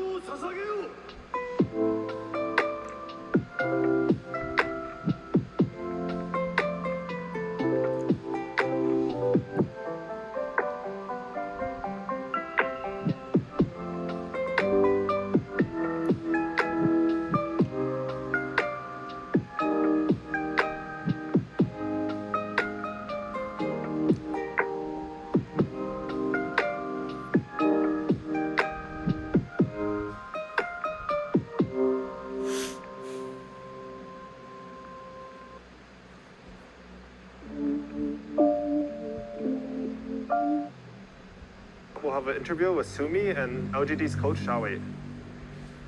Hello, everybody, and I am here with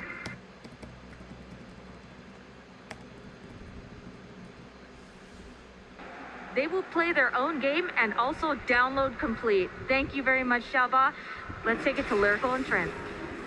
And already right on into this one, Sumi Mira's gonna get caught and gonna get killed. How's that for a start, Trent? Oh, such a good coach who just gets us there right in time. Well done. As his team will take first blood. Very, very good start. Play their own game. That's what we're hearing right now from the coach. Xiaowei so often has been the one to be able to lead his teams to success, and Aegis himself, but we'll see if they can do it here again. As nothing to say why, they're all invading. Dude, LGD coming out with some confidence saying, this is our high ground, we're coming to take it. What you get when you keep coming back with this Undying, right? You're very willing to brawl right now. So they are gonna stick around for a moment. Ame spotting out the rest of Team Spirit, moving in that area, getting that extra vision. Yeah. With the passive, and will we see another round of bounty runes stolen away? Collapse walks on in. Why there? Gets the click off win. So LGD, they're gonna claim 3. Turns back for more. Wants the brain sap, but can't quite find it here. So yeah, another focus on the lanes for sure here from LGD, but the lanes also seeming to be the win condition right now for Team Spirit. I have to say, you know, it's difficult to disagree when there's a combined 5, you know, Aegis is won by that drafting panel. True enough. That's a bit rough. So I think they might be onto something for this whole concept of like needing to snowball things pretty hard here, needing to play around their Templar Assassin, and there's always a chance going late, of course, especially with like the way the Templar Assassin now functions because of her Aghanims, where you can actually get like a little bit of split push out of this hero, which you didn't used to get in the past. But you'd much rather be leading things ahead of the game right now for Team Spirit, and if they don't get that, like they can easily do that with these heroes on the side of PSG LGD. Totally. The snowball can definitely occur. And I really liked what we sort of heard about the mentality that was going on as well, as we see Nothing to Say get a D ward there on the Observer ward. Like, you think about the way that Team Spirit has played throughout this. They're playing, you know, just for fun, they say. They're playing without any fear. But for some of these players, that's not an option. Ame, he's been so close before to winning the Aegis and then snatched away at the last second. This is a story for him for redemption. Yeah, we often hear the pressure of the Chinese community on this team just because, you know, they've obviously looked so good and they've been so close before. And particularly Ame, he's shielded. You know, he's taken some of that blame before in the past, particularly at TI, particularly in a Game 4. You know, the pressure has been there and it's been a bit much at times. But I have to say, after last game, I think he's comfortable here with his Luna. He's looked amazing in that Spectre game. So we'll see how they deal as Xingqiu was able to get that pull through and only get the half pull on these creeps connecting it, as Miposhka wants to keep that pressure on. Xingqiu needs to be careful here. Obviously only level 1, so doesn't have that Splinter Blast yet on the Wyvern, but they will throw out one more dagger on his way back home. Just to send him all the way back here. And now, yeah, Collapse. So we talked a lot about Collapse in his hero pool. And of course, you've heard a lot, I'm sure, about the Mars. Heard a lot about this Magnus. That's looked pretty good. But the other hero that he has played a ton of games on professionally is the Axe. Not a hero that's been very big at this TI, though. No, but can often make those huge plays if you can get the opening. The panel did talk a lot about how maybe there's going to be some overlapping things going on with Mira and the Axe, both trying to find that big jump. That Seb guy? Oh, yeah. that's that guy. Yeah, that's the with one. The Axe. Wow. Yeah, I remember now. Yeah, that was pretty good. So we'll see how it goes here in this one. As you can see already, the chase down Faith Beyond taking a little bit of a beating here on this Magnus. Xingqiu moves into position though, and at least for the moment, you can see that Spectre taking a little bit of heat early. Not able to get all those last hits yet. Collapse also trying to go toe-to-toe with Ame in the bottom lane on that Luna. Yeah, there's a reason that statistically Undying has almost always been one of the absolute best heroes versus the Spectre. Whenever you're just talking about like just raw data in terms of games played, and that's because like you get some pressure in lane sometimes if you get this sort of a matchup. That's always nice, right? Spectre likes to be left alone. But more importantly, when you get into the mid game with the Tombstone drop down, you actually get all these zombies popping up, right? And it really ruins the team fight for the Spectre, especially when you're trying to deal some damage there with the Desolate. You can see a bit of a rundown again as Toro playing as far forward as he can, but has to be very wary of those skewer backs that we've seen time and again as why We'll get a little bit of a chase onto Mira. The Lucid Beam and dead. I just takes him down. Collapse just can't do anything. She's like, No. sorry, you know, I'm just going for some creeps here. It does have 20 last hits compared to the 9 of Ame, so, you know, I mean, that's a sacrifice that you're willing to make. He's hitting pretty hard. Already the Ring of Health done. Obviously came there with that Quelling Blade and a lot of armor. Collapse having a good one on the axe in the laning stage. This is what they need. Well, that is actually a really interesting one too, right? Actually going for this this Vanguard. Because, you know, a lot of heroes, they're going for the helm. They're building into something else based off of the helm, the Iron Will. But Collapse able to go for this cheaper Vanguard. But for Axe, that's an item that can actually accelerate your farm quite a bit with the Ancients. Why? Get chased a little bit there, but will back out afterwards. And you can see at least now the very slight lead that we're seeing into the favor of LGD. Nothing really to write home about.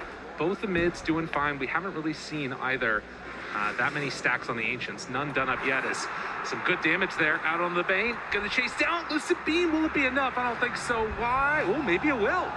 All right, the rotation comes in. And they will be able to keep their Bane alive. Yeah, he was buying out there. He wasn't sure he was going to live, so he's going to run all the way home. But there are the stacks that you were just mentioning.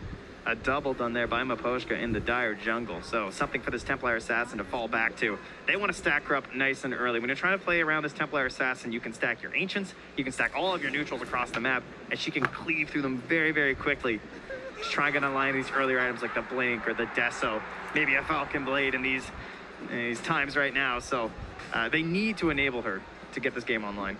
Yeah, and of course, then if you're LGD, you're going to look to try and go in there and invade those stacks and get some damage dealt. But already, a Torrent combo comes out. Y makes that move towards the mid lane that he always does. He's trying to burn through his refraction instances and make Toronto Tokyo a little bit less comfortable. Yeah, not a matchup we see all too often, honestly, with the Kunkka and the Templar, but you do have that interaction, as you're mentioning, where you can get multiple instances of damage from the Torrent, so burning through that, and, well, Toronto Tokyo, you're going to come take a look here and say, oh, yeah, nicely done. I think I'll stack this up one more time.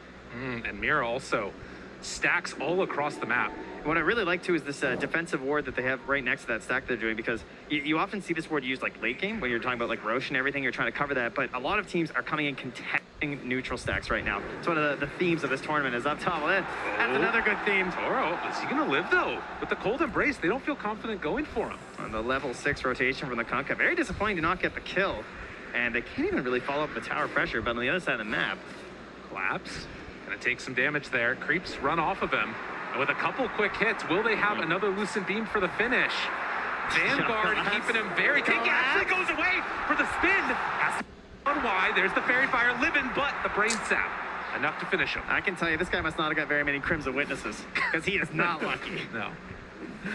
Not enough spins there for the axe, and a good usage of the Nightmare to take those creeps off to stop the potential counterplay. Well, they get their kill in the bottom lane, but the missed gank on the Spectre gave so much free time to Toronto Tokyo. As again, another stack. And if you don't go for that kill, the other option for the Kunkka is moving through that jungle, doing that rotation, checking out the stack, seeing what's there, maybe stealing a couple, of course. And yeah, will surely make his way over there. And why I'm just going to say, I think we'd like to maybe get an eye on these ones at the very least. We'll block for future stacks, but can they even come and contest this? There's already a lot of gold built into that. That's going to be such a big injection. And the thing about the TA is you just take it so quickly, and maybe if they pair together with Collapse, already having that Vanguard done. Yeah, it's a tough call too, right? Like, because if you want to move in there, let's say, SPSG, LGD, oh good, we have time to think about it at the very least. You have the night vision bonus. Right. That's there, right? Of course, that's going to be expiring soon. You got 2.5 minutes to work with. You're not going to have any Eclipse early, though, because, you know, you're obviously stacking into the Lunar Blessing, you're getting yourselves your Glaives. But you also have Undying, you have Kunkka. I would say it's very tempting for them to come and contest this and at least like try and mess with them to try and get some of the XP. Well, they're going to drop the boat already. Mira a little bit off the mark with the stun, but will eventually, well, go down, yes. Xingqiu finds the kill, but this is again buying that space for Toronto Tokyo. This is Envision. Soul Rip to secure here, and Xingqiu is like, I'm getting over there. You know, I want to steal some of this. Gonna find a stacked up neutral camp there too. This is just all they're focused on. He is Tombstone in 3 seconds. Why? Are they really going to go for the 60? I mean, a lot of them are really low. This is pretty, I say do it. Yeah. He goes for it. Getting a couple already. And the Fairy Stringer for the team, the 2 supports. There's an Axe and a Templar Assassin. Oh my God, they're just going to get him. There's another lanes. I mean, this is huge. You're also already up 3,000 net worth right now on LGD, but they see this taken and. All right, he got a lot of them, though. Now, can you get out? That's the question. I mean, at least one of these heroes is going to die. Zinq chased on. Surely at least one of them goes down. But maybe not. Yatoro pops out that haunt. The chase down Mira's there as well. Cold Embrace. The back away. They used haunt for this, and I don't know if they're getting anybody. Is there anything more classic than LGD and their Undyings and their phase boots, though? Like, it almost... Man.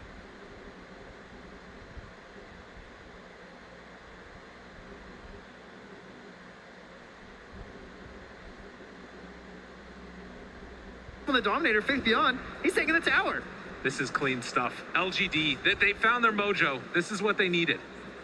That is a large lead. 4K right now at 9 minutes. Like, and look where it is. I mean, it's just all stacked on the cores right now for PSG LGD. Poshka scouting out. Y off to the side. Toro there as well. He's hunting. He's looking for it. They move over. Faith Beyond's here as well. And with this Helm of the Dominator creep, it should be enough. And also coming in to contest this, nothing to say. Well, it's taking away the jungle. It's so cheap, right? It's just a nightmare into a torrent. They're threatening the whole time. We've got RP. We've got Boat. You don't want to come contest this. They're going to have Fiend's Grip pretty soon here as well for Y. As he goes for a real deep ward. That was pinged, though. All right, Yeah, they have an idea that that's there. That ward is going to scout it out. Yeah, good thing that was there. So those very deep wards on the earlier end will be instantly TP'd to by Maposhka, and just give them that. I don't think so. Yeah, see, this is the LGD we expected to see. Up 5,000 net worth right now at 10 minutes in. What a turnaround that they've been able to have. As this series was looking dire straits for them after the first 2 games, but now coming into this, game number 4, everything's going their way. All right, well, in the past, what has turned these games around for Team Spirit, it's been Collapse. You know, showing up, making the plays, but he's got some time. Wants to get that Blink Dagger done on the Axe first. In the meantime, there are a lot of heroes coming to his mid tower. Oh my god, they're bringing numbers. Everybody's here. Poshka, level 5 on that Wyvern, gonna try and throw out these Splinter Blasts and slow things down as much as possible, but that tier 1 tower is already dead. Yeah, they're just holding the Tombstone. Again, such a great job of just like not expending anything, right? They're just threatening. They're just holding all this strength. And Collapse, they caught him again. The Nightmare's there. Do they have enough for the kill, though? Oh, yeah. They are going to chase him down. Wait for it. Fiend's Grip afterwards. Easy as pie. They take him down. This is a stomping we got right here. Toro is going to need to play his heart out right now. He is so far behind on me. It's insane. He's almost getting doubled up on right now. Like, the Undying is almost caught up to him in terms of net worth with that Tombstone dropping in the Ancient Steel. Such an impressive performance for them in Team Spirit. They just really don't have an answer right now. It felt like they got lost halfway through the draft, and they still haven't found their way. Well, and you think about that draft, right? They burned through so much of that reserve time early on. And in the end, we're left trying to find a perfect hero, and so far the TA hasn't been able to do it for him. Part of that is just that it's such a one-dimensional plan that not only can you like prepare during the draft as what to do, but in the actual game, like they were so quick to come in Ancients. Sure, they missed out on some of the plays in the top of some of those neutrals, but the contest in there, the space made for Faith Beyond to get absolutely massive. No one is even contesting Ame at all, just freeform throughout the jungle. And this has to be like the biggest Axe Blink reveal and Deso reveal on a TA of all time. Yes. They've got to get a ton here on Team Spirit. And of course, that also means that LGD need to be the ones that run into them to allow for that fight to happen. Not an easy ask, but again, you've got some big combos here, right? You've got that Winner's Curse into a big call afterwards, Lion Stun. The combo is there if they can find it. The fights are so hard, though. Looking for it right at the start. The boat's going to come out. And now the slowdown. Mira in some trouble. Collapse back behind the tower. Also getting ran down by nothing to say. He needs to TP out of here. He bought his blink. Yeah, no one else died. As long as they're able to get away, that should be good enough for them. So they get the kill. Fabian finds it, but also on the other side, Y kills off Mira. 8 and to start this game. Yeah, throws down a ward to secure the kill.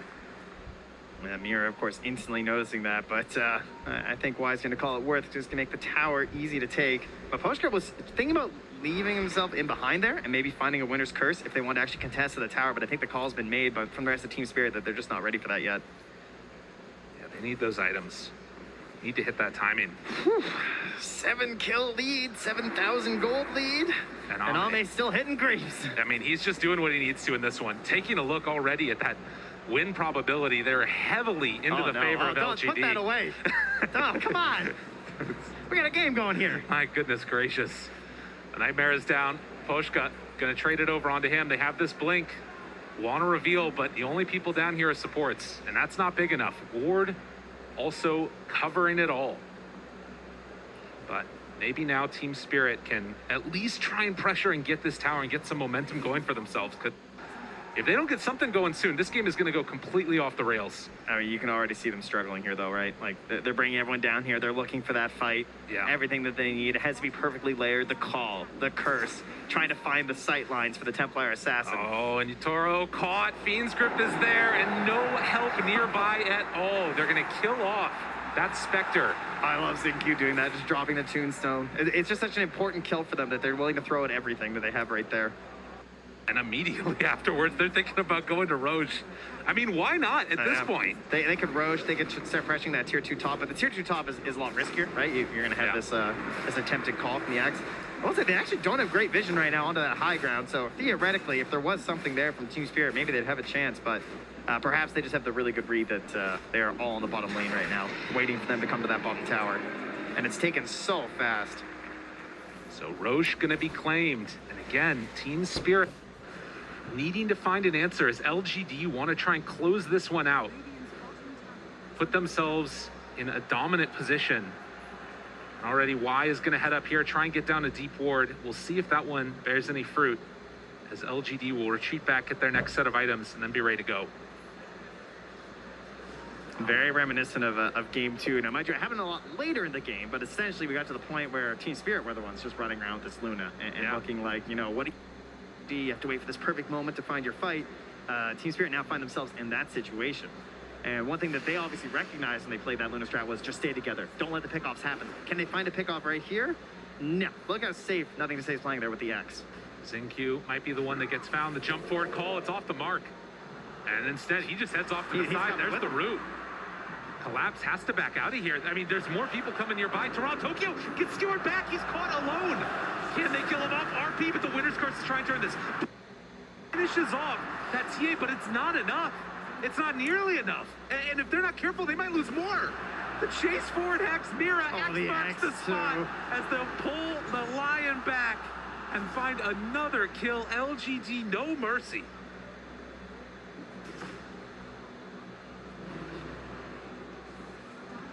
It's looking rough. It is looking rough for Team Spirit. Is that a Spirit Breaker in that draft? Yeah, I don't know. What this is? Because something happened. They turned up on PSG LGD. They were not going to go out like that. It's looking like a completely different series at this point. I mean, Team Spirit, you know, the fun loving, we're just having a good time. Good times might have come to an end right now, at least in this game. And you know, it gets to the point where as the game continues, you just wonder, like, how much is this impacting the looking like potential Game 5? Potentially. I mean, again, you never count this out. We've seen teams come back from to win a TI, but can they do it again here? Spectre, so often that late game answer, and they just need to find a good fight on Team Spirit to pull this one back. The question is, will LGD give it to them? Underneath a ward, this could be the way it starts. They've played so ridiculously clean this game, though. Just not offering up anything over to Team Spirit. Now, they do have some good vision down in that bottom jungle. If there was ever a chance to go for something, it's probably towards that part of the map right now. But Faith Beyond, like it, you know? Sitting directly on a trap, and they still can't go. Yeah, I mean, it's so hard to really fight into this. Oh, Toronto Tokyo, skewer, it pulls him back in. They'll find the TA, wants to get out of here, blink away. Oh, just like that, Toronto Tokyo able to get a little bit of separation, but they still have that night vision and Faith Beyond. With the chase down, they got him there to the side. Nobody coming to help the TA. Toronto Tokyo falls again. 12 kills, 12K gold lead. LGD, keep up that momentum. Team Spirit are waiting for the Aghanims on the Spectre. That is going to be their go play. They might have a Blade Mill there too. He just gets caught again. Until then, it's just throwing out heroes, you know. Take me. Try and slow down this tower push. How close are we now to that Aghanim Scepter? It's what, 50 gold away for this Spectre? Again, I mean, it's been a fantastic item, but as you heard Seb and No-Tail say, the damage is lacking. Oh, man. And they needed that early lead to actually provide some damage. They needed the items on Team Spirit. They don't have the items. Right. Well, and it's such a good answer here, right? With that Undying being able to sit right up front there with the Tombstone, and then Luna can hit the tower, because the way that Team Spirit win the fight is like when chaos happens and you get a giant curse or something, and they're just not being presented that opportunity. Although, if there is one hero that's very good at breaking formations, it is...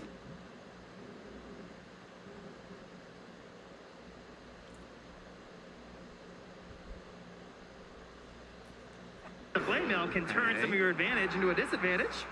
Looking for something here. It's just a Shadow Step to start. Now the call. Afterwards, they have Hunt starting to bring Ame down a little bit low. Aegis, 30 seconds left, and now they're leaving him alone for the moment. Turning on to the other supports. Collapse going to TP out, but it's not going to happen. Collapse will go down, and that fight doesn't work. Toronto Tokyo pulled back in. Refraction gone. And now the chase down happens yet again. Mira hoping to salvage this, but it's not going to happen. One by one. All of Spirit go by the wayside. And that was going into a fight with 30 seconds left on the Aegis too. Oh, so just like, even if you get some of those kills, the reset potential there from LGD. But Team Spirit, you know, they felt the situation that they had to find some sort of fight maybe outside their base. It's not a good one though. And curse in that last fight. Yeah. That is really painful. Maybe if there was an opportunity right here, but jump in! The Tumbler's toy, are you kidding me? Faith Beyond able to make the play happen. And now focusing down the barracks at 20 minutes. 17-1. I mean, Collapse is smoked up here, but I don't even know if there's a play. Obviously, you have to wait till the Templar Assassin's back. They're hoping for something, anything at this point. They just got mana for Shadow Step. There's a chance, there's a hope, but will it actually come to fruition? I am not sure. Team Spirit just do not have an answer at all. They pop drums, jump them, Collapse. Oh my goodness. They just have to give it up. There's no other answer. There's still a tier 1 down bottom at the very least, but I mean, at this point, LGD could turn on the tier 4s maybe. I love how this team plays Undying. The 5, the 4. Like, not a lot of teams really bring this hero out, but you know, you get this movement speed, so you get the ulti off the Flesh Golem, you just getting the debuff down, having the drums to like benefit this early sieging ability that they have, as well as the Solar Crest too. So, you know, so many teams looking for these saving heroes and empowering heroes on like the one big carry, and Undying just looking like a perfect answer when you also have the Spectre in the game. And I just think, again, like, what a redemption arc this has been for Ame to be able to pull this back on that Spectre in Game 3 and now in Game 4 on the Luna, playing incredibly clean Dota. Constantly 4-0-7. Yeah. Does not want to repeat history here. Oh, God, did I caster curse them? Oh, no. Oh, no. Surely. Surely it won't 21K happen. lead at 21 minutes. I don't think you have that much power. I don't think anybody does. We'll see, though. Oh, let me check Kyle's Twitter. Yeah. Just make sure.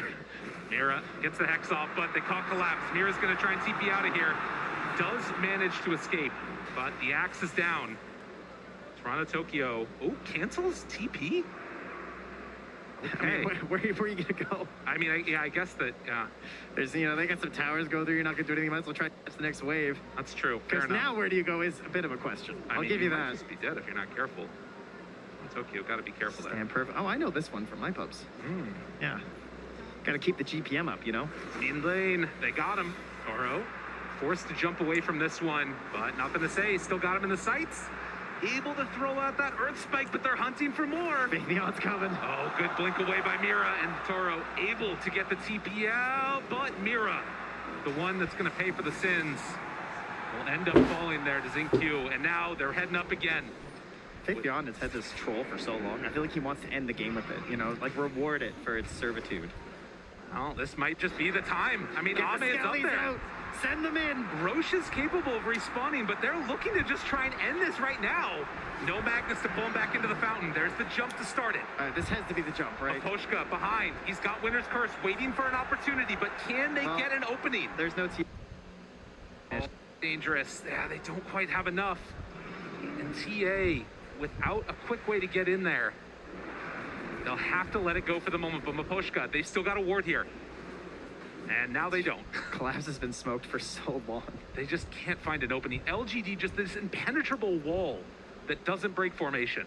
Yeah, they just keep popping them, but they can't find their fight. They might even be running low at this point. 19-1. So now with Roche respawned, LGD dotting their I's and crossing their T's and looking to close this one out with the shard in tow. This is an emphatic victory at this point. You know, I mean, this is not the way you want to go into a Game 5 from Team Spirit. It's one thing to just like have a loss and sort of be like, okay, well, you know, we couldn't close it out in 3, but that's cool. We can do it in 4, whatever. You remember those 2 games, guys? Right. Remember how much They seem we a long time dominated? ago. And they seem like a very long time ago at this point. Faith back there, Yule Scepter afterwards, but nobody's close enough to turn that into a fight. Another Shadow Step used just to slow down Faith Beyond from going in for another round of this. Toronto Tokyo's drawing on the map down there, throwing every trap possible to hold on that one tier 2, right? Force them to go for the throne. And they're gonna do it. Walks right on in. Happy to oblige. Ame, he's ready. He wants to not relive the ghosts of the past. He wants to close this game 4 out here in. And so far, he's doing it. Turns now onto the Ancient Hot Out afterwards. Where's the fight? I'm not seeing it. Going deathless so far. They turn now into Y. Just grip to the side. Oh, the catch on the collapse. Y's not dying. Nobody's dying. They all fall again as GG is called 23-3. A statement from LGD. Did he get a blink call? It didn't happen. It was just too good. The whole game, that was crazy.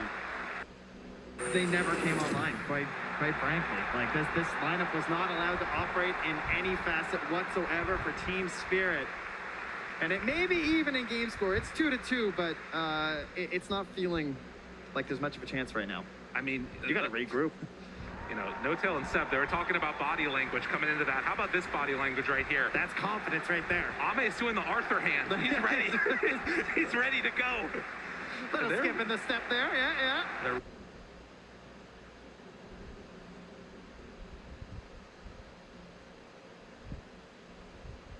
But what an unbelievable experience. Again, for LGD to be able to pull this back from that 2-0 start. Just incredibly impressive stuff. All right, it's okay though. You just say like, it was draft, guys. I think we can all agree the draft looked rough. Thus the game looked rough. So you go forward, you shift things up, and Team Spirit will hopefully give us more of a challenge for LGD in Game 5. Optimistic as always. We'll see if it ends up playing out. But for now, let's head back to the panel. The series is tied 2-2. We will go into a Game 5 here in these grand finals at the International 10. I'm joined by BSJ, Effie, and Jenkins. And we're going to break down that Game 4. Jenkins, I want to start with, well, let's start with Team Spirit doubling their skill score there in the final second. I don't know if there's any breaking down these games. Like, I legit don't. This shit is scripted. Like, how does every TI end like this? No, it At doesn't, some though. point, it's got to stop.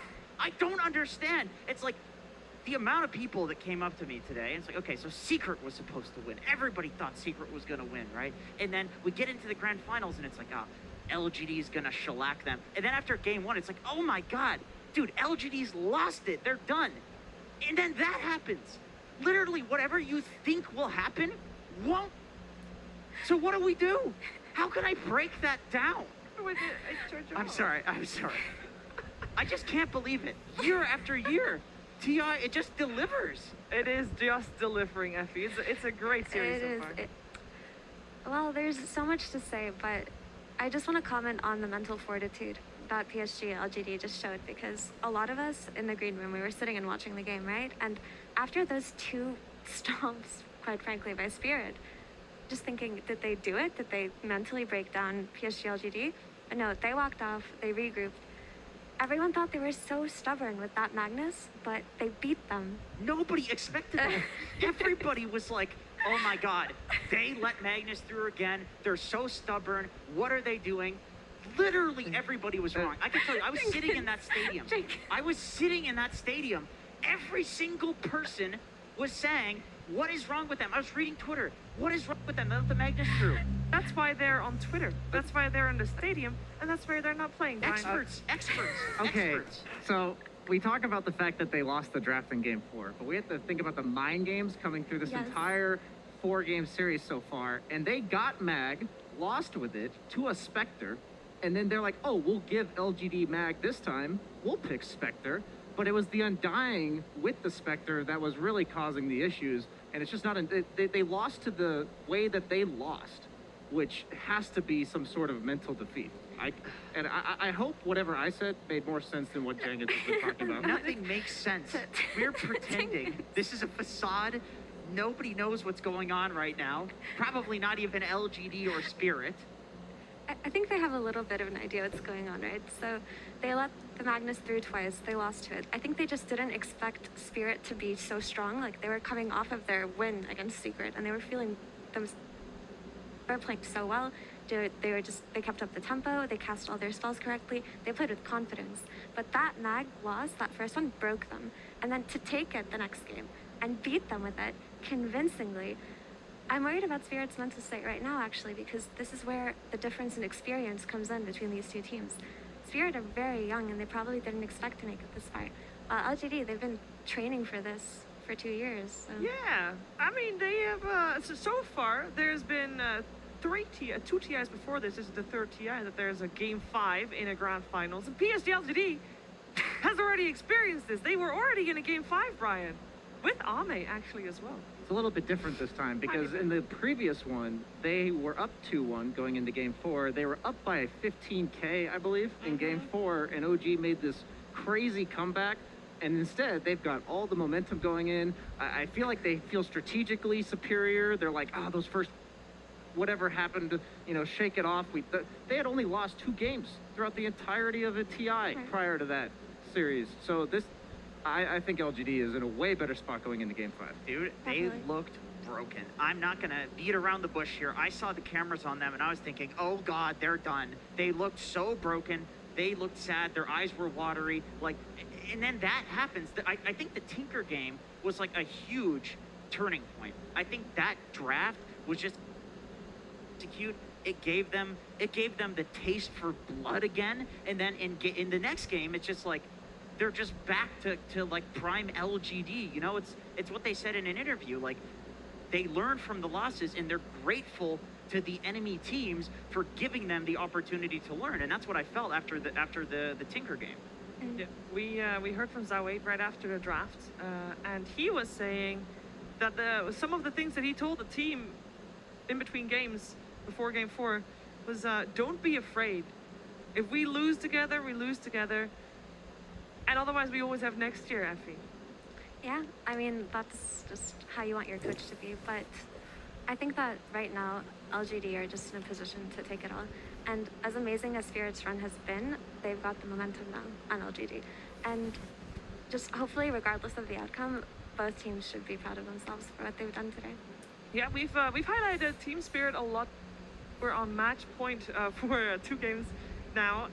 We are going to highlight PSG LGD a little bit more because now they are also on match point, and one of these 2 teams will take home $18 million and the World Championship and the Aegis. A lot on the line for this one game of Dota 2. So far, we only have 5 players in the world that have a 2-time TI championship to their names. If PSG LGD at Game 5, we'll have 7 in total because Faith Beyond and Y were on the winning roster of Wings in TI6, and they will also have a 100% win rate at TI because they have only played the TI6, Brian. Isn't that crazy? Yeah, they're doing the OG, but instead of taking like 6 months off, they take 4 years off and just come back and win another TI. But we talk about the money. I'm a little bit of a math nerd myself. We're looking at $13 million between the 2 teams, between first and second. Yes. If it's like an average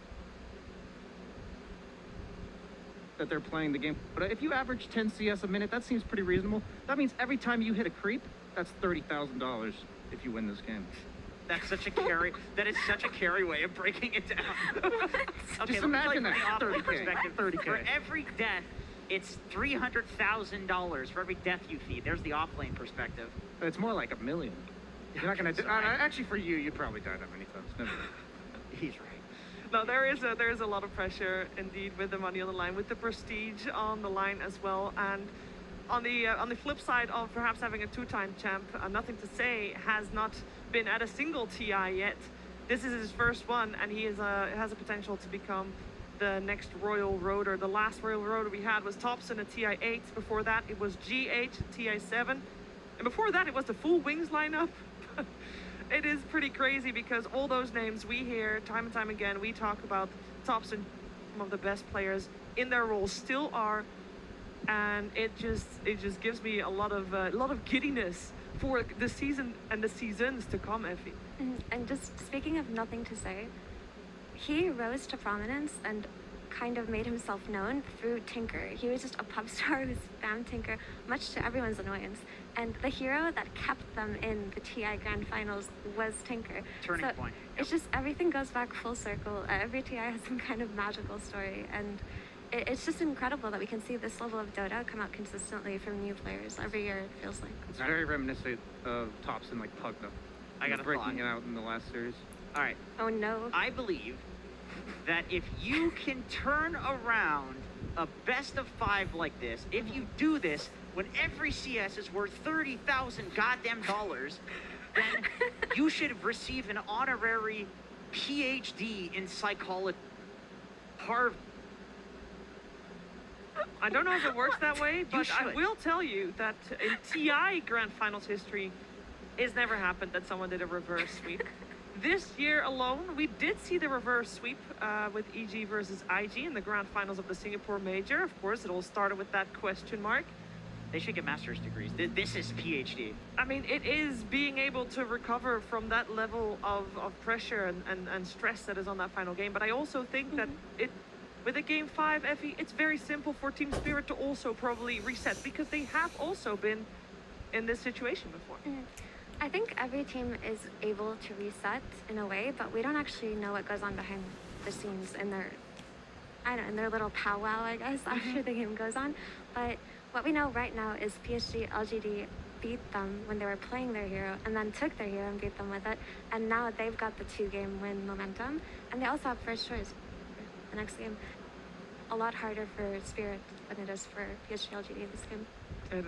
It is looking pretty rough for Team Spirit as well, but they also know they've got a full region behind them. They are the first Eastern European team to be standing on these Grand Finals since 2013. It's been a long time coming. That being said, PSG LGD, of course, also having a lot of pressure because it has been quite a while since a Chinese ages, and to not just their organization and their team, but to the entire country, if they were to indeed live that Aegis. We'll see who gets to do it, though. We'll see who will take home that Aegis. It is going to be either Team Spirit or PSG LGD. It is one game of Dota 2. And I think it's going to be very important for both these teams to strip away these Grand Finals, to just relax. We see a lot of players take off, recreate how they feel when they play at home. In the past, we have had Ice taking off his pants because he preferred to play in his boxers, and that's allowed because you just got to make yourself comfortable. It is very important. Also, interesting fun fact for you all at home. I know you see sometimes players play with these heat packs. They've got these little heat packs to make their fingers warm. It is not actually cold in these booths. It's not cold. Use these. Makes your blood vessels tighter because, you gotta pump that blood real fast. But your extremities, your fingers, you need those to play the game. It's a sport with your hands, so you gotta have those heat packs to make your blood vessels wide again. Did you know that, Jenkins? No, I have very bad knowledge of anything medical, which is why I was saying they should receive PhDs in medicine. Those aren't even medical. PhDs are not medical. PhD and whatever the hell they want if they're going to reverse sweep a TI. But also, I feel like Team Spirit had all this odds stacked against them just a few games ago. And they're in the same position. So what the hell do we know? They've been in several Game 3s, and we've watched them improve throughout the entire season. You've had the one team that's just consistently at the top, and the other one that's been rising from 4th place in Season 1 of DPC, where they didn't even qualify for the major. Bro? Is even if you look at their DPC performance, they've just been slowly getting better. They've just been this team lurking in the shadows. Throughout the Animator, they impressed. They beat Liquid in their tiebreakers, right? They did so well in groups, better than anyone else expected. And in the DPC Season 2, they almost beat VP. It was such a close game. And when we come here, everyone's whispering about how Spirit have been so strong in scrims, but people kind of just let this team grow into something big without. It's just. Not just the team where you don't want to feel bad by being like they're going to get eliminated. They're an actual dark horse. We can call them a dark dragon because they do have the dragon logo that is like black and white, so they're actually like dark dragon, right? They've earned it at this point. They really did. Also, want to remind people of the words that Collapse had said right before their tournament. He was prompted with the question upper bracket, lower bracket, and he without hesitation said lower bracket.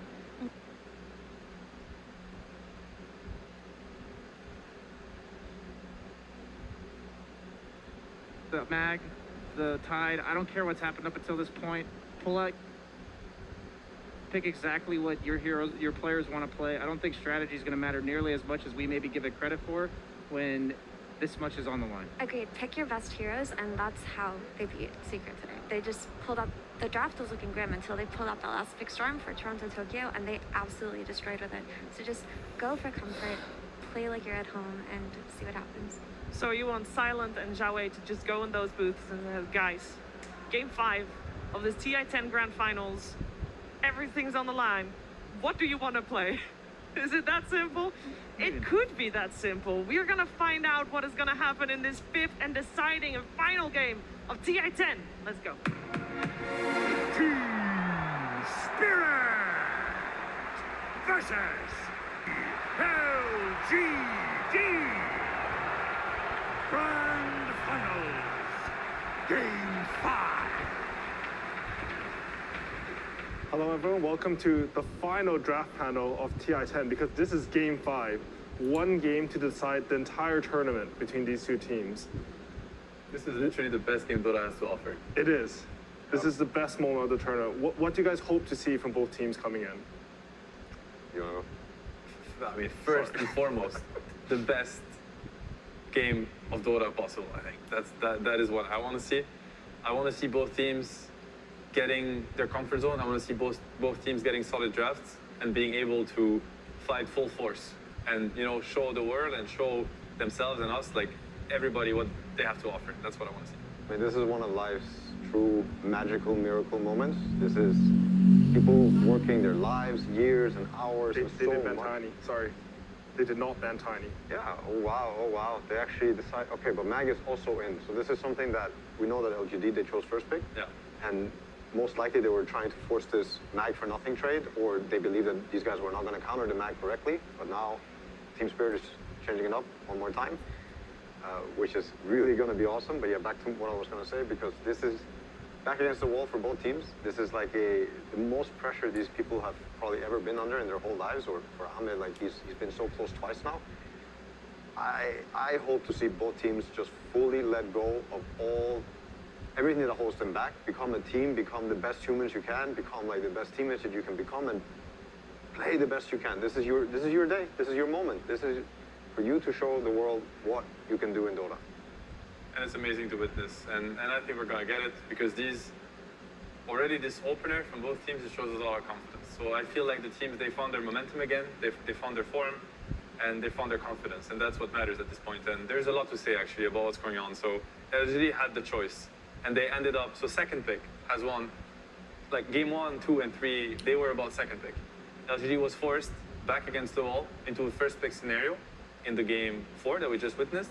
They took the mag, and they showed how they can make it work, and they can also counter it. This would show us game 3. Team Spirit in game 4, they showed that, in my opinion, they showed LGD they did not have the best understanding, and they're going for it, yeah, here.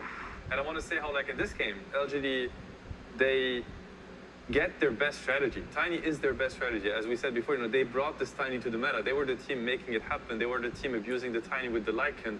They know this better than anybody else. They have played the Tiny Lycan versus Secret the other day, and against the Secret Mag, and they made it work. Today, Team Spirit, they played versus the Secret Tiny with the Mag, and they won. Yeah. But, is LGD better at executing it than Secret? Maybe they are. You can only assume. This game will tell. Yes. We learned firsthand about the LGD Lycan Tiny very early on before we got to TI, and this strategy, when you see it for the first time, you're like, oh boy, this reminds you of some of the other broken strats that you see come up around TI. And I think, I mean, it's nice. It's amazing that we get this in the game 5 and that somebody is manning up to LGD saying, we're giving you your best strat. Yeah. We're going to beat you. And this is the team that theory crafted it. You know, they are the inventors of Tiny and Tiny Lycan. It's scary to go up against it, and I like the team's confidence. They're getting their Collapse Magnus. One thing that has to be said is Rubik is getting banned. Like, this is going to be Collapse Magnus at its prime. Or it should be, right? Because so far, LGD, they have countered it with the Rubik. They understand how to break this cure action. Are they going to get the tools that they need in order to break this cure? We're yet to see. I think that's one of the kind of storyline of this draft. Miposhka Bane has been incredibly good. We saw also Bane dominate the game 4 for LGD. Bane versus Tiny, extremely interesting matchup. Why is that? Because Enfeeble actually reduces attack damage for 60%. It's really big. Tiny plays on the space damage. Actually, a Tiny that goes on somebody while being Enfeebled does ridiculously low damage, actually. It does counter him. It's a hero that's very undervalued, in my opinion, against Tiny. Of course, Bane into Lycan, it can be a little bit scary, but yet again, this is all about, this strategy, this Tiny strategy, is all about getting this Tiny to kind of a critical mass that nothing can deal with. I do think that you'll eventually get some plays, or if we're going to see it, and we're going to see it executed really well, you're also going to see the Lycan vision being used, and Lycan versus Bane, Lycan versus Mag, it's a lot about the vision. Ideally, LGD, they get to start the fight, either through the Tiny Shadow Blade or Bling, or something else, you know? Tinker fits well in these kind of drafts, because you have the Lycan to enable you, and if you have a good lane, you can also have a stable game, and now your scaling is unreal. This is something that I think Team Spirit should keep in mind. They should keep in mind these Tinkers, they should keep in mind their best heroes, and also for them, what are we going to do against this Tiny now? Are we trying to push him out of his comfort zone, play on early timings before he gets bitten and 20-minute shard and all those things? Or are we actually going to try to pick this Naix, Ursa? I saw Ursa ban. They're going to pick a hero like Faceless Void with the Mag to try and take these fights later on against this monster. Which style do you think is a better counter to the Tiny Lycan? Because this combos ran rampant in TI. I'm in the Tiny boat. I am very much in the Tiny boat. It's too much. No, this is an Angel Arena hero. No. This is not a Dota hero. You have to beat it before it hits its timings. Nothing beats it. Like, at least that's our read, is like, you will not scale into this. It's not going to happen. Especially against LGD, they understand the timings. They're going to push it at the perfect time. They will not lose. They're not going to waste a single second in this game. As soon as they have the upper hand, they will push it, they will end the game. You have to beat it before, and you can. This Tiny doesn't. Like, he actually, he mechanically cannot play quicker than the 20 minutes. It's just a Dota mechanic. He cannot buy the shard before minute 20. I would argue there's a Shadow Blade timing that changes a little bit, because he actually can defend this tower, surprise you, get solo kills. But other than that, like, you still want to abuse him, because with this naked Shadow Blade or with something else like that, like one slow, one spell, you're at risk of dying and getting dragged into a bad fight. Okay. They're just going for it. They're picking all 3 of the cores in a row. I'm not so sure it's a core. I mean, it might be. It might very well be. You think it's a support Kunkka, maybe? I'm not sure. I think it's very scary to pick the Kunkka like that. They maybe have a read where... I mean, it's a stabilizing thing for them.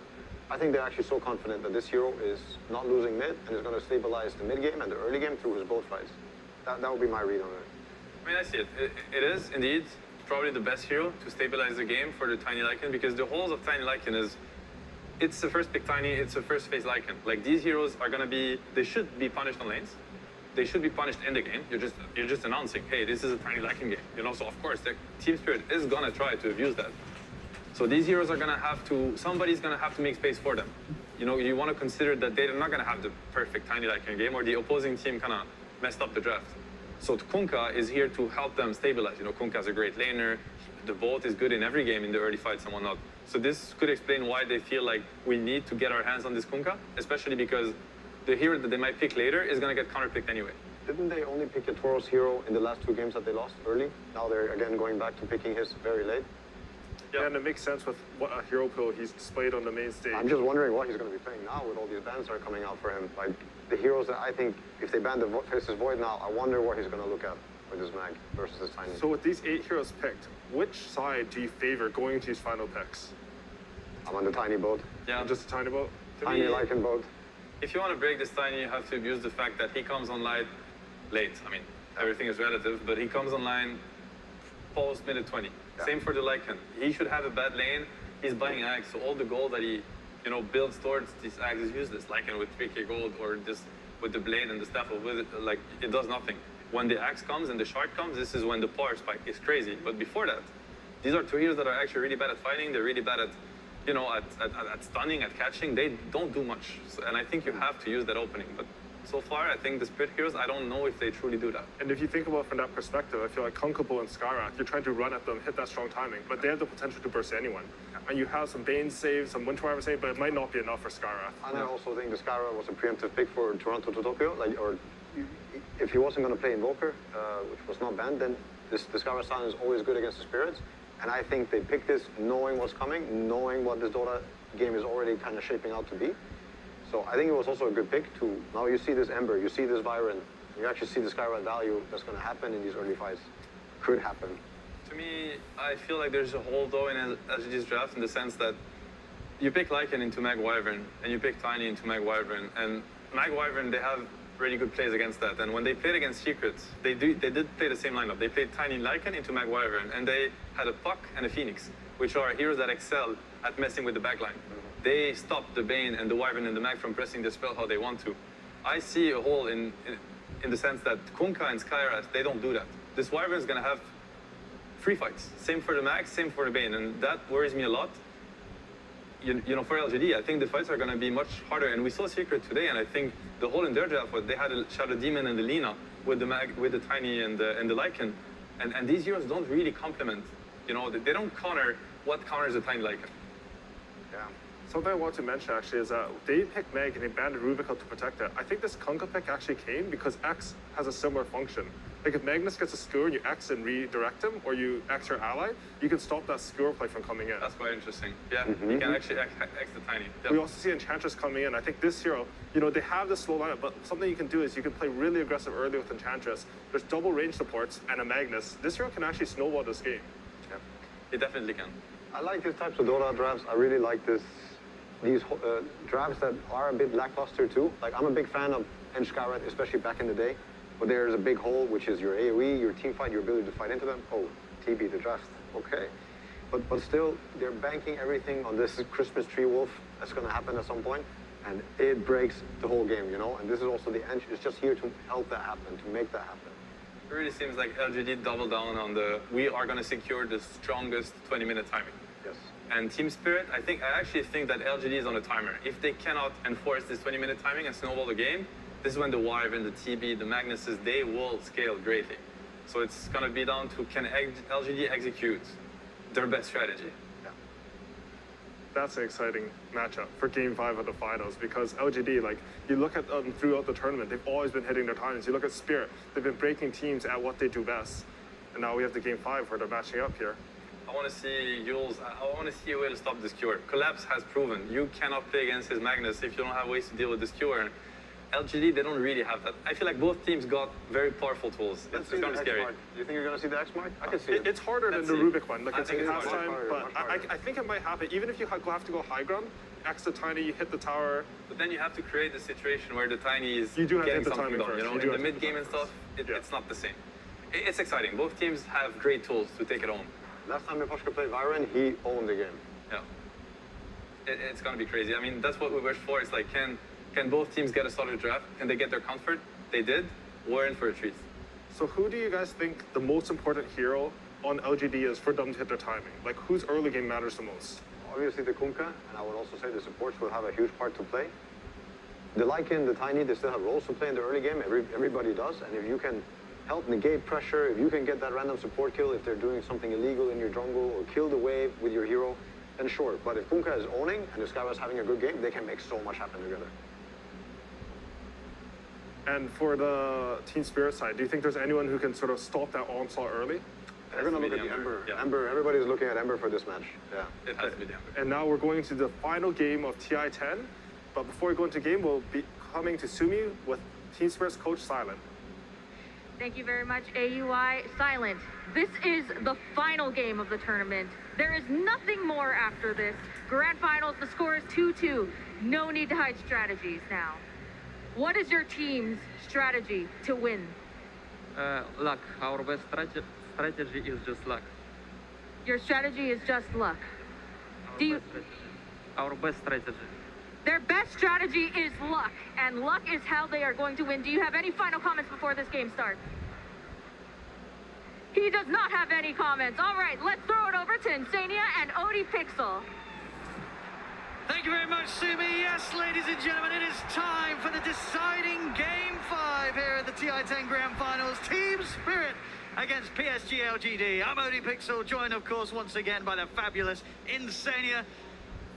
What have we got in front of us here? What have we got in store for us this game, Aiden? Man, what a crazy game. I think the last game was very, very much in LGD's favor straight from the draft. I think this is really even, and I completely agree with what Seb had to say, where I think both teams have different things going for themselves. I think if this game does scale up, if it goes very slowly, if the 20-minute timing from the Tiny isn't abused, then LGD's draft is going to just lack in power as the game scales up. I'm a little bit worried about how much the impact the Sky, Kunkka, Enchantress combo can have together around the map, and how well Team Spirit will be able to shut it down. I think runes, just like Silence said, luck, you know? And I don't think he was joking. Luck really does matter. If they get those power runes, it's going to be huge for them. I mean, we saw as well from Spirit the sort of the very carefree attitude it worked out at the start of this series. I've been asked before the first game, you know, how the preparation was. Silence said, well, we didn't get to do much at all. We're just turning up to play and have a bit of fun. That fun certainly looked to be effective in Game 1 and Game 2, but Game 3 and Game 4, as we've just seen, PSG LGD, they have stepped it up. They've hit back hard, and now is the time to see if they can continue on the road to the reverse sweep, or Team Spirit can find that magic that was getting them through the first 2 games of the series. Yeah, absolutely. I think this is going to be a battle of the mid laners come after laning phase. I think the laning phase is probably going to be fairly even. Both heroes will farm fairly well, but that 6-minute rune, Owen, I think whoever gets that 6-minute rune actually has a massive edge in this game, because they're going to get to decide what happens, and the other team has to respond. Absolutely. We've seen the importance of those timings, those power runes already many times in the series, many times in the tournament itself. Both teams fully be aware of this, and we'll see a lot of focus around that first spawn. Looking at the side lanes here, getting into the action. Who's having the rough time here in the early game? I actually think most lanes are just going to be fairly farmy. The top side of the map, I think, is probably where you're going to see the most kind of action. There's a little bit of threat from the Tiny Edge to potentially make some sort of kill move, but I really think it's right now, you know, you want to get as much farm as you can out of the lanes before the supports have to rotate out. So I expect all 6 cores of this game to have a fairly decent start. All right, well, we'll see if there's going to be any slip-ups in the laning stage. Yeah, it's very even so far. Mid lane, 11 for 1 against the 8 for 0. Of course, Toronto Tokyo taking quite the hit from the Tidebringers, but nothing to say. Bottom lane, Xinkyu. He's a little low here, but into the trees he goes. A TP away just in time before Yatoro is able to hunt him down. Yep, so the Metamorphosis has been popped, but they have link control up top, and the advantage of having link control is the TB can't really run you down with his ranged attack the way he wants to, so not the ideal position for this meta to be used. If you're able to use it right outside of your own tier 1 tower, you can kind of zone out any other hero to come into the lane, but Faithbeyond's doing just fine during this meta. Washka trying his best to get Xinkyu away from his Terrorblade, keep that area safe for Yatoro. Yeah, nothing to say is doing very well mid. I'm a little bit surprised at this. He's almost a full creep wave ahead. So the courier taken out up top. Mirror continuing to trade as best they can here with White. Yeah, doing a good job, making sure this top hard camp is blocked. Oh, They're going to here's try the and make sweep. the move up. I mean, Collapse has hit the level 3. See if he's got enough lockdown and damage to take this kill, and yes, he does. At the same time in the mid lane, Toronto Tokyo very low there, has to get out of the range of a potential Tidebringer. He will, but there we have it. First blood up top. A good quick read from Spirit there as soon as they knew that they had the setup and the level 3 on Magnus. Yeah, this mid lane is going excellently for nothing to say. Toronto Tokyo here has a hard choice of do I go for the bounty rune or do I stay in the lane and try to farm? Ooh, nice sleight of fist. Dodges out to Torrent. But yeah, overall, I think very stable lanes all around. TB Lycan about even. Mid lane is really the only outstanding lane so far to me. Sure, and we know how scary Nothing to Say can get when he has a start like this. The setups that he'll be able to offer to the team, they're going to be huge, and a fair bit of damage to follow up each and every time that Nothing to Say gets a catch.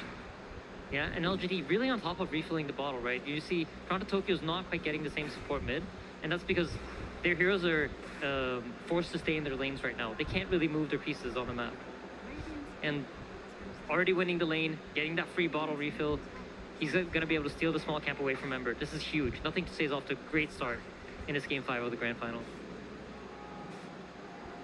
And it's very hard for Toronto Tokyo to do too much about it. Of course, Kunka early on.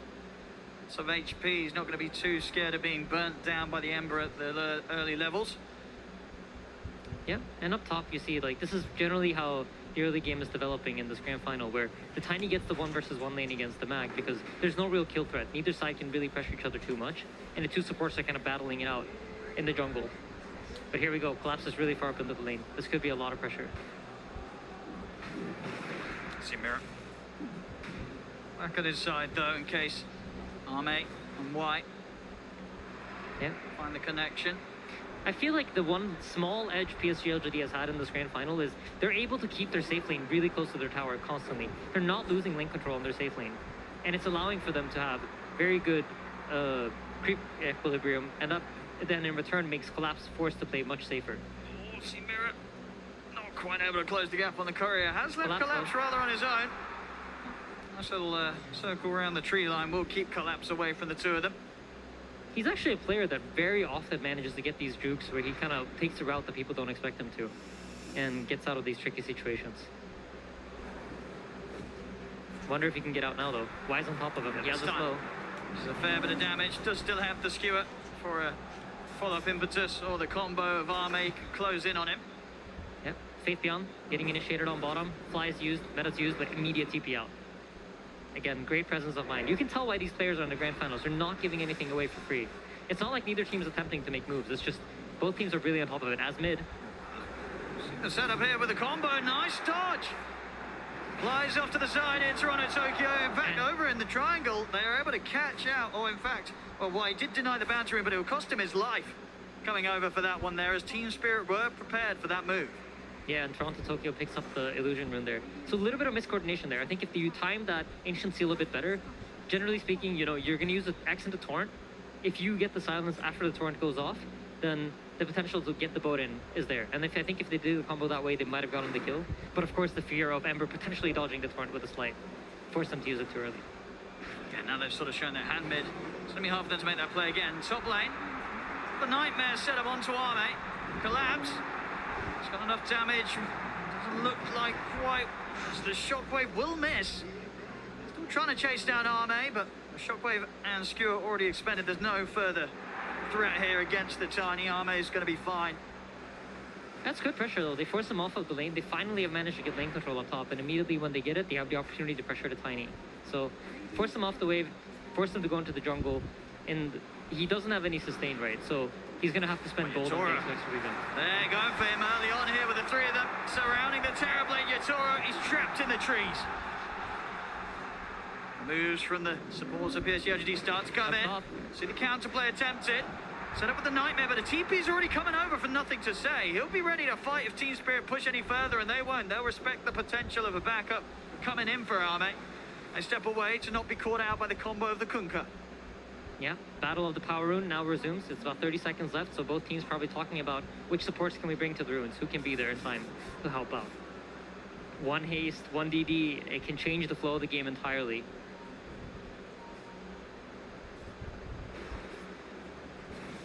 Toronto Tokyo also just sort of cutting away, maybe getting the momentum of the mid lane in such a state that he'll have that ability to check the rune, but PSG LGD just fully on it. DD, it's a big rune. This allows you now to have the damage to potentially burst a hero that you wouldn't be able to otherwise.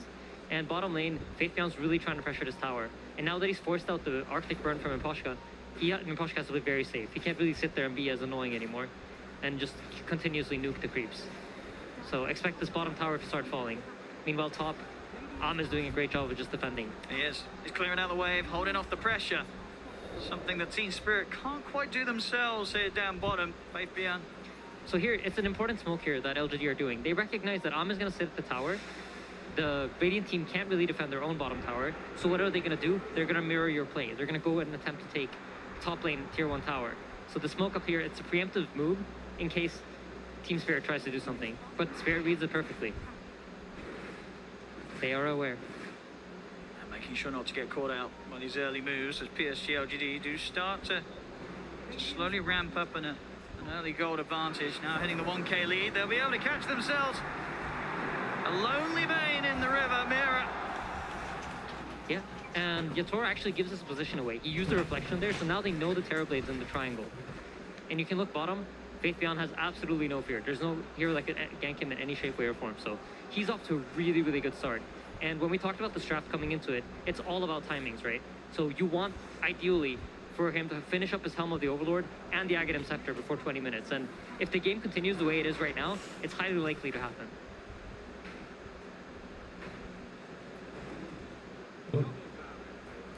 I'm in Spirit.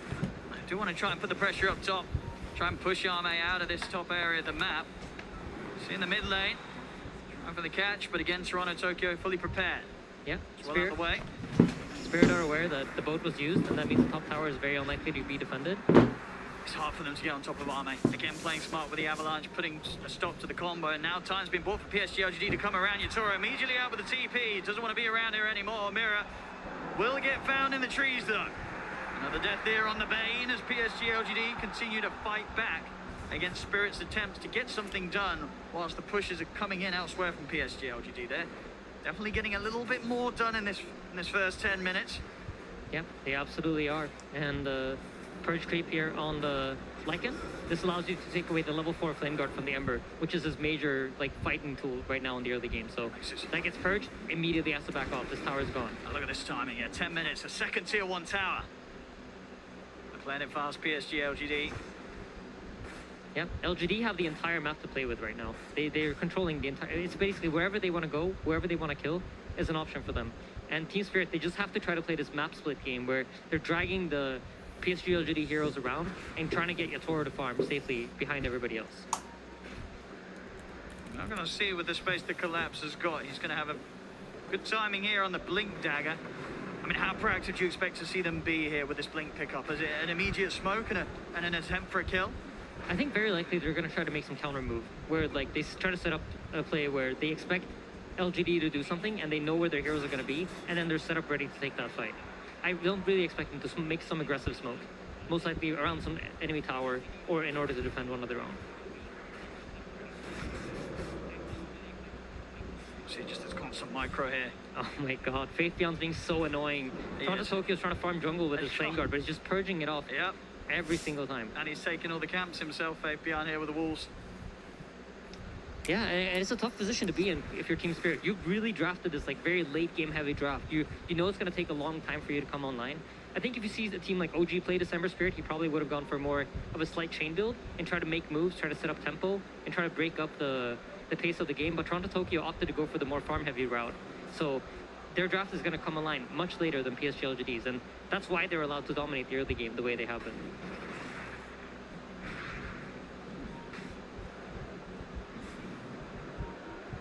Nothing to say. He wants to set up in the mid. Arcane Rune in the bottle, full armlet.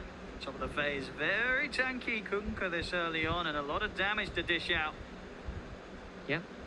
And if we take a look at the vision game, which we've been talking about so much during this series, because it's just so important, you notice you have the scouting wolves from Faith Beyond, so there's extra 2 wards basically that are running around the map and providing vision for LGD. And then on top of that, the Team Spirit wards are so defensively placed, they're right outside of their own towers, protecting their triangle and protecting their tier 2 bottom tower. So it's not really giving them any information about what's going on in the game.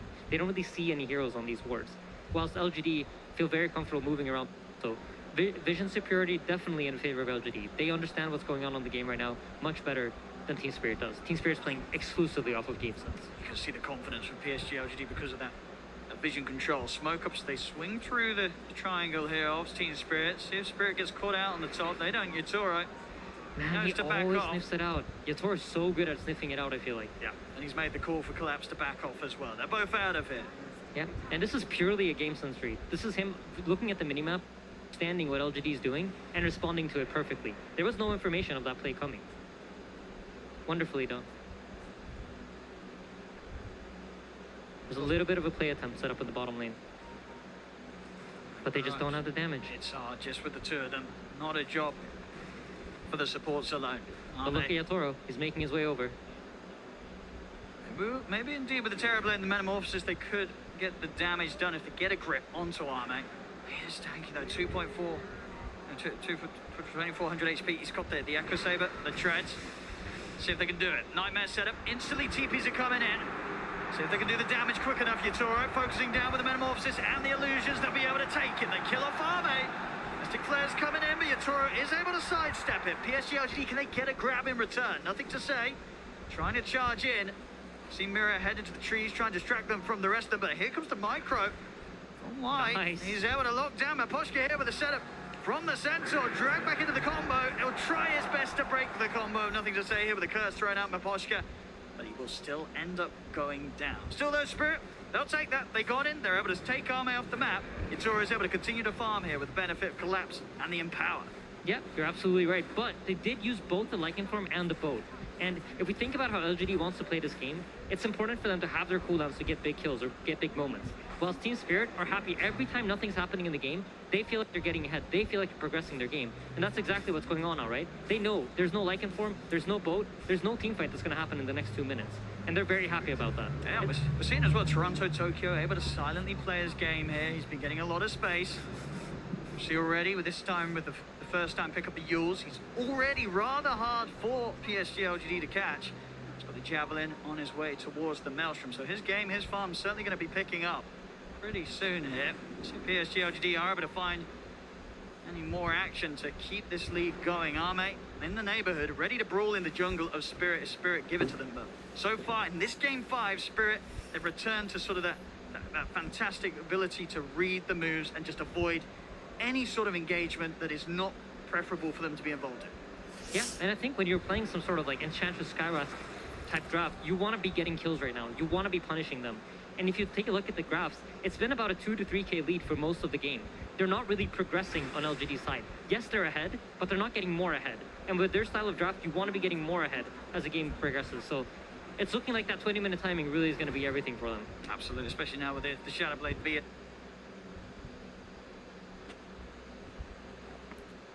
To be an incredible killer at this stage, of course. The power of the Tiny, ready to rock and roll. Yep, I think the 2 supports from Team Spirit are going to be really, really important for this upcoming team fight. Because if Bane is able to get a grip on the Tiny for long enough for TB to take good positioning and output damage, that might just be enough for them to win the game. If this Tiny goes down, PSG LGD's draft has nothing. It's all about Arme. This time around, Mira and Maposhka having collapsed by their side. Arme. He's just got himself Xinkyu behind him. The Shadowblade in preparation to clear out the wave. We'll see if Spirit hang around to try and hunt him down. Yeah, Maposhka with the read. He does have a sentry. Looks like he might have ran up with that wave if Arme had just been slightly more patient. So if we take a look at items, you see the Winter Wyvern's building the blink. He understands one good curse, you know? It's all about getting that one good spell off. So having the positioning, staying back, and then blinking at the right moment, that's going to be what he's going for. And they're giving him space, right? They're letting Maposhka sit down here to try to finish up the blink. They understand how important this is. Absolutely. It's going to be huge, these curses, against a lineup where you're running these 3 melee cores that want to be charging in at you. Absolutely possibilities for a huge turnaround Winter's Curse to come out in these team fights. Yeah, there definitely is. And if you look at Yatoro, he's building up for that Eye of Skadi. He wants to be tanky enough to tank the damage and then potentially get a Sunder off. That's going to be the game for him. If he's able to stand his ground with Skadi and the Tiny initiates on anything but him, he might just be able to be tanky enough to stay alive.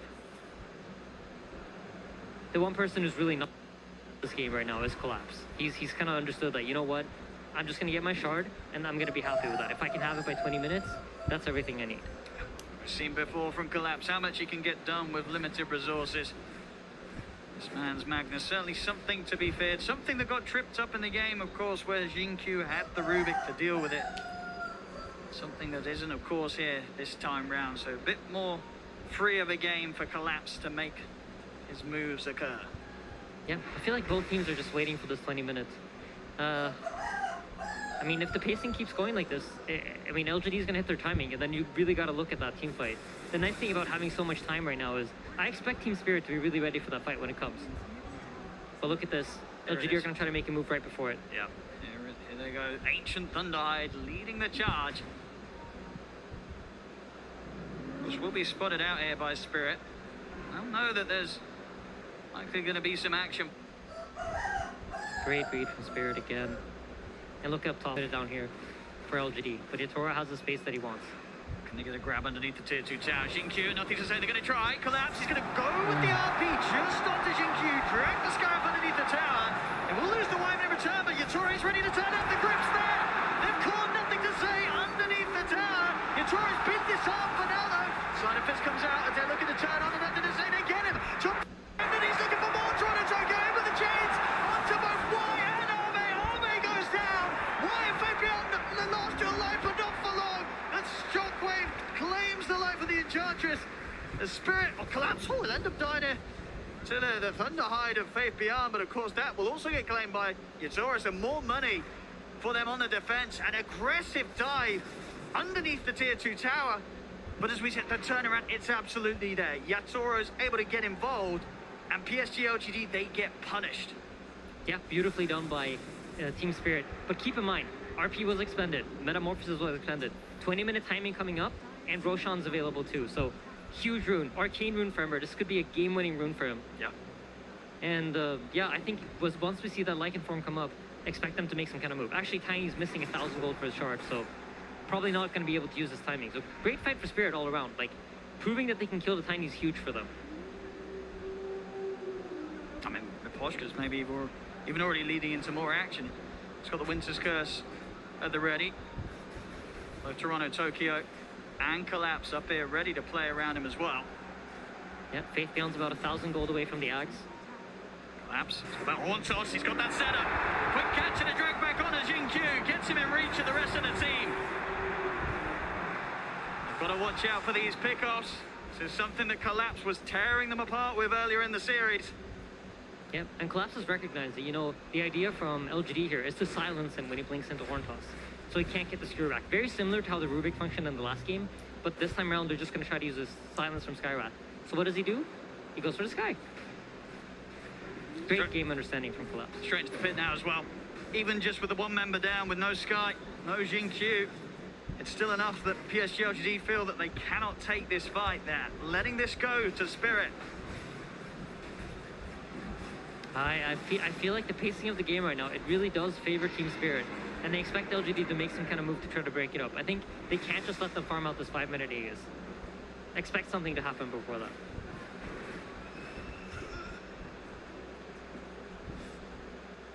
Oh, it's such a calm before the storm kind of moment, I feel like. You see Toronto Tokyo is just slowly farming up his items. I mean, this Ember Spirit's been a beast this event. And yes, he's only 1,000 gold off of his own Aghanims. And then after that comes a shard, and then there's just fire remnants everywhere. And he hasn't been caught yet this game. 1-0-3. Struggled to contain Toronto Tokyo in this early stage. He's also going to have that DD rune ready for the next fight. Level 18, he's going to hurt. Some of these heroes on the backline, they're not going to stand much of a chance at all. Jinkyu and Y, they better be pretty scared. Toronto Tokyo making the jump in on them. Yeah, the positioning of the supports, it's really, I think, the story of this game, because both front lines are so tanky. I don't really think they're going to go down without the assistance of the supports from both sides. So Miposhka and Mira going up against Y and Xingqiu. They both have very, very tough positions to be in. You're going to have Ember remnanting into your backline, chasing the Skyrath, chasing the Enchantress. And at the same time, if Tiny gets on top of you, you're just dead. If he gets eyes on you, you're gone. Ooh. And here's that top. On Faith Beyond, ready to make the move here. As you say, they don't want to be held back by the idea that Yatoro's got an Aegis. They want to fight regardless into it. Yeah, they understand. If we wait too long, then Yatoro's going to be too strong. And here we go. Here we go, Arme. Oh, they see him. Set up for success here. Looking towards Yatoro. Poshka, Toronto, Tokyo, and Collapse setting up across the cliffside as Y will be the first to get poked upon. See how want to tackle this. There's a DD on looking for options. Collapse, he's in, instantly caught out by the Ancient Seal, so no skewer to follow. Y chains back up. Is there anything they can do to save their Enchantress? I mean, does Y need saving at all? He's going to need to, as the Nightmare holds him back. Yeah, Wolf Form both used on Lycan as well as Tiny. So this means full reset. Now, Team Spirit are in control of the pace. They get to decide what happens in this game. Yeah, they could push Aegis, Metamorphosis, ready for use here. Tier 2s could be on the table for Team Spirit. Looking for some kind of pickoff. They know LGD can't fight back if they get on top of their heroes right now. They've got their eyes on mid. Toro starting to rack up the gold again after the Skadi. 2,800. He's got that butterfly queued up. Knows that they're not going to be wanting to pick up any sort of true strike anytime soon here on the heroes of PSG LGD. The evasion would be huge. It's enough though. I like the idea of the Satanic more. Yeah, he's going for the Satanic. I really like this because if he can survive the tiny combo, if he can get through it, you purge off the silence from the Skywrath, you can get one hit off and then Sunder. Yeah, the Dispel's beautiful. I mean, if you're a Team Spirit fan, you're very happy with the pacing of this game. You saw LGD being unable to use their first timing of the game to really do anything. So if this keeps happening like 2-3 more times, then you're in the late game. And boy, are Team Spirit geared up late game. Ready with the setup top. Toronto, Tokyo, Invis Rune. Ready to go. See if he can get a surprise jump onto PSG LGD. Why? It's the closest right now. It's just the two supports playing up here, really. Putting themselves in the most dangerous position whilst the cores are able to farm on the safer side of the map. I think Team Spirit are going to look for some sort of smoke for this bottom triangle ward. This is a ward that they usually fight around when they have it, so let's see what they do. It looks like they're moving over. Gem on Miposhka. They understand the importance of the vision this game. And there's no Tombstone this time, right? They don't have that kind of teamfight vision tool on Team Spirit as they did, or sorry, on LGD as they did in the previous 2 games. Now they're relying on the wolves. So having the gem secures you that there's no wolves on top of you. They don't see where you're moving. They don't know what's going on. So great item pickup by Miposhka, understanding the importance of it.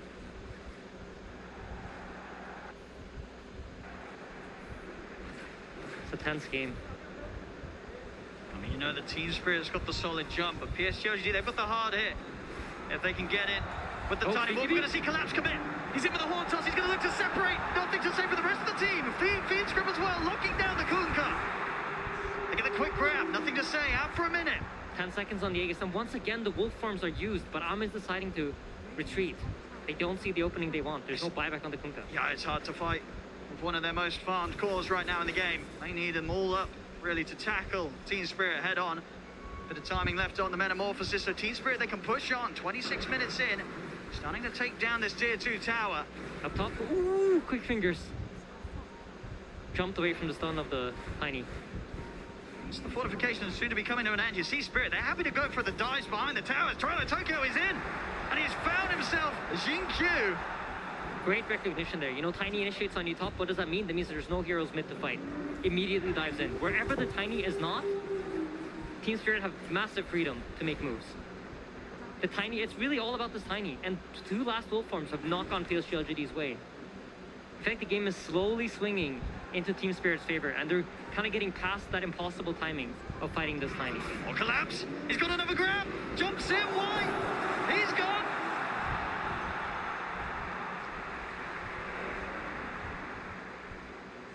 Yeah, if you're PSG LGD right now, you've really got to try to find a way to catch Team Spirit off guard. But they have the gem. They're setting up their vision smartly. They're playing around where they can see the dire heroes.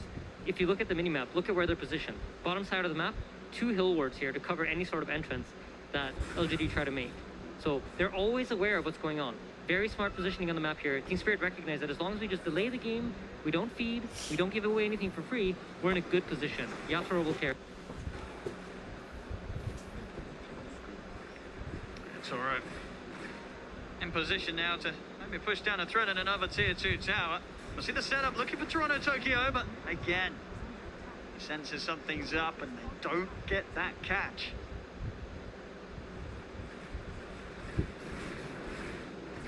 Toro now beating on the bottom tier 2 tower, doesn't get any sort of response. Means now they expect most of the LGD heroes to be on the... I mean, they've got Metamorphosis up in 10 seconds. Can they start to poke the high ground, or is... Now, how aggressive do you want to get with these pushes? It's a scary decision to make. I don't envy carry players that have to make this decision at this position in the game, but... Are they going to make the call to commit? Metamorphosis is up for you, Toro. How hard does he want to push it into the base of PSG LGD? Doesn't look like they want to.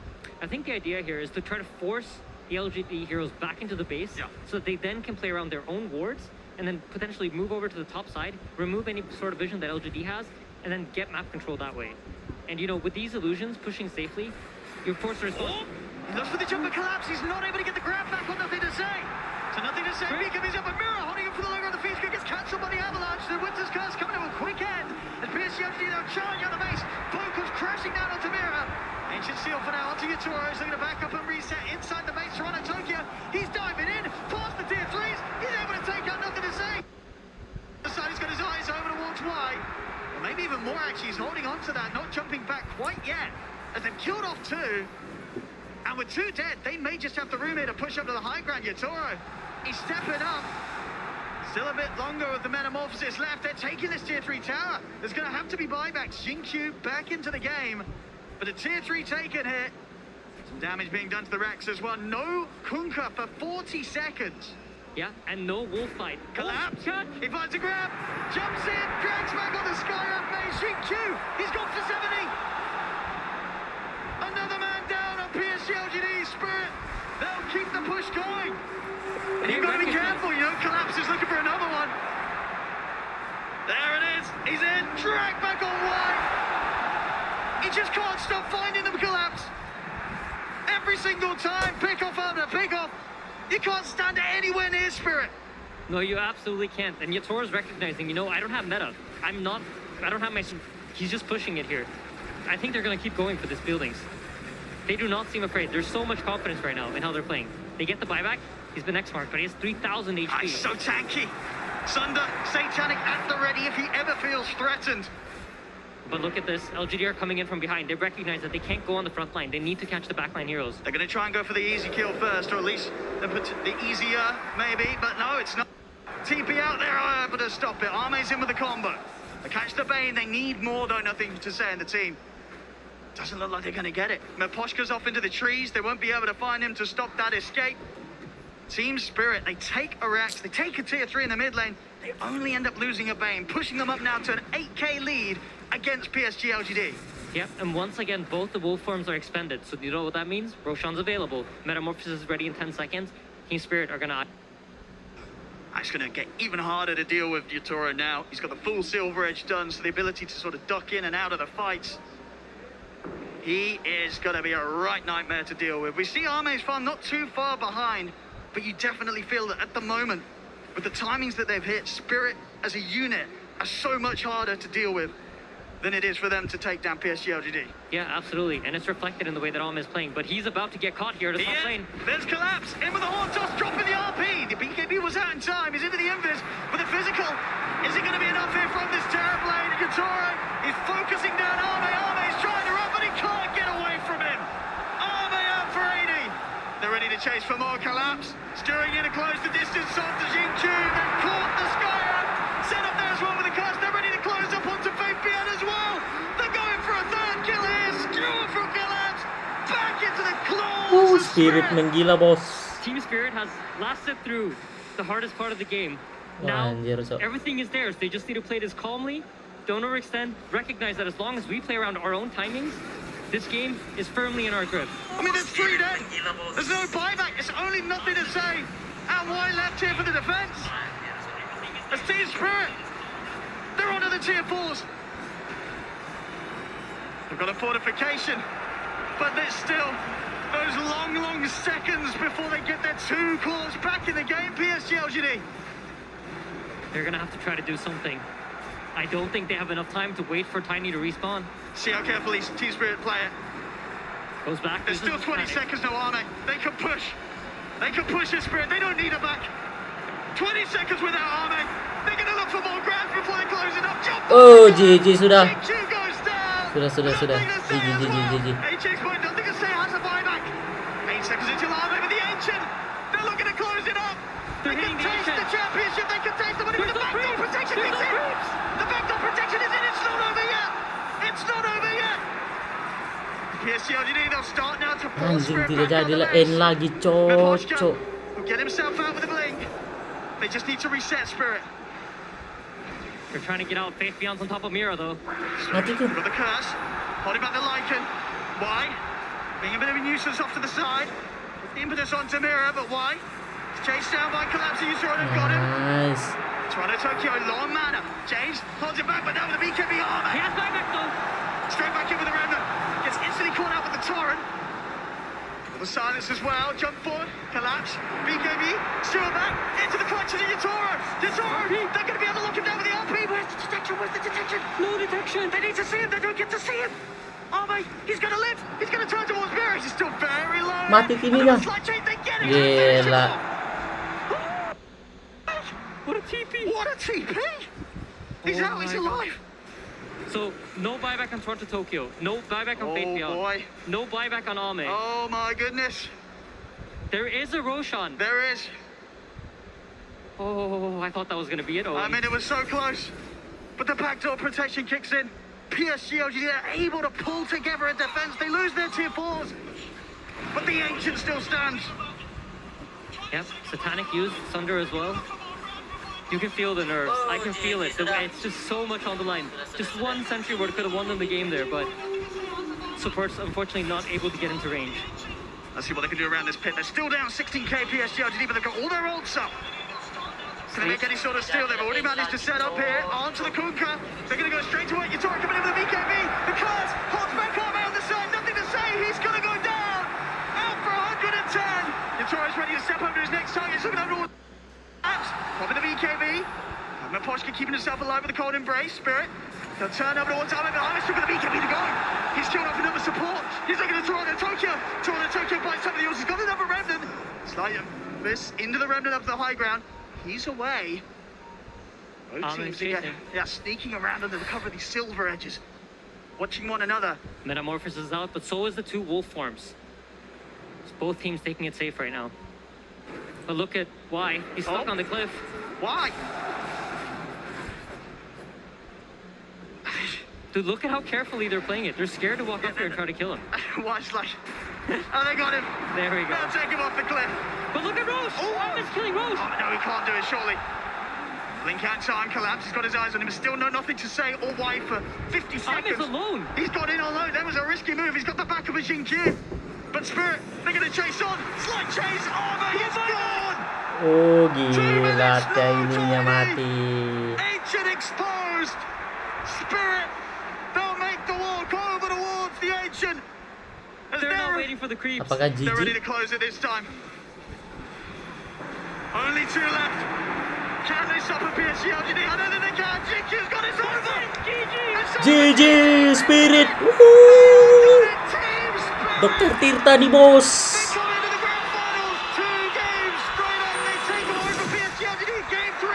Gila. Dr. Tirta nih bos.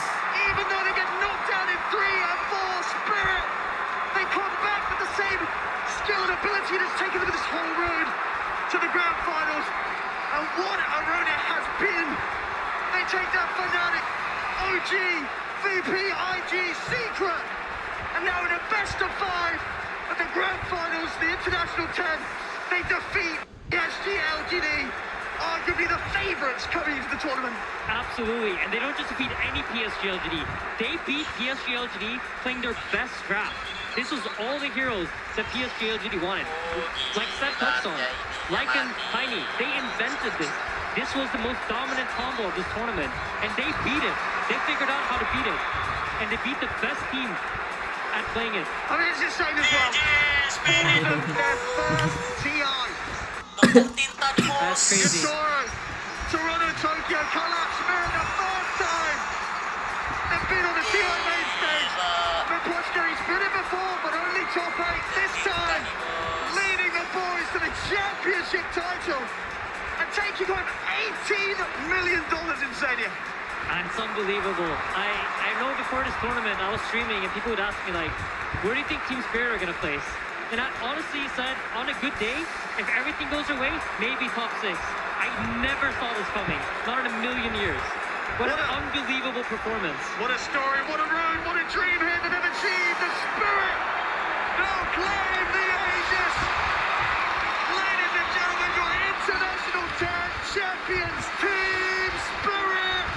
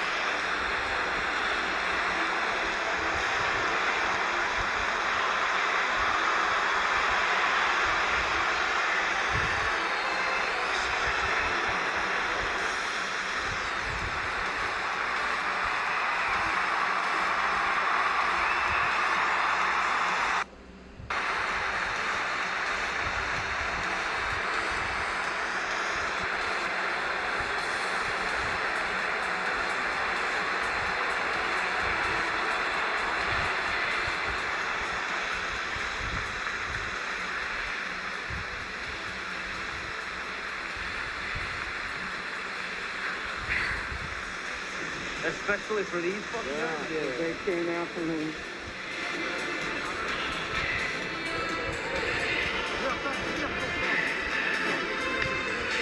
Nikolska.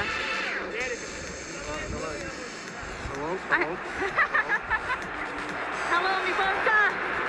Congratulations on winning the International 10. I must ask, you are the captain of a team who has with 4 players who have never played at a TI. How did your team come together and become so strong? It's all because of our manager, Corbin. He made this team. He invited me and already a good start. They're about to take some pictures. But I don't know, it's just because we did a lot of work, hard work before that international, and that was the hardest bootcamp I ever had. So, actually, I don't know. It just happens. It just happens. He said the manager. He said the boot camp. He said the team. It just happens. Now,